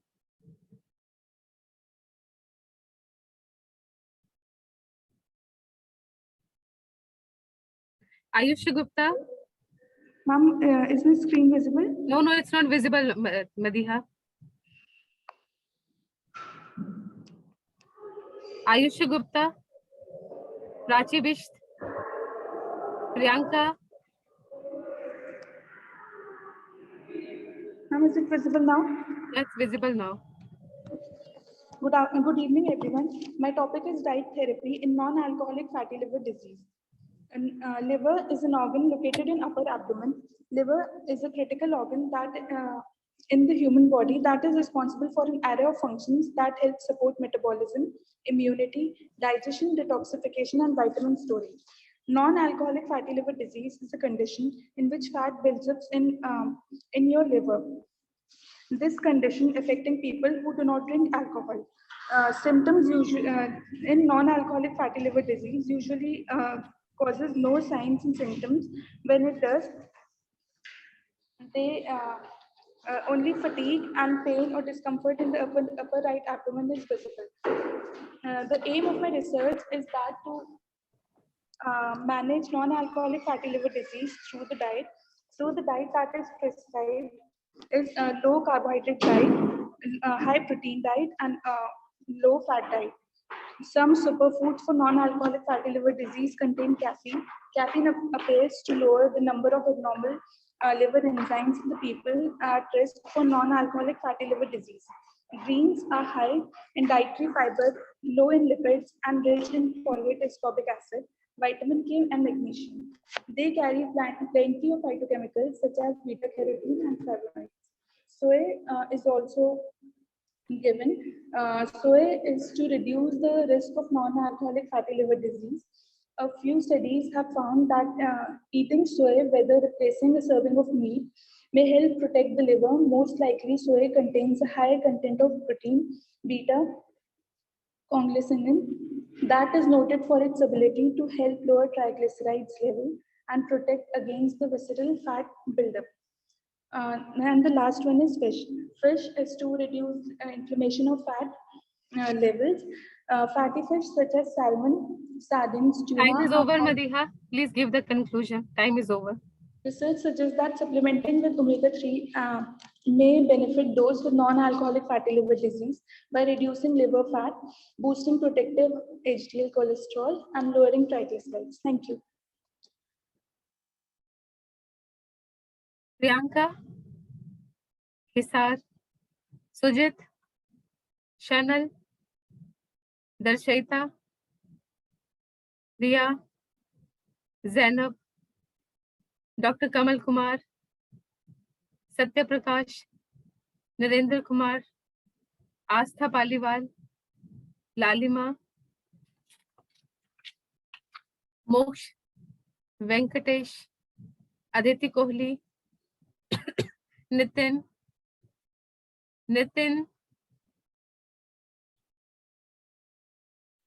Yuvraj, Manish, Abhilasha Tyagi, Devanshi Bhardwaj, Yogita. Now start sharing the presentation, please. Okay, ma'am. Yes. So good evening, ma'am. I am Yogita Thavan from Amity Institute of Food Technology. My topic is warfarin and vitamin K. Warfarin or acetone are anticoagulants. That is a blood thinner. It is given to patients who are at risk of developing stroke, pulmonary embolism, deep vein thrombosis, heart fibrillation, and developing a clot. A blood clot can stuck in an artery or vein and prevent blood from flowing to tissue and vital organ. Thus, anticoagulants is given to prevent unwanted blood clot form. So warfarin is the anticoagulant that inhibits the vitamin K epoxide reductase and breaks the cycle of vitamin K in the body.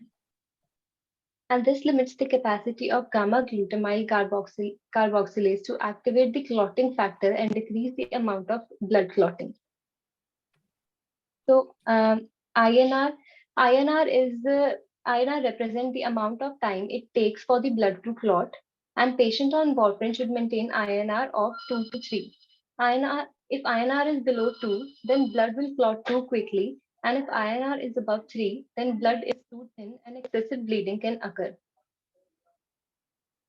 So according to this case study, 12 patients with stable INR were admitted in the hospital for 4 days. INR value revealed an average decrease from 3.1 to 2.8 on 4th day on vitamin K enriched diet. People on vitamin K depleted diet, there was increase from 2.6 to 3.3 on 7th day. So the was patients on warfarin acetone should maintain consistent intake of vitamin K to maintain a stable INR. I observed and conclude that for inpatient settings who are in hospitals, they are given low vitamin K diet so that INR levels should be maintained. And when they are discharged, they are advised to take low vitamin K diet so that the INR levels do not fluctuate and interfere with the drug. Thank you, ma'am. That's all.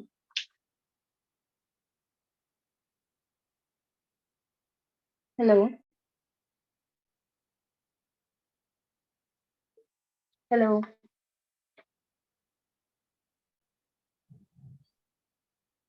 Yes, Yogita. Hello. Yes, Yogita. Thank you. I think there is one more Thank you, candidate. Shalima, please give your poster. Will you be able to share it? Yes. Yes, please.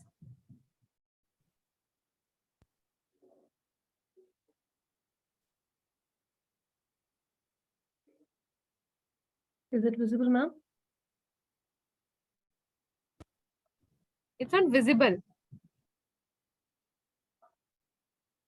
Is it visible Now now? it's visible. Yes, please start. Okay.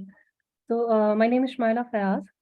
My topic is ultrasonic processing of apple pectin for oriented modification, encapsulation of diarginine, resveratrol, and lycopene. This study was aimed at the study focused on. Ma'am, am I audible? You are clearly audible. Please. Okay.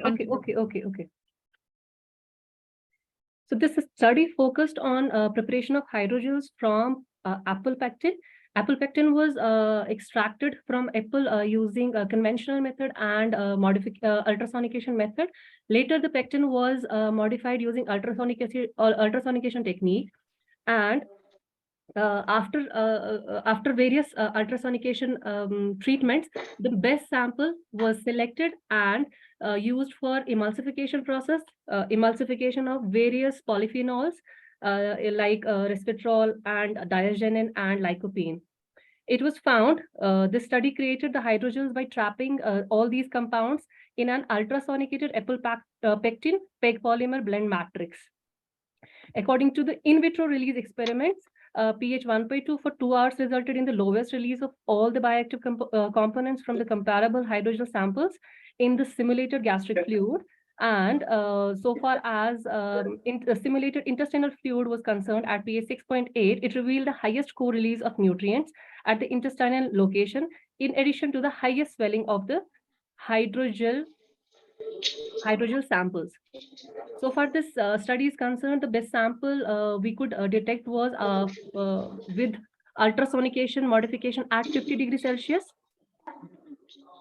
That is ultrasonicated assisted heat extraction.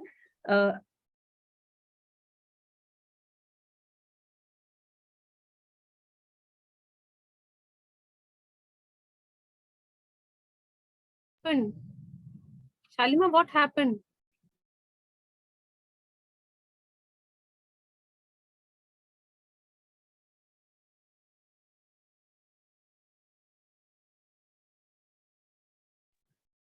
Shalima, what happened?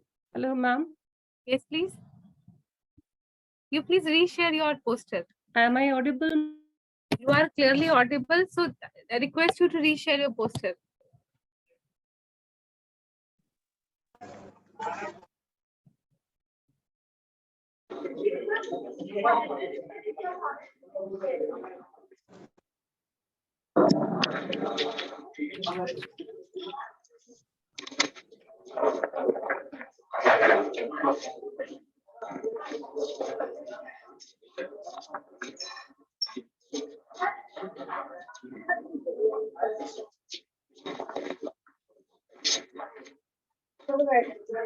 Shalima, please.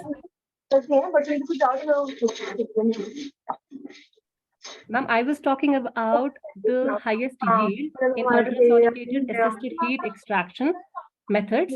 It was highest for UAHE method, which is 14.81%, and the galacturonic acid content was also highest for UAHE at 40 minutes. FTI spectroscopy showed lower degree of methoxylation for conventional extracted pectin and highest for the pectin extracted through UAHE. And FTIR spectroscopy also indicated that depolymerization increases with the increase in ultrasonication time. And as discussed already, so far the release kinetics was concerned, the gastric pH had lowest release experiment, lowest release these kinetics as compared to your intestinal fluids. Yogita, please mute yourself. Yogita. Yogita. Yogita Dhawan.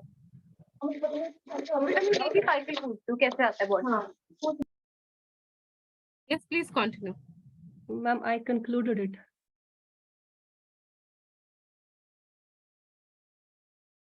Shalima, please just repeat your conclusion. I think there was a lot of noise in the background. Okay. Yes, Ma'am, in my conclusion, I was talking about the highest yield was for ultrasonic assisted heat extraction technique, especially at 40-minute time. And so far the release kinetics is concerned, all the samples, especially the UAHE at 50-minute sample, this showed the highest in vitro release for SIF, that is simulated intestinal fluids, at pH 6.8, and lowest was at the simulated gastric fluid conditions, which is pH 1.2.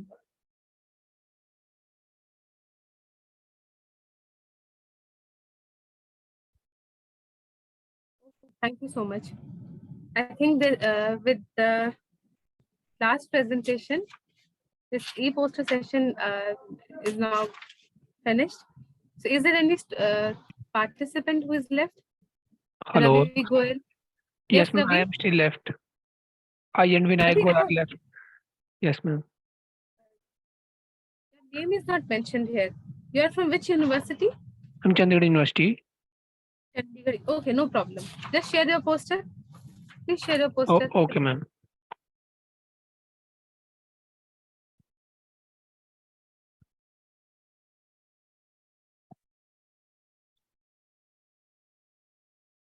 Is it visible, ma'am?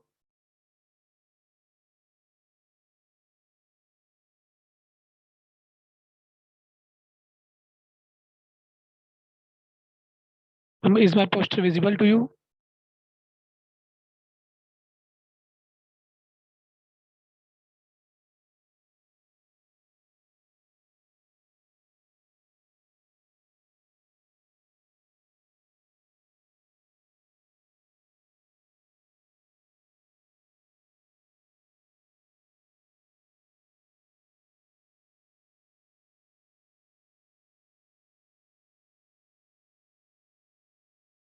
Hello.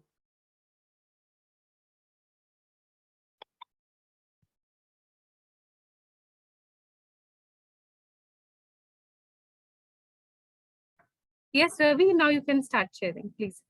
Is it visible? I have Yeah, shared it. it's visible. Yeah, it's visible. You have already shared. Please start explaining. Yeah. So good evening, everyone. My name is Ravi, and I am a third year food tech undergraduate at Chandigarh University. So the title of my hello. Yes, Ravi, you are clearly audible. Please continue. So the title of my poster is Development of Nutrition Enriched Bar Prepared for Multiple Food Sources.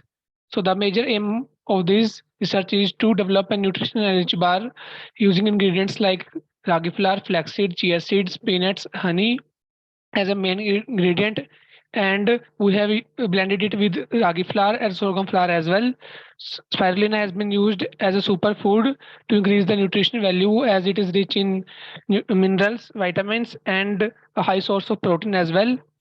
The purpose of doing this research is that most of the bars available in the market are high in protein, but they lack in other nutrients like antioxidants, polyphenols, vitamin, minerals. So this is the flow chart.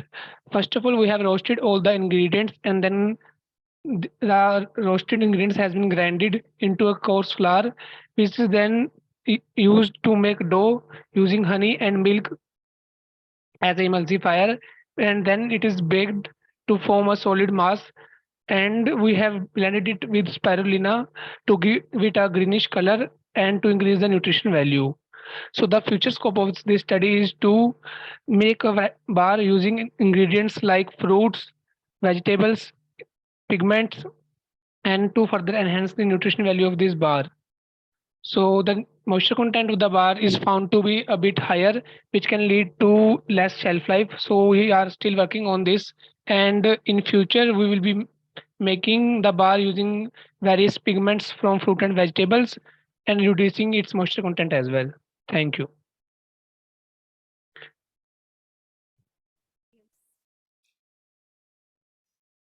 Ma'am, Vinayak got this side. Am I audible, ma'am? Vinayak, you are also audible. Now you can share your poster. Ma'am, Vinayak, is it it's not visible now? visible right now. Vinayak, you are also from the same organization, Chandigarh Yes, ma'am. I'm University. also from Chandigarh University. Start Ma'am, explaining. Ma'am, is it visible now? Yeah, it's clearly visible, Vinayak. So my study is on development of edible and antimicrobial packaging film. As a lot of waste is generated to plastic wrappers in which food is covered. So edible packaging is one such way to reduce that waste. We have used clove oil as the antimicrobial agent. Clove oil has active compound called eugenol. Eugenol inhibits growth of pathogens like Staphylococcus aureus, E. coli, Salmonella. We have also done physical and chemical analysis of the prepared film. The solubility of film was better than the native stars film. Right now I'm working on the tensile strength of the films. So the future scope is that this will reduce the plastic waste that is generated and increase the shelf life of the food product.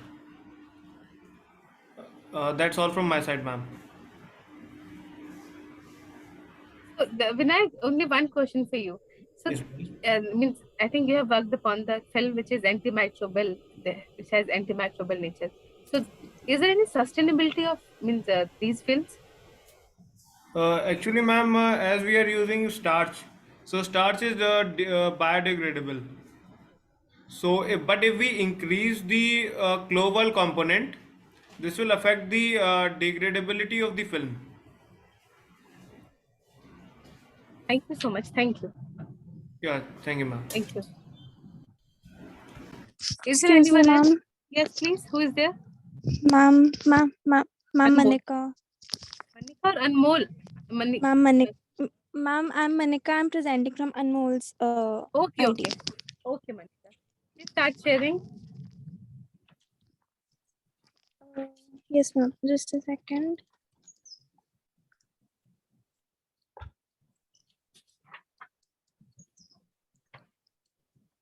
Ma'am, is my screen visible? Not yet, not yet.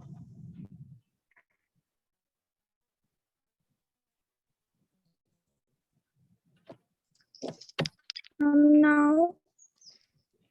Manika, नहीं, not now. Now, अभी तो कुछ visible नहीं है. You please do one thing. Just close your file, then start sharing. Ma'am, is my screen visible?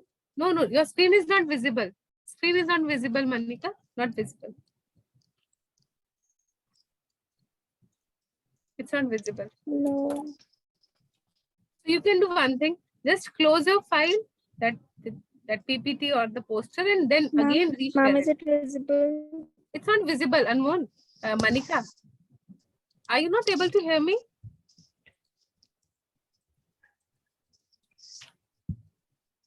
Anmol, are you Ma'am, it's visible? not visible? Sorry, ma'am. Manika, I think there is some network issue at your end because you're not able to hear me. Manika, you're not able to hear me. Hello? Hello? Manika, you're not able to hear me. Mama, actually, I got disconnected again. Just share your presentation now. Share it.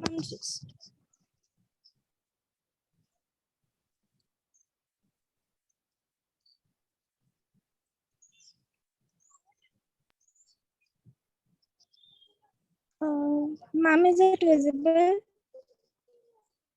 Not visible, Manika.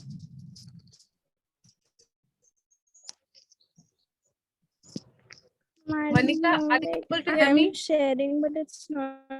Are you able to hear me? From the side. Are you able to hear me, Manika?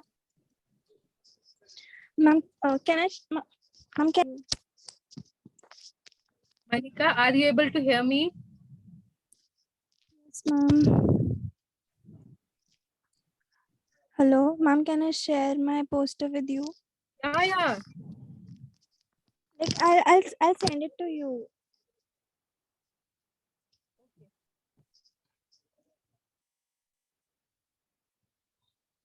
I have not received. Manika, I have not received. Ma'am, I just shared on your WhatsApp. Manika, how is it possible? I'll be sharing it from a WhatsApp. You have to email it, the poster to me. Email. Just a second.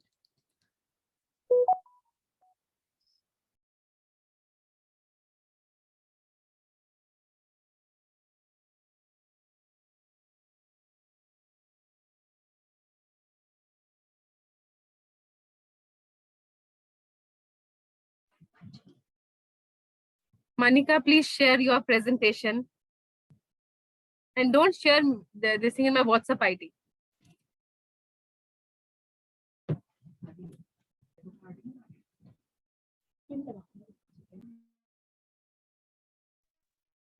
Ma'am, there are a lot of net. I think there is some network problem at your end. Yes, ma'am. आपको सुनाई दे रहा है जो मैं बोल रही हूँ बेटा?